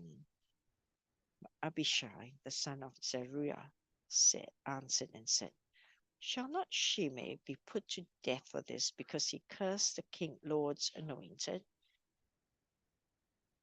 And David said, What have I to do with you, you sons of Zeruiah, that you should be adversaries to me today? Shall any man be put to death today in Israel? For do I not know that today I am king over Israel?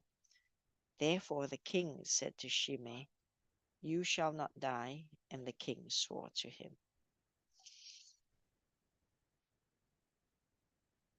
Now Mephibosheth, the son of Saul, came down to meet the king, and he had not cared for his feet, nor trimmed his mustache, nor washed his clothes, from the day the king departed until the day he returned in peace. So it was when he came to Jerusalem to meet the king that the Lord said to him, Why did you not go with me, Mephibosheth? And he answered, My lord, O king, my servant deceived me. For your servant said, I will saddle a donkey for myself, that I may ride on it and go to the king, because your servant is lame, and he has slandered your servant to my lord the king. But my lord the king is like the angel of God. Therefore do what is good in your eyes, for all my father's house were but dead men before my lord the king. Yet you set your servant among those who eat at your own table. Therefore, what right have I still to cry out any more to the king. So the king said to him, Why do you speak any more of your matters? I have said you and Ziba divide the line. Then Mephibosheth said to the king, Rather let him take it all, inasmuch as my lord the king has come back in peace to his own house. And Barzillai the Gileadite came down from Rogelim and went across the Jordan with the king, to escort him across the Jordan.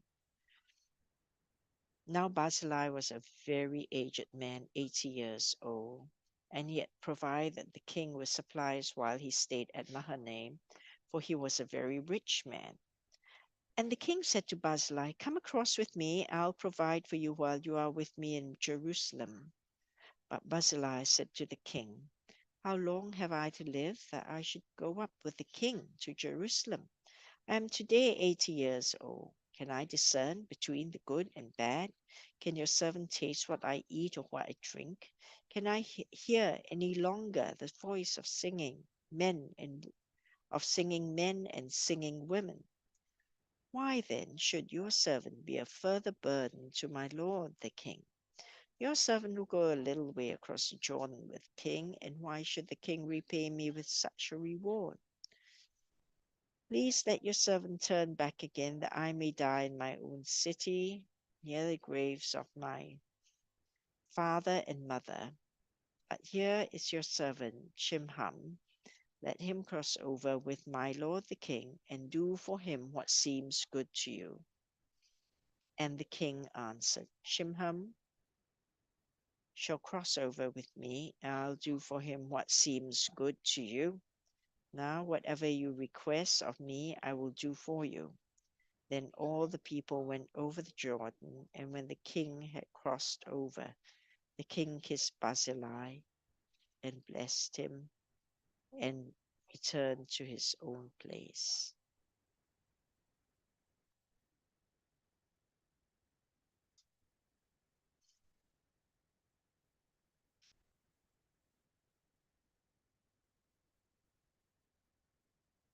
Verse 40. Now the king went on to Gilgal, and Chimham went on with him, and all the people of Judah escorted the king, and also half the people of Israel. Just then all the men of Israel came to the king and said to the king, Why have our brethren, the men of Judah, stolen you away and brought the king, his household, all David's men with him across the Jordan? So all the men of Judah answered the men of Israel, Because the king is a close relative of ours. Why then are you angry over this matter? Have we ever eaten at the king's expense? Or has he given us any gift? And the men of Israel answered the men of Judah and said, We have 10 shares in the king before we also have more rights to David than you. Why then do you despise us? Were we not the first to advise to bring back our king? Yet the words of men of Judah were fiercer than the words of the men of Israel.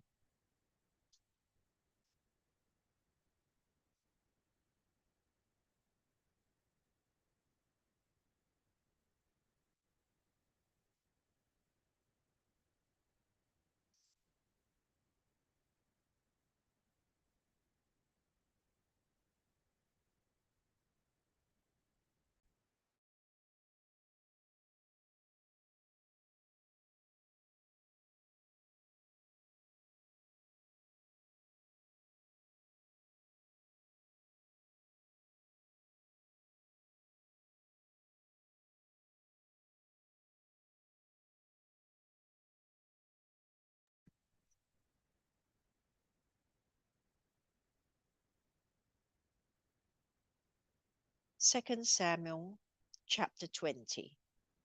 And there happened to be there a rebel whose name was Sheba, the son of Bichri, a Benjamite, and he blew a trumpet and said, We have no share in David, nor do we have inheritance in the son of Jesse. Every man to his tents, O Israel. So every man of Israel deserted David and followed Sheba, the son of Bichri.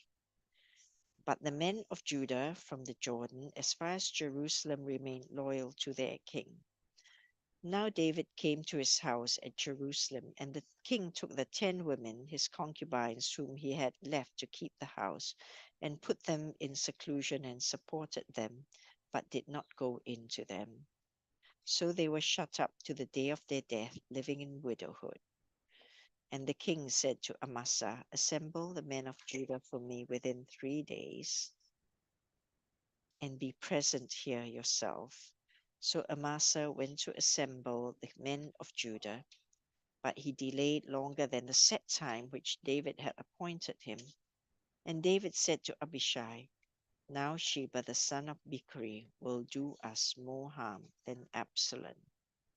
Take your Lord's servants and pursue him, lest he find for himself fortified cities and escape us." So Joab's men with the Cherethites, the Pelethites, and all the mighty men went out after him.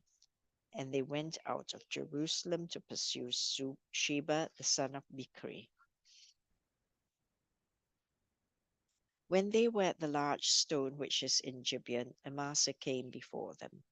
Now Joab was dressed in battle armor. On it was a belt with a sword fastened in its sheath at his hips, and as he was going forward, it fell out. Then Joab said to Amasa, "Are you in health, my brother?" And Joab took Amasa by the beard with his right hand to kiss him. But Amasa did not notice the sword that was in Joab's hand, and he struck him with it in the stomach, and his entrails poured out on the ground. And he did not strike him again. Thus he died. Then Joab and Abishai his brother pursued Sheba, the son of Bichri. Meanwhile, one of Joab's men stood near Amasa and said,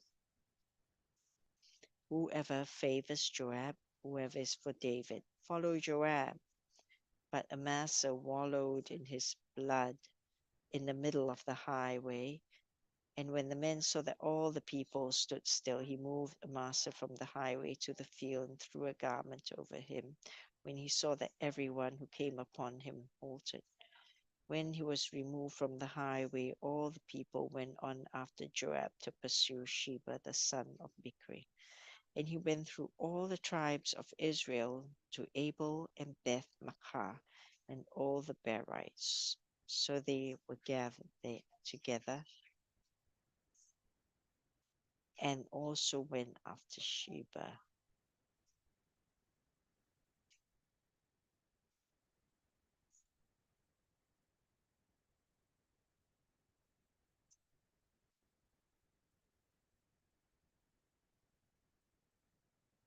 Then they came and besieged him in Abel of Beth Maachah, and they cast up a siege mount against the city, and it stood by the rampart.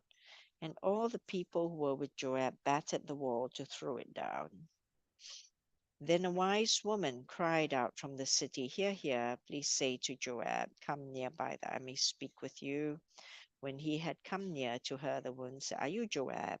He answered, "I am." Then he said to him, "Hear the words of your maidservant." And he answered, "I'm listening." So she spoke, saying, "They used to talk in former times, saying, they shall surely seek guidance at Abel, and so they would end disputes. I am among the peaceful and faithful in Israel. You seek to destroy a city and a mother in Israel. Why would you swallow up the inheritance of the Lord?" And Joab answered, said, far be it from me that I would swallow up or destroy. That is not so, but a man from the mountains of Ephraim, Sheba the son of Bichri by name, has raised his hand against the king, against David. Deliver him only, and I will depart from the city. So the woman said to Joab, watch, his head will be thrown to you over the wall. Then the woman in her wisdom went to all people, and they cut off the head of Sheba the son of Bichri and threw it out to Joab. Then he blew a trumpet, and they withdrew from the city, every man to his tent. So Joab returned to the king at Jerusalem. And Joab was over all the army of Israel. Benaiah the son of Jehoiada was over the Cherethites and the Pelethites. Adoram was in charge of revenue. Jehoshaphat the son of Ahilud was recorder. Sheva was scribe. Zadok and Abiathar were the priests. And Ira the Jairite was a chief minister under David.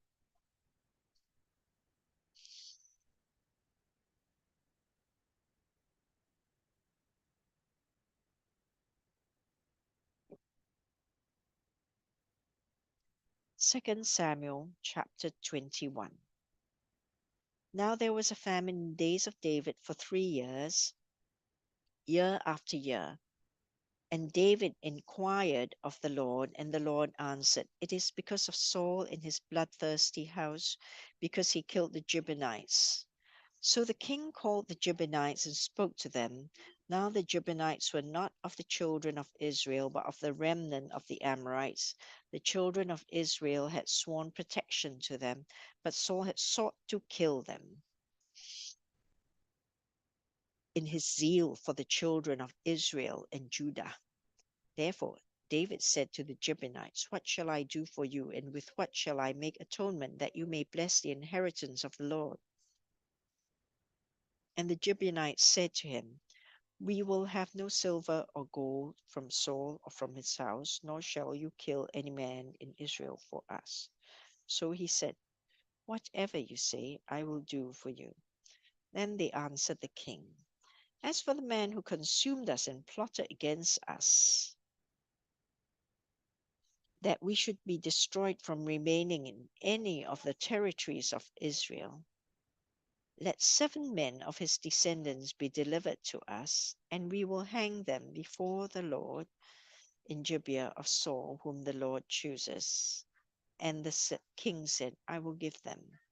But the king spared Mephibosheth, the son of Jonathan, son of Saul, because of the Lord's oath that was between David and Jonathan, the son of Saul.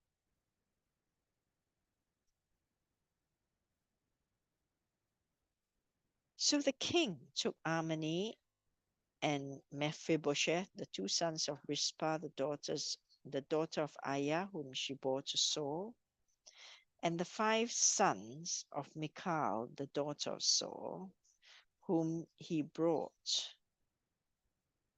up for Adriel, whom she brought up for Adriel, the son of Barzillai, the Meholathite, and he delivered them into the hands of the Gibeonites, and they hanged them on the hill before the Lord. So they fell all 7 together, and were put to death in the days of harvest, in the first days, in the beginning of barley harvest. Now Rizpah, the daughter of Aiah, took sackcloth and spread it for herself on the rock from the beginning of harvest until the late rains poured on them from heaven. And she did not allow the birds of the air to rest on them by day, nor the beasts of the field by night. And David was told what Rizpah, the daughter of Aiah, the concubine of Saul, had done. Then David went and took the bones of Saul, the bones of Jonathan his son, from the men of Jabesh Gilead, who had stolen them from the street of Bethshan, where the Philistines had hung them up, after the Philistines had struck down Saul in Gilboa. So he brought up the bones of Saul and the bones of Jonathan his son from there, and they gathered the bones of those who had been hung.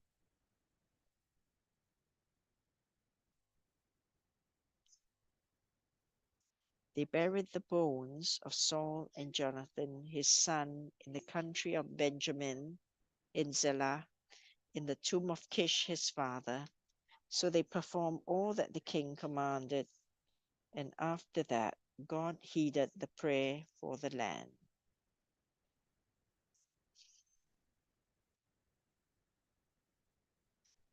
When the Philistines were at war again with Israel, David and his servants with him went down and fought against the Philistines, and David grew faint.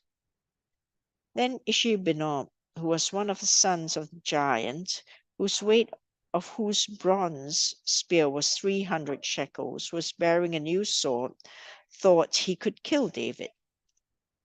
But Abishai, the son of Zeruiah, came to his aid and struck the Philistine and killed him. Then the men of David swore to him, saying, You shall go out no more with us to battle, lest you quench the lamp of Israel. Now it happened afterward that there was again a battle with the Philistines at Gob. Then Sibbechai, the Hushathite, killed Saph, who was one of the sons of the giant. Again there was a war at Gob with the Philistines, where Elhanan,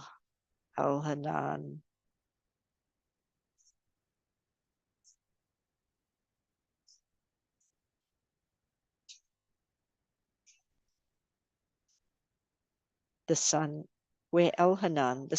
of Jehoiakim, the Bethlehemite, killed the brother of Goliath, the Gittite, the shaft of whose spear was like a weaver's beam. Yet again there was war at Gath, where there was a man of great stature who had 6 fingers on each hand and 6 toes on each foot, 24 in number. He was also born to the giants. So when he defied Israel, Jonathan, the son of Shimeah, David's brother, killed him. These 4 were born to the giant in Gath and fell by the hand of David and by the hand of his servants. Amen.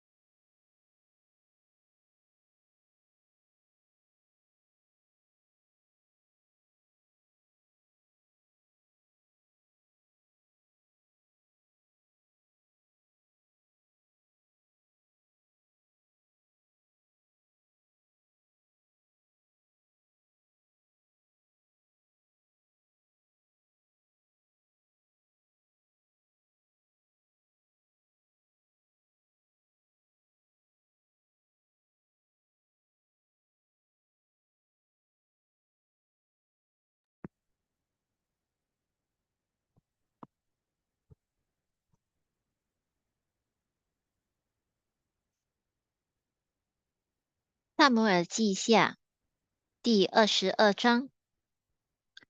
当耶和华救大卫脱离一切仇敌和扫罗之手的日子，他向耶和华念这诗说：耶和华是我的岩石，我的山寨，我的救主，我的神，我的磐石，我所投靠的。他是我的盾牌，是拯救我的脚，是我的高台，是我的避难所。我的救主啊，你是救我脱离强暴的。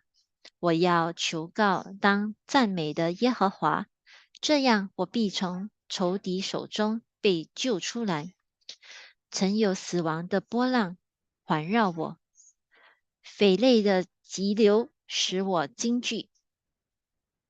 阴间的绳索缠绕我，死亡的网罗临到我。我在急难中求告耶和华，向我的神呼求。他从殿中听了我的声音，我的呼求入了他的耳中。那时因他发怒，地就摇撼颤抖，天的根基也震动摇撼。从他鼻孔冒烟上腾，从他口中发火焚烧，连炭也着了。他又使天下垂，亲自降临，有黑云在他脚下。他坐着基路波飞行，在风的翅膀上显现。他以黑暗和聚集的水，天空的厚云为他四围的行宫。因他面前的光辉，炭都着了。耶和华从天上打雷，至高者发出声音，发射出箭来，使仇敌四散，发出闪电，使他们忧乱。耶和华的斥责一发，鼻孔的气一出，海底就出现，大地的根基也显露。他从高天伸手抓住我，把我从大水中拉上来。他救我脱离我的劲敌和那些恨我的人，因为他们比我强盛。我遭遇灾难的日子，他们来攻击我，但耶和华是我的依靠。他又领我到宽阔之处，他就把我，因他喜悦我。耶和华按着我的公义报答我，按着我手中的清洁赏赐我，因为我遵守了耶和华的道，未曾作恶离开我的神。他的一切典章常在我面前，他的律例我也未曾离弃。我在他面前做了完全人，我也保守自己远离我的罪孽。所以耶和华按我的公义，按我在他眼前的清洁赏赐我。慈爱的人，你以慈爱待他；完全的人，你以完全待他；清洁的人，你以清洁待他；乖僻的人，你以弯曲待他；困苦的百姓，你必拯救。但你的眼目察看高傲的人，使他降卑。耶和华啊，你是我的灯，耶和华必照明我的黑暗。我借着你冲入敌军，借着我的神跳过墙横。至于神，他的道是完全的，耶和华的话是简净的。凡投靠他的，他便做他们的盾牌。除了耶和华，谁是神呢？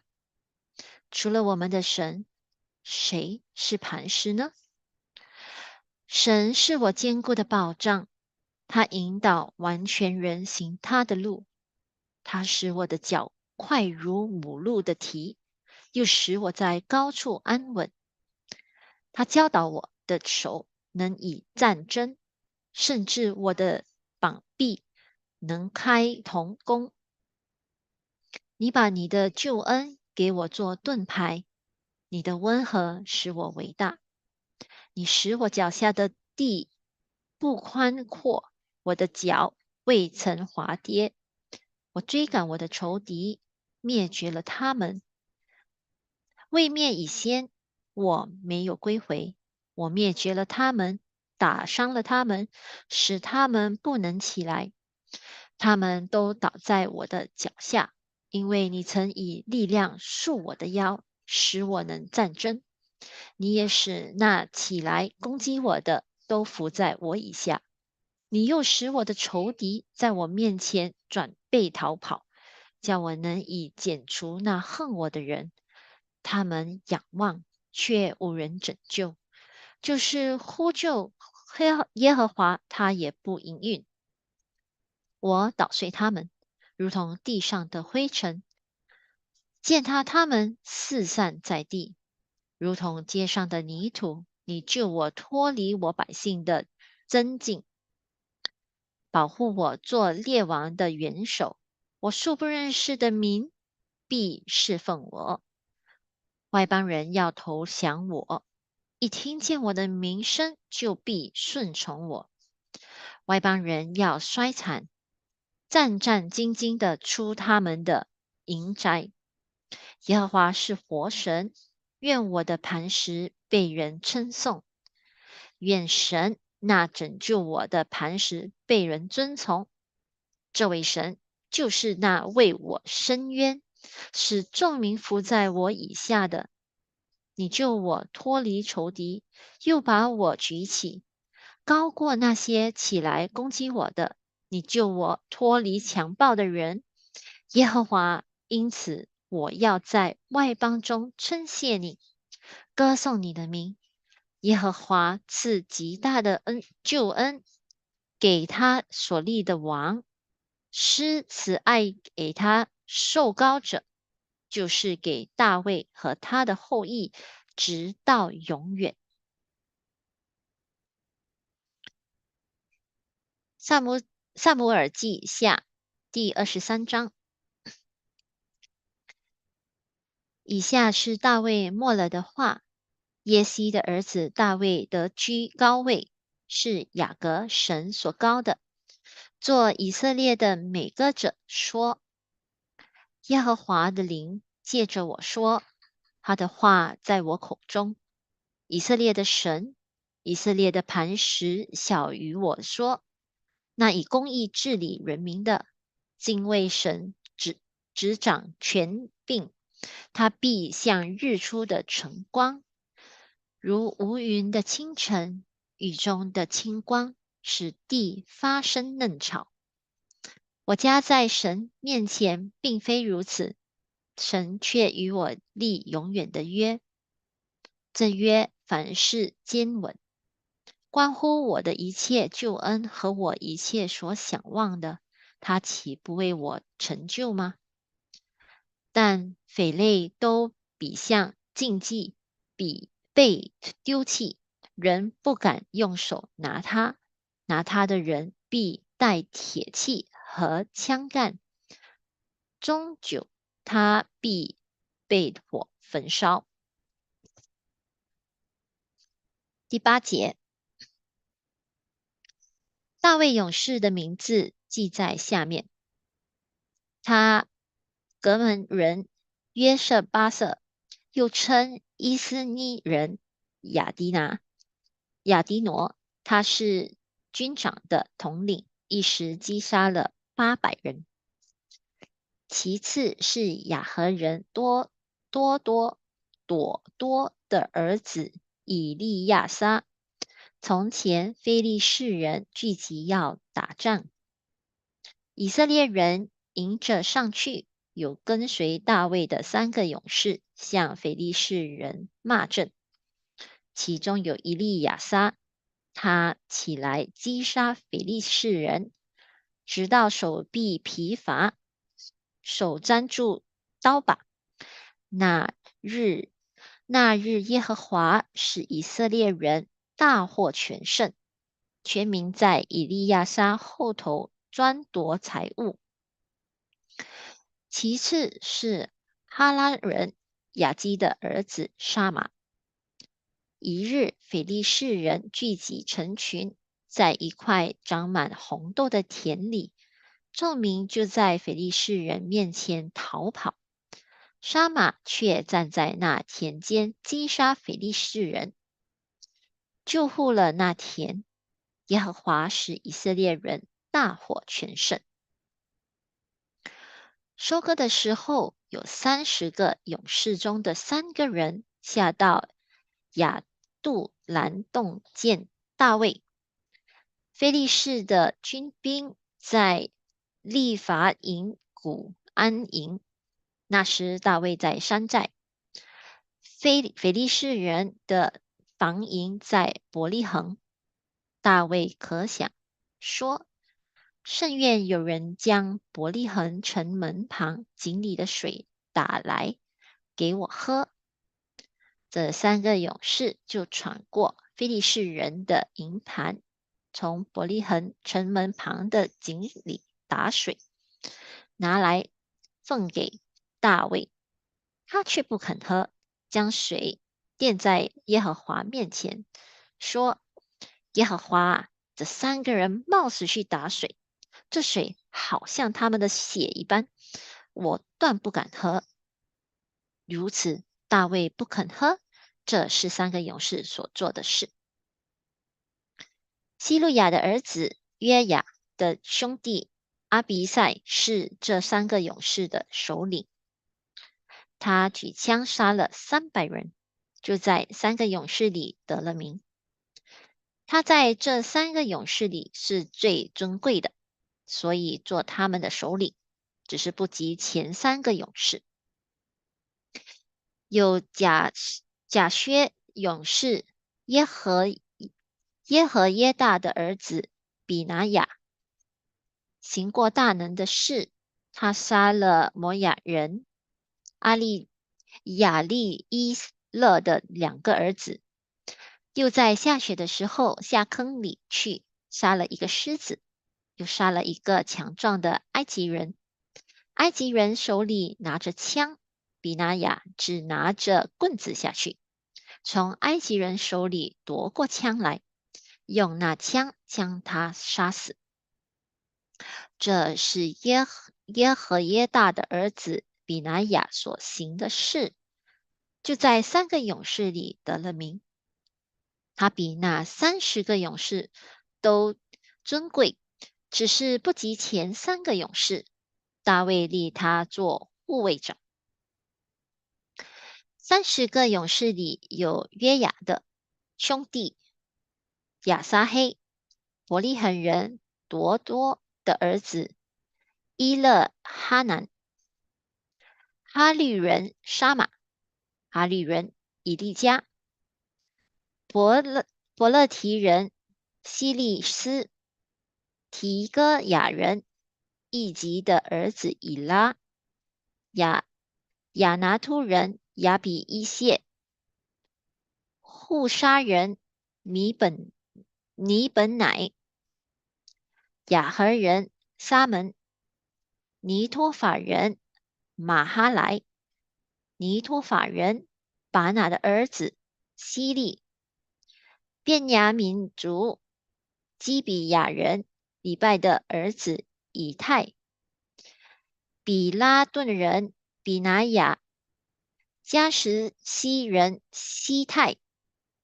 伯阿拉巴人亚比亚本、巴路米人亚斯马费、亚斯马佛、沙本人以利亚哈巴、亚善儿子中的约拿丹、哈拉人沙马、哈拉人沙拉的儿子亚西岸、马家人亚哈拜的儿子以利法列、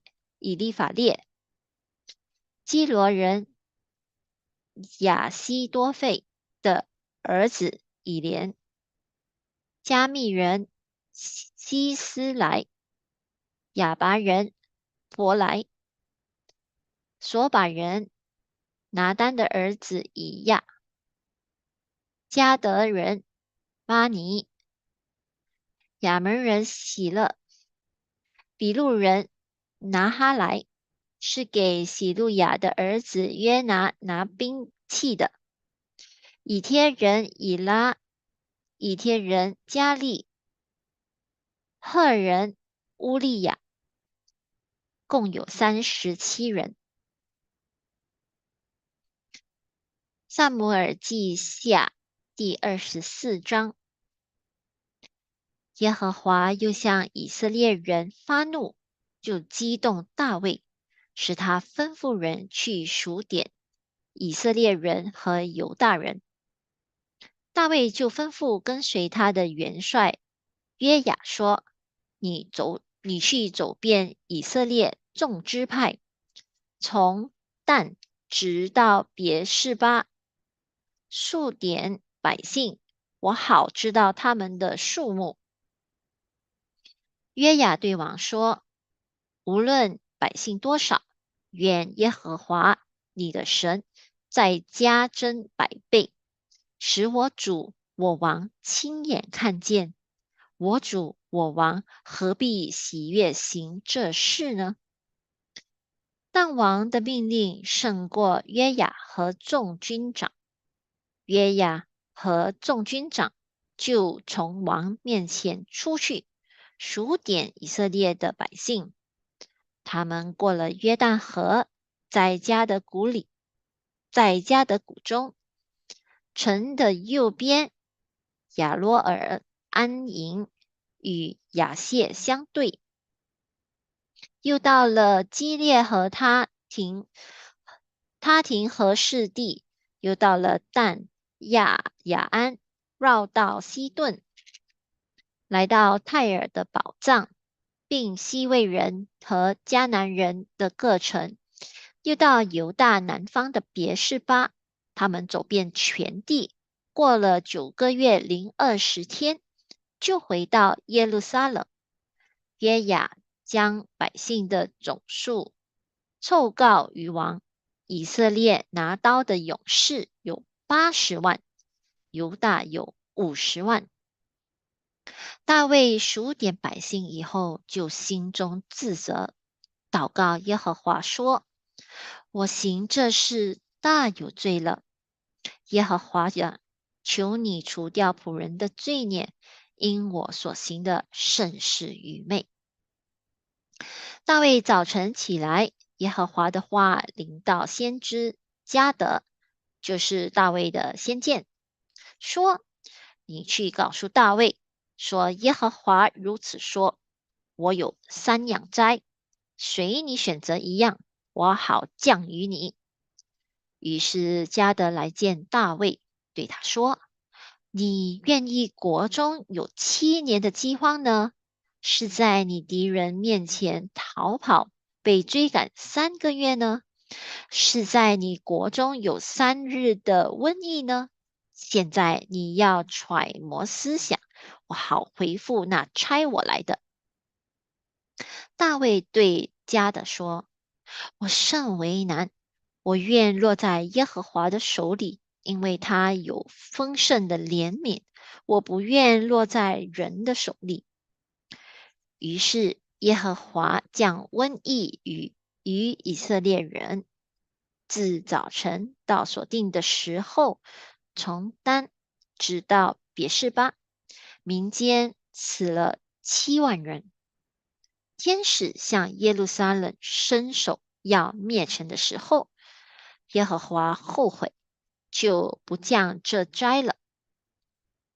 吩咐灭民的天使说：够了，住手吧。那是耶和华的使者在耶布斯人亚劳拿的禾场那里。大卫看见灭民的天使，就祷告耶和华说：我犯了罪，行了恶，但这群羊做了什么呢？愿您的手攻击我和我的父家。当日，加得来见大卫，对他说：“你上去，在耶布斯人亚劳拿的禾场上为耶和华筑一座坛。”大卫就照着加得奉耶和华名所说的话上去了。亚劳拿观看，见王和他臣仆前来，就迎接出去，脸伏于地，向王下拜，说：“我主，我王，为何来到仆人这里呢？”大卫说：“我要买你这禾场，为耶和华筑一座坛，使民间的瘟疫治住。”亚劳拿对大卫说：“我主我王，你喜悦用什么，就拿去献祭。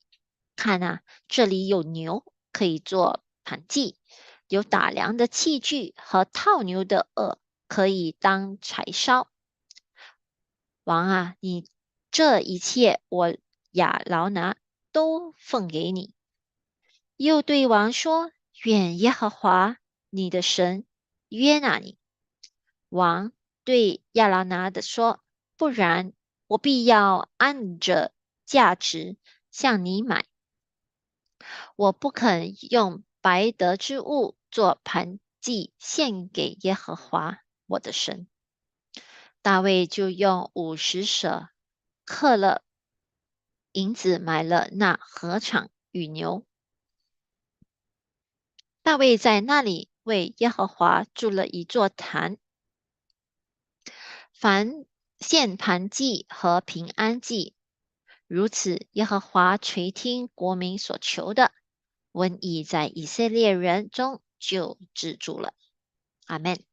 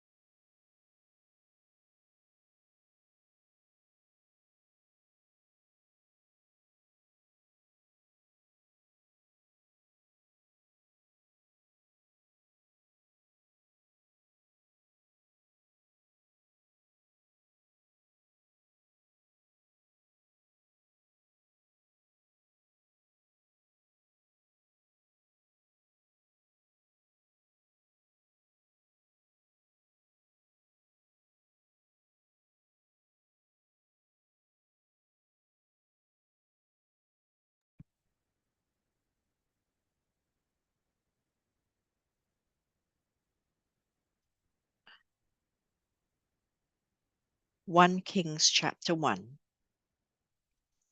Now King David was old, advanced in years, and they put covers on him, but he could not get warm. Therefore his servants said to him, Let a young woman, a virgin, be sought for our lord the king, and let her stand before the king, and let her care for him, and let her lie in your bosom, so that our lord the king may be warm. So they sought for a lovely young woman throughout all the territory of Israel, and found Abishag the Shunammite, and brought her to the king. The young woman was very lovely, and she cared for the king and served him, but the king did not know her. Then Adonijah, the son of Haggith, exalted himself, saying, I will be king. And he prepared for himself chariots and horsemen and 50 men to run before him. And his father had not rebuked him at any time by saying, Why have you done so? He was also very good looking. His mother had borne him after Absalom. Then he conferred with Joab the son of Zeruiah and with Abiathar the priest, and they followed and helped Adonijah. But Zadok the priest, Benaiah the son of Jehoiada, Nathan the prophet, Shimei, Ray, and the mighty men who belonged to David were not with Adonijah. And Adonijah sacrificed sheep and oxen and fattened cattle by the stone of Zoheleth, which is by En-rogel. He also invited all his brothers, the king's son, and all the men of Judah, the king's servants. But he did not invite Nathan the prophet, Benaiah the mighty men, or Solomon his brother. So Nathan spoke to Bathsheba, the mother of Solomon, saying, Have you not heard that Adonijah, the son of Haggith, has become king, and David our Lord does not know it? Come, please, let me now give you advice that you may save your own life and the life of your son Solomon. Go immediately to King David and say to him, Did you not, my lord, O king, swear to your maidservants, saying, Assuredly your son Solomon shall reign after me, and he shall sit on my throne? Why then has Adonijah become king? Then, while you are still talking there with the king, I also will come in after you and confirm your words. So Bathsheba went into the chamber to the king. Now the king was very old, and Abishag the Shunammite was serving the king. And Bathsheba bowed and did homage to the king. Then the king said, What is your wish? Then she said to him, My lord, you swore by the Lord your God to your maidservant, saying, Assuredly Solomon your son shall reign after me, and he shall sit on my throne. So now look, Adonijah has become king, and now, my lord the king, you do not know about it. He has sacrificed oxen and fattened cattle and sheep in abundance, and has invited all the sons of the king, Abiathar the priest, and Joab the commander of the army. But Solomon your servant he has not invited. And as for you, my lord, O king, the eyes of all Israel are on you, that you should tell them who will sit on the throne of my lord the king after him. Otherwise it will happen when my lord the king rests with his fathers, that I and my son Solomon will be counted as offenders. And just then, while she was still talking with the king, Nathan the prophet also came in. So they told the king, saying, Here's Nathan the prophet. And when he came in before the king, he bowed down before the king with his face to the ground. And Nathan said, My lord, O king, have you said, Adonijah shall reign after me, and he shall sit on my throne? For he has gone down today and has sacrificed oxen, fattened cattle, sheep in abundance, and has invited all king's sons and the commanders of the army and Abiathar the priest. And look, they are eating and drinking before him, and they say, Long live King Adonijah.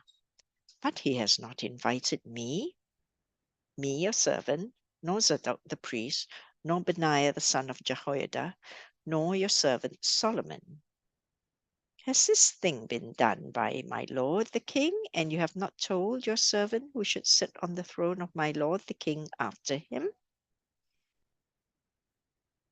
Then King David answered and said, Call Bathsheba to me. So she came into the king's presence and stood before the king. And the king took an oath and said, As the Lord lives, who has redeemed my life from every distress, just as I swore to you by the Lord God of Israel, saying, Assuredly, Solomon your son shall be king after me, and he shall sit on my throne in my place. So I certainly will do this day. Then Bathsheba bowed with her face to the earth and paid homage to the king and said, Let my lord King David live forever. And King David said, Call to me Zadok the priest, Nathan the prophet, and Benaiah the son of Jehoiada. So they came before the king. The king also said to them, Take with you the servants of your lord, and have Solomon my son ride on my own mule. Take him down to Gihon. There let Zadok the priest and Nathan the prophet anoint him king over Israel, and blow the horn and say, Long live King Solomon. Then you shall come up after him, and he shall come and sit on my throne, and he shall be king in my place, for I have appointed him to be ruler over Israel and Judah. Benaiah the son of Jehoiada answered the king and said, Amen. May the Lord God of my lord the king say so too. As the Lord has been with my lord the king, even so may he be with Solomon, and make his throne greater than the throne of my lord King David. So Zadok the priest, Nathan the prophet, Benaiah the son of Jehoiada, the Cherethites and the Pelethites went down and had Solomon ride on King David's mule, and took him to Gihon.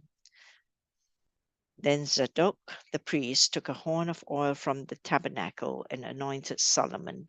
And they blew the horn, and all the people said, Long live King Solomon. And all the people went up after him, and the people played the flutes and rejoiced with great joy, so that the earth seemed to split with their sound. Now Adonijah and all the guests who were with him heard it as they finished eating. And when Joab heard the sound of the horn, he said, Why is the city in such a noisy uproar? While he was still speaking, there came Jonathan, the son of Abiathar the priest, and Adonijah said to him, Come in, for you are a prominent man, and bring good news. Then Jonathan answered and said to Adonijah, No, our Lord King David has made Solomon king. The king has sent with him Zadok the priest, Nathan the prophet, Benaiah the son of Jehoiada, the Cherethites and the Pelethites, and they have made him ride on the king's mule. So Zadok the priest and Nathan the prophet have anointed him king at Gihon, and they have gone up from there rejoicing, so that the city is in an uproar. This is the noise that you have heard. Also Solomon sits on the throne of the kingdom, and moreover the king's servants have gone to bless our Lord King David, saying, May God make the name of Solomon better than your name. May he make his throne greater than your throne. Then the king bowed himself on the bed. Also, the king said thus, Blessed be the Lord God of Israel, who has given one to sit on my throne this day, while my eyes see it. So all the guests who were with Adonijah were afraid and arose, and each one went his way. Now Adonijah was afraid of Solomon, so he arose and went and took hold of the horns of the altar. And it was told Solomon, saying, Indeed, Adonijah is afraid of King Solomon, for look, he has taken hold of the horns of the altar, saying, Let King Solomon swear to me today that he will not put his servant to death with the sword. Then Solomon said, If he proves himself a worthy man, not one hair of him shall fall to the earth. But if wickedness is found in him, he shall die. So King Solomon sent them to bring him down from the altar, and he came and fell down before King Solomon, and Solomon said to him, Go to your house. Now the days of David drew near that he should die, and he charged Solomon his son, saying, I go the way of all the earth. Be strong, therefore, and prove yourself a man, and keep the charge of the Lord your God, to walk in his ways, to keep his statutes, his commandments, his judgments, and his testimonies, as is written in the law of Moses, that you may prosper in all that you do and wherever you turn, that the Lord may fulfill his word which he spake concerning me, saying, if your sons take heed to their way, to walk before me in truth with all their heart and with all their soul, he said, you shall not lack a man on the throne of Israel. Moreover, you know also what Joab the son of Zeruiah did to me, and whom he did to the two commanders of the armies of Israel, to Abner the son of Ner, and Amasa the son of Jether, whom he killed. And he shed the blood of peace of war, and he shed the blood of war in peacetime, and put the blood of war on his belt that was around his waist, and on his sandals that were on his feet. Therefore do according to your wisdom. Do not let his gray hair go down to the grave in peace. But show kindness to the sons of Barzillai the Gileadite, and let them be among those who eat at your table. For so they came to me when I fled Absalom, your brother.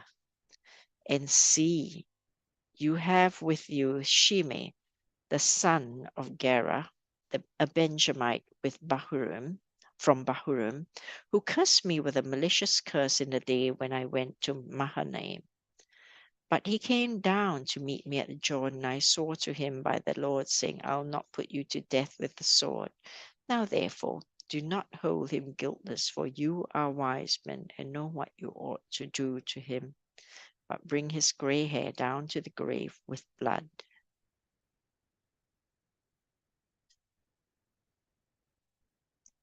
So David rested with his fathers and was buried in the city of David. The period that David reigned over Israel was 40 years. 7 years he reigned in Hebron, and in Jerusalem he reigned 33 years.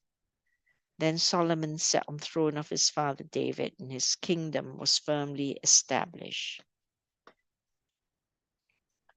Now Adonijah, the son of Haggith, came to Bathsheba, the mother of Solomon. So she said, do you come peaceably? And he said, peaceably. Moreover, he said, I have something to say to you. And she said, say it. Then he said, you know that the kingdom was mine, and all Israel had set their expectations on me, that I should reign. However, the kingdom has been turned over, it's become my brother's, for it was his from the Lord. Now I ask one petition of you, do not deny me. And she said to him, say it. Then he said, please speak. Then he said, please speak to King Solomon, for he will not refuse you, that he may give me Abishag the Shunammite as wife. So Bathsheba said, very well, I will speak for you to the king. Bathsheba therefore went to the king Solomon to speak to him for Adonijah. And the king rose up to meet her and bowed down to her and sat down on his throne, and had the throne set for the king's mother. So she sat at his right hand. Then she said, I desire one small petition of you. Do not refuse me. And the king said, ask it, my mother, for I will not refuse you. So she said, let Abishag the Shunammite be given to Adonijah your brother as wife. And King Solomon answered and said to his mother, Now why do you ask Abishag the Shunammite for Adonijah? Ask for him the kingdom also, for he is my older brother, for him and for Abiathar the priest, and for Joab the son of Zeruiah. Then King Solomon swore by the Lord, saying, May God do so to me, and more also, if Adonijah has not spoken this word against his own life. Now, therefore, as the Lord lives, who has confirmed me and set me on the throne of David, my father, and who has established a house for me, as he promised, Adonijah shall be put to death today. So King Solomon sent by the hand of Benaiah, the son of Jehoiada, and he struck him down and died. And to Abiathar, the priest,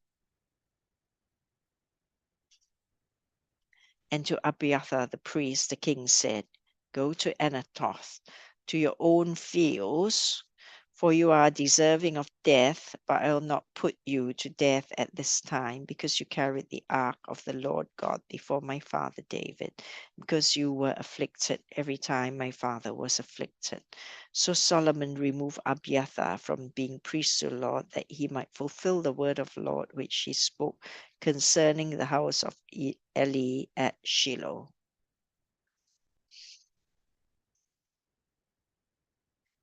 Then news came to Joab, for Joab had defected to Adonijah, though he had not defected to Absalom.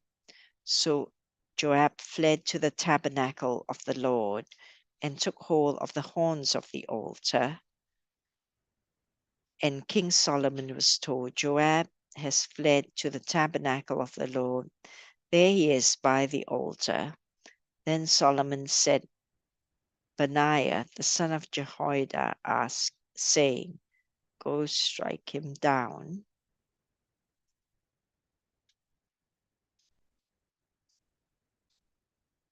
So Benaiah went to the tabernacle of the Lord and said to him, Thus says the king, come out. And he said, No, but I will die here. And Benaiah brought back word to the king, saying, Thus said Joab, and thus he answered me.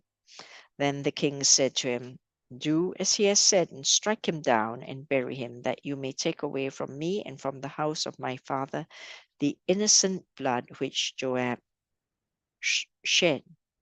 So the Lord will return his blood on his head, because he struck down 2 men more righteous and more better than he, and killed them with a sword, Abner the son of Ner, the commander of the army of Israel, and Amasa the son of Jether, the commander of the army of Judah. Through my father David did not know it.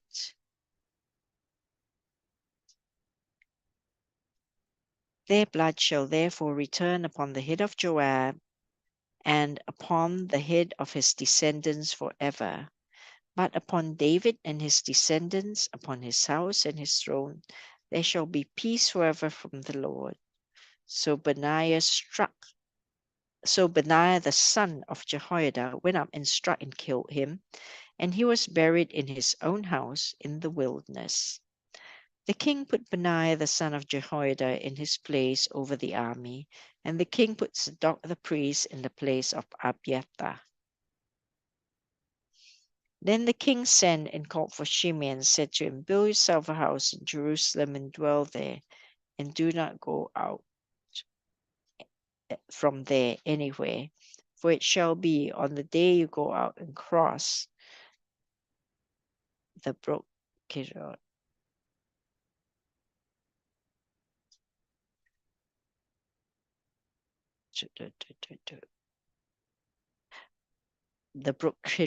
know for certain you shall surely die. Your blood shall be on your own head. And Shimei said to the king, The saying is good, as my lord the king has said, so your servant will do. So Shimei dwelt in Jerusalem many days. Now it happened at the end of 2 years that 2 slaves of Shimei ran away to Achish, the son of Mecah, king of Gath, and they told Shimei, saying, Look, your slaves are in Gath. So Shimei arose, saddled his donkey, and went to Achish at Gath to seek his slaves. And Shimei went and brought his slaves from Gath, and Solomon was told that Shimei had gone from Jerusalem to Gath and had come back. Then the king sent and called for Shimei and said to him, Did I not make you swear by the Lord and warn you, saying, Know for certain that on the day you go out and travel anywhere, you shall surely die? And you said to me, The word I have kept is good. Why then have you not kept the oath of the Lord and the commandment that I gave you? The king said moreover to Shimei, "You know, as your heart acknowledges, all the wickedness that you did to my father David. Therefore the king will return your wickedness on your own head. But King Solomon shall be blessed, and the throne of David shall be established before the Lord forever." So the king commanded Benaiah, the son of Jehoiada, and he went out and struck him down, and he died. Thus the kingdom was established in the hand of Solomon.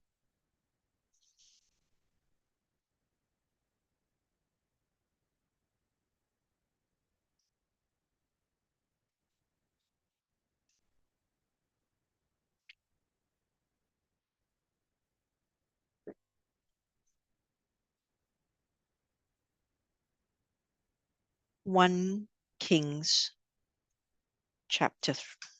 Oh, I'm not supposed to read chapter 3.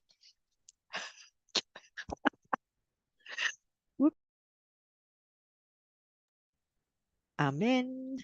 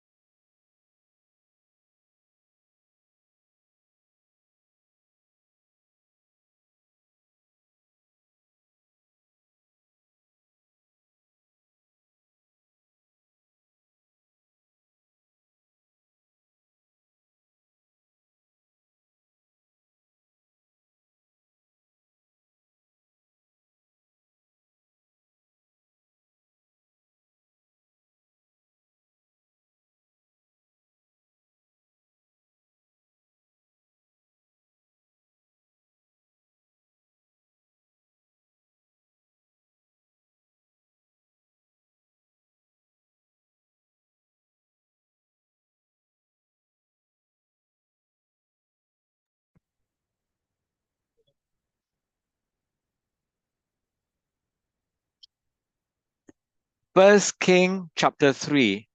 Now Solomon made a treaty with Pharaoh, king of Egypt, and married Pharaoh's daughter. Then he brought her to the city of David until he had finished building his own house and the house of the Lord, and the wall all around Jerusalem.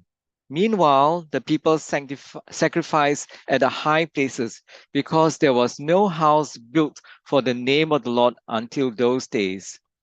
And Solomon loved the Lord, walking in the statutes of his father David, except that he sacrificed and burned incense at the high places.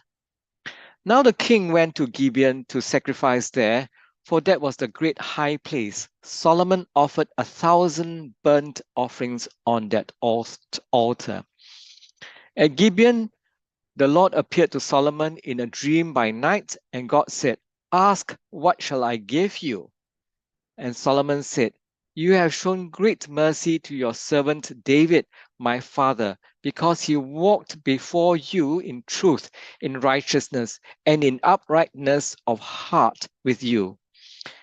You have continued this great kindness for him, and you have given him a son to sit on his throne as it is this day. Now, O Lord my God, you have made your servant king instead of my father David, but I am a little child. I do not know how to go out or come in. And your servant is in the midst of your people whom you have chosen, a great people, too numerous to be numbered or counted. Therefore, give to your servant an understanding heart to judge your people, that I may discern between good and evil. For who is able to judge this great people of yours?" The speech pleased the Lord that Solomon had asked this thing. Then God said to him, "Because you have asked this thing, and have not asked long life for yourself, nor have asked riches for yourself, nor have asked the life of your enemies, but have asked for yourself understanding to discern justice. Behold, I have done according to your words. See, I have given you a wise and understanding heart, so that there has not been anyone like you before you, nor shall any like you arise after you. And I have also given you what you have not asked, both riches and honor, so that there shall not be anyone like you among the kings all your days. So if you walk in my ways, to keep my statutes and my commandments as your father David walked, then I will lengthen your days." Then Solomon awoke, and indeed it had been a dream. And he came to Jerusalem and stood before the ark of the covenant of the Lord, offered up burnt offerings, offered peace offerings, and made a feast for all his servants. Now 2 women who were harlots came to the king and stood before him. And one woman said, "O my lord, this woman and I dwell in the same house, and I gave birth while she was in the same house. Then it happened the 3rd day after I had given birth, that this woman also gave birth, and we were together. No one was with us in the house except the 2 of us in the house. And this woman's son died in the night because she lay on him. So she arose in the middle of the night and took my son from my side while your maid servant slept, and laid him in her bosom, and laid her dead child in my bosom. And when I rose in the morning to nurse my son, there he was, dead. But when I had examined him in the morning, indeed he was not my son whom I had born." Then the other woman said, "No, but the living one is my son, and the dead one is your son." And the first woman said, "No, but the dead one is your son, and the living one is my son." Thus they spoke before the king. And the king said, "The one says, 'This is my son who lives, and your son is the dead one.' And the other says, 'No, but your son is the dead one, and my son is the living one.' Then the king said, 'Bring me a sword.' So they brought a sword before the king. And the king said, 'Divide the living child in 2, give half to one and half to the other.' Then the woman whose son was living spoke to the king, for she yearned with compassion for her son, and she said, "Oh, my Lord, give her the living child, and by no means kill him." But the other said, "Let him be neither mine nor yours, but divide him." So the king answered and said, "Give the first woman the living child, and by no means kill him. She is his mother." And all Israel heard of the judgment which the king had rendered, and they feared the king, for they saw that the wisdom of God was in him to administer justice.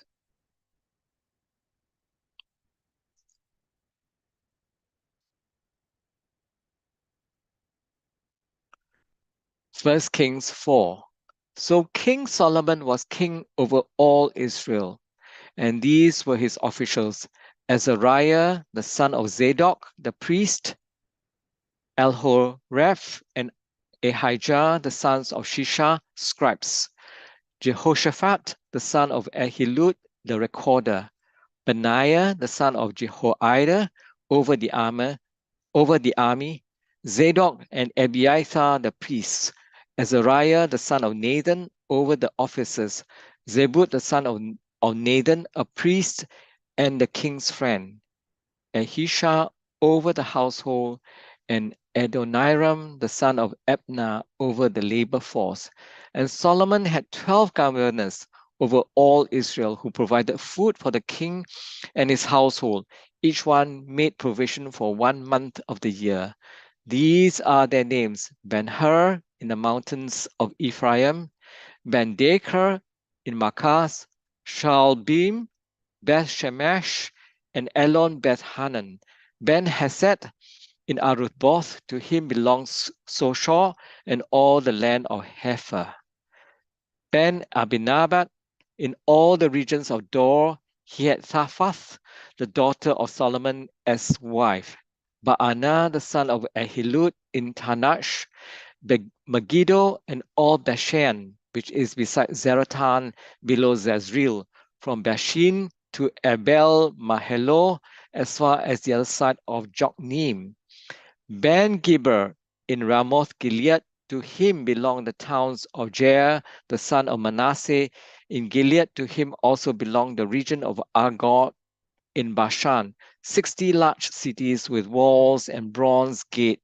bars; Ahinadab, the son of Edo, in Mahanaim; Ahimaaz in Naphtali; he also took Basemath, the daughter of Solomon, as wife; Baana, the son of Hushai, in Asher and Eloh; Jehoshaphat, the son of Paruah, in Issachar; Shemaiah, the son of Elah, in Benjamin; Geber, the son of Uri, in the land of Gilead, in the country of Sihon, king of the Amorites, and of Og, king of Bashan.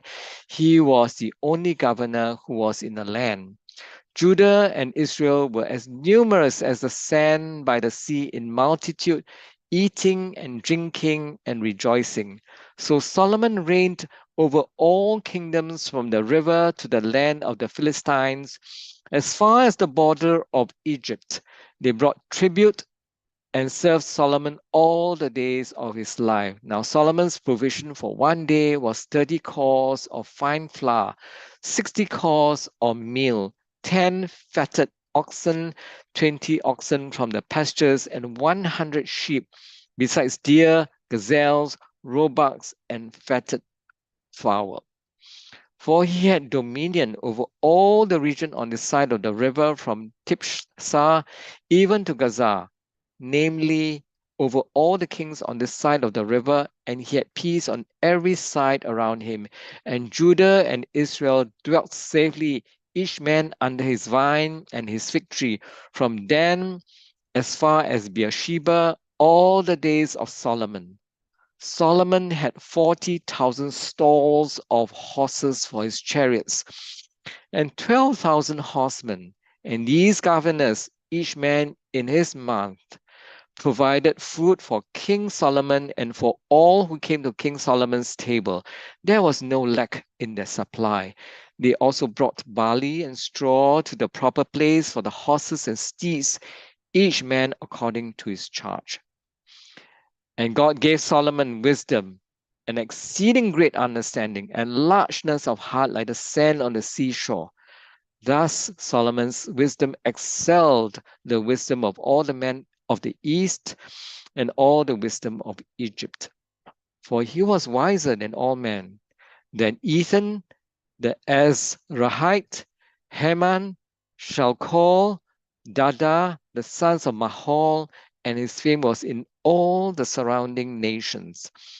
He spoke 3,000 proverbs, and his songs were 1,005.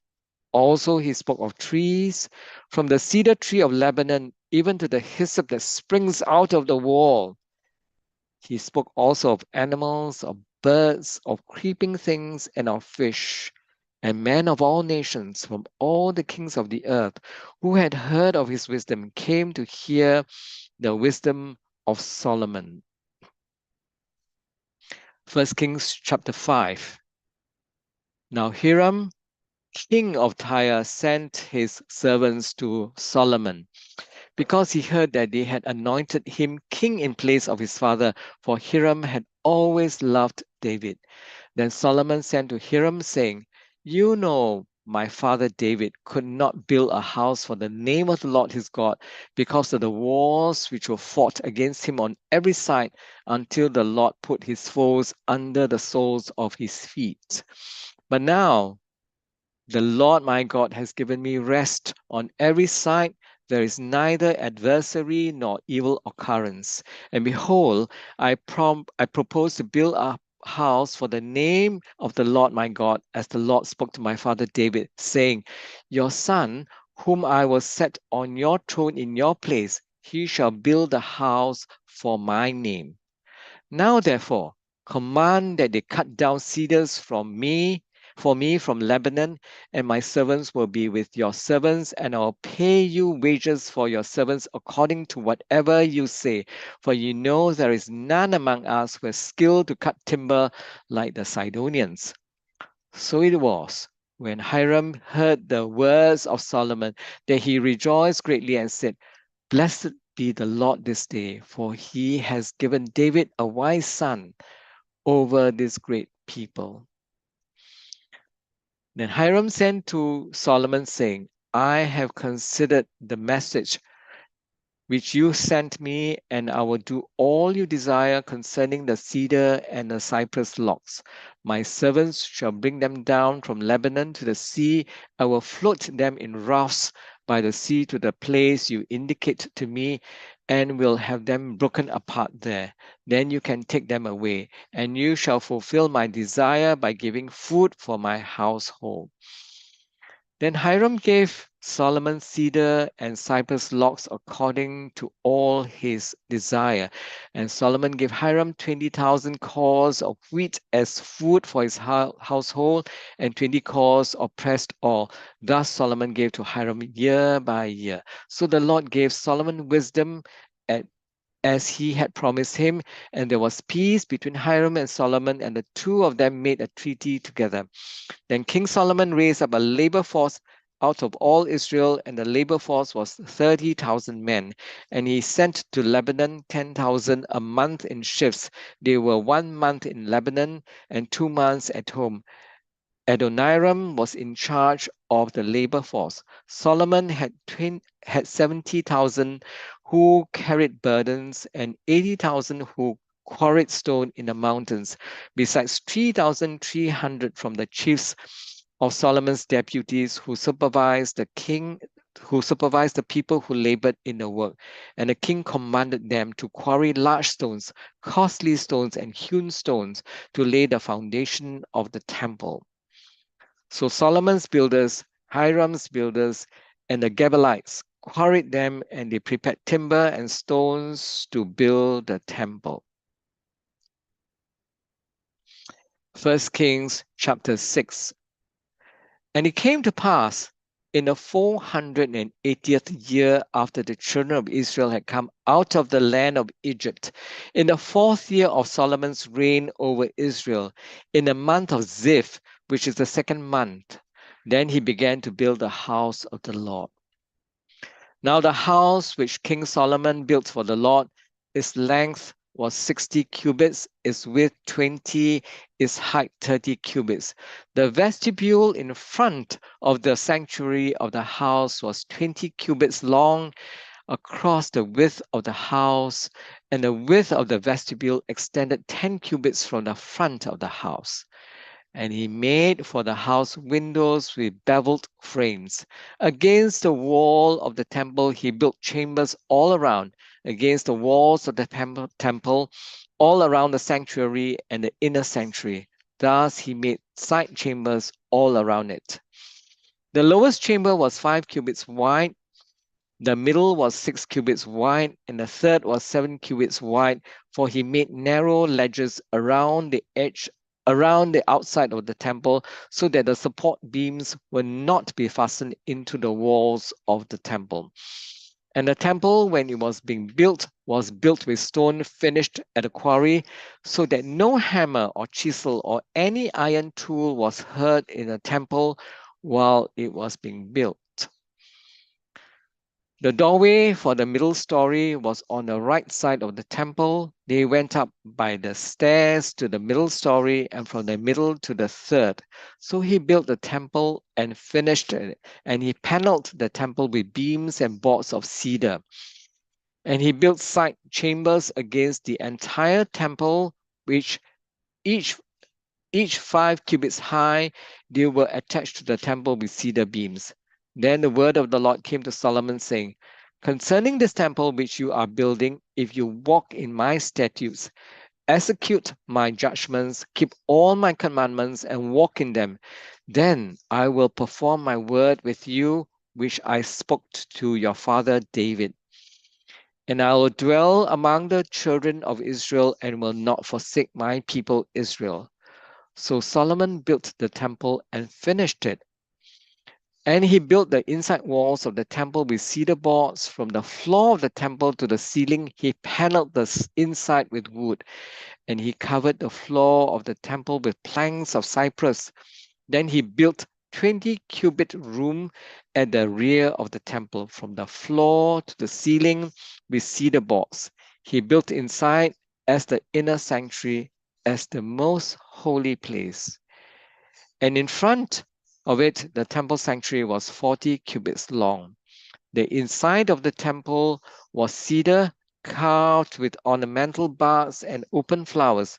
All was cedar. There was no stone to be seen. And he prepared the inner sanctuary inside the temple to set the Ark of the Covenant of the Lord there. The inner sanctuary was 20 cubits long, 20 cubits wide, and 20 cubits high. He overlaid it with pure gold and overlaid the altars of cedar. So Solomon overlaid the inside of the temple with pure gold. He stretched gold chains across the front of the inner sanctuary and overlaid it with gold. The whole temple he overlaid with gold until he had finished all the temple. Also, he overlaid with gold the entire altar that was by the inner sanctuary. Inside the inner sanctuary, he made 2 cherubim of olive wood, each 10 cubits high. One wing of the cherub was 5 cubits, and the other wing of the cherub 5 cubits, 10 cubits from the tip of one wing to the tip of the other. And the other cherub was 10 cubits. Both cherubim were of the same size and shape. The height of one cherub was 10 cubits, and so was the other cherub. Then he set the cherubim inside the inner room, and he stretched out the wings of the cherubim so that the wing of the one touched one wall, and the wing of the other cherub touched the other wall. And their wings touched each other in the middle of the room. Also, he overlaid the cherubim with gold. Then he carved all the walls of the temple all around, both the inner and outer sanctuaries, with carved figures of cherubim, palm trees, and open flowers. And the floor of the temple he overlaid with gold, both the inner and outer sanctuaries. For the entrance of the inner sanctuary, he made doors of olive wood. The lintel and doorposts were 1/5 of the wall. The 2 doors were of olive wood, and he carved on them figures of cherubim, palm trees, open flowers and overlaid them with gold. He spread gold on the cherubim and on the palm trees. So for the door of the sanctuary, he also made doorposts of olive wood, 1/4 of the wall, and the 2 doors were of cypress wood. 2 panels comprise one folding door, and 2 panels comprise the other folding door. Then he carved cherubim, palm trees, and open flowers on them, and overlaid them with gold applied evenly on the carved work. And he built the inner court with 3 rows of hewn stone and a row of cedar beams. In the 4th year, the foundation of the house of the Lord was laid. In the month of Ziph, and in the 11th year, the month of Bul, which is the 8th month, the house was finished in all its details according to all its plans. So he was 7 years in building it. 1 Kings chapter 7. But Solomon took 13 years to build his own house. So he finished all his house. He also built the house of the forest of Lebanon. Its length was 100 cubits, its width 50 cubits, and its height 30 cubits, with 4 rows of cedar pillars and cedar beams on the pillars. And it was paneled with cedar above the beams that were on 40 pillars, 15 to a row, and there were windows with beveled frames in 3 rows, and window was opposite window in 3 tiers. And all the doorways and doorposts had rectangular frames and windows which was opposite window in 3 tiers. He also made the hall of pillars. Its length was 50 cubits, its width 30 cubits, and in front of them was a portico with pillars, and a canopy was in front of them. Then he made a hall for the throne, the hall of judgment, where he might judge, and it was paneled with cedar from floor to ceiling. And the house where he dealt had another court inside the hall of like workmanship. Solomon also made a house like this hall for Pharaoh's daughter, whom he had taken as wife. All these were of costly stones cut to size, trimmed with saws inside and out, from the foundation to the eaves, and also on the outside to the great court. The foundation was of costly stones, large stones, some 10 cubits and some 8 cubits, and above were costly stones hewn to size and cedar wood. The great court was enclosed with 3 rows of hewn stones and a row of cedar beams. So were the inner court of the house of the Lord and the vestibule of the temple. Now King Solomon sent and brought Huram from Tyre. He was the son of a widow from the tribe of Naphtali, and his father was a man of Tyre, a bronze worker. He was filled with wisdom and understanding and skilled in working with all kinds of bronze work. So he came to King Solomon and did all his work. And he cast 2 pillars of bronze, each one 18 cubits high, and a line of 12 cubits measured the circumference of each one. Then he made 2 capitals of cast bronze to set on the tops of the pillars. The height of one capital was 5 cubits, and the height of the other capital was 5 cubits. He made a lattice network with wreaths of chainwork for the capitals which were on top of the pillars. 7 chains for one capital and 7 for the other capital. So he made pillars and 2 rows of pomegranates above the network all around to cover the capitals that were on top. And thus he did for the other capital. The capitals which were on top of the pillars in the hall were in the shape of lilies, 4 cubits. The capitals on the 2 pillars also had pomegranates above, by the convex surface which was next to the network, and there were 200 such pomegranates in rows on each of the capitals all around. Then he set up the pillars by the vestibule of the temple. He set up the pillar on the right and called its name Jachin, and set up the pillar on the left and called its name Boaz. The tops of the pillars were in the shape of lilies, so the work of the pillars was finished. And he made a sea of cast bronze, 10 cubits from one brim to the other. It was completely round. Its height was 5 cubits, and a line of 30 cubits measured its circumference. Below its brim were ornamental bars encircling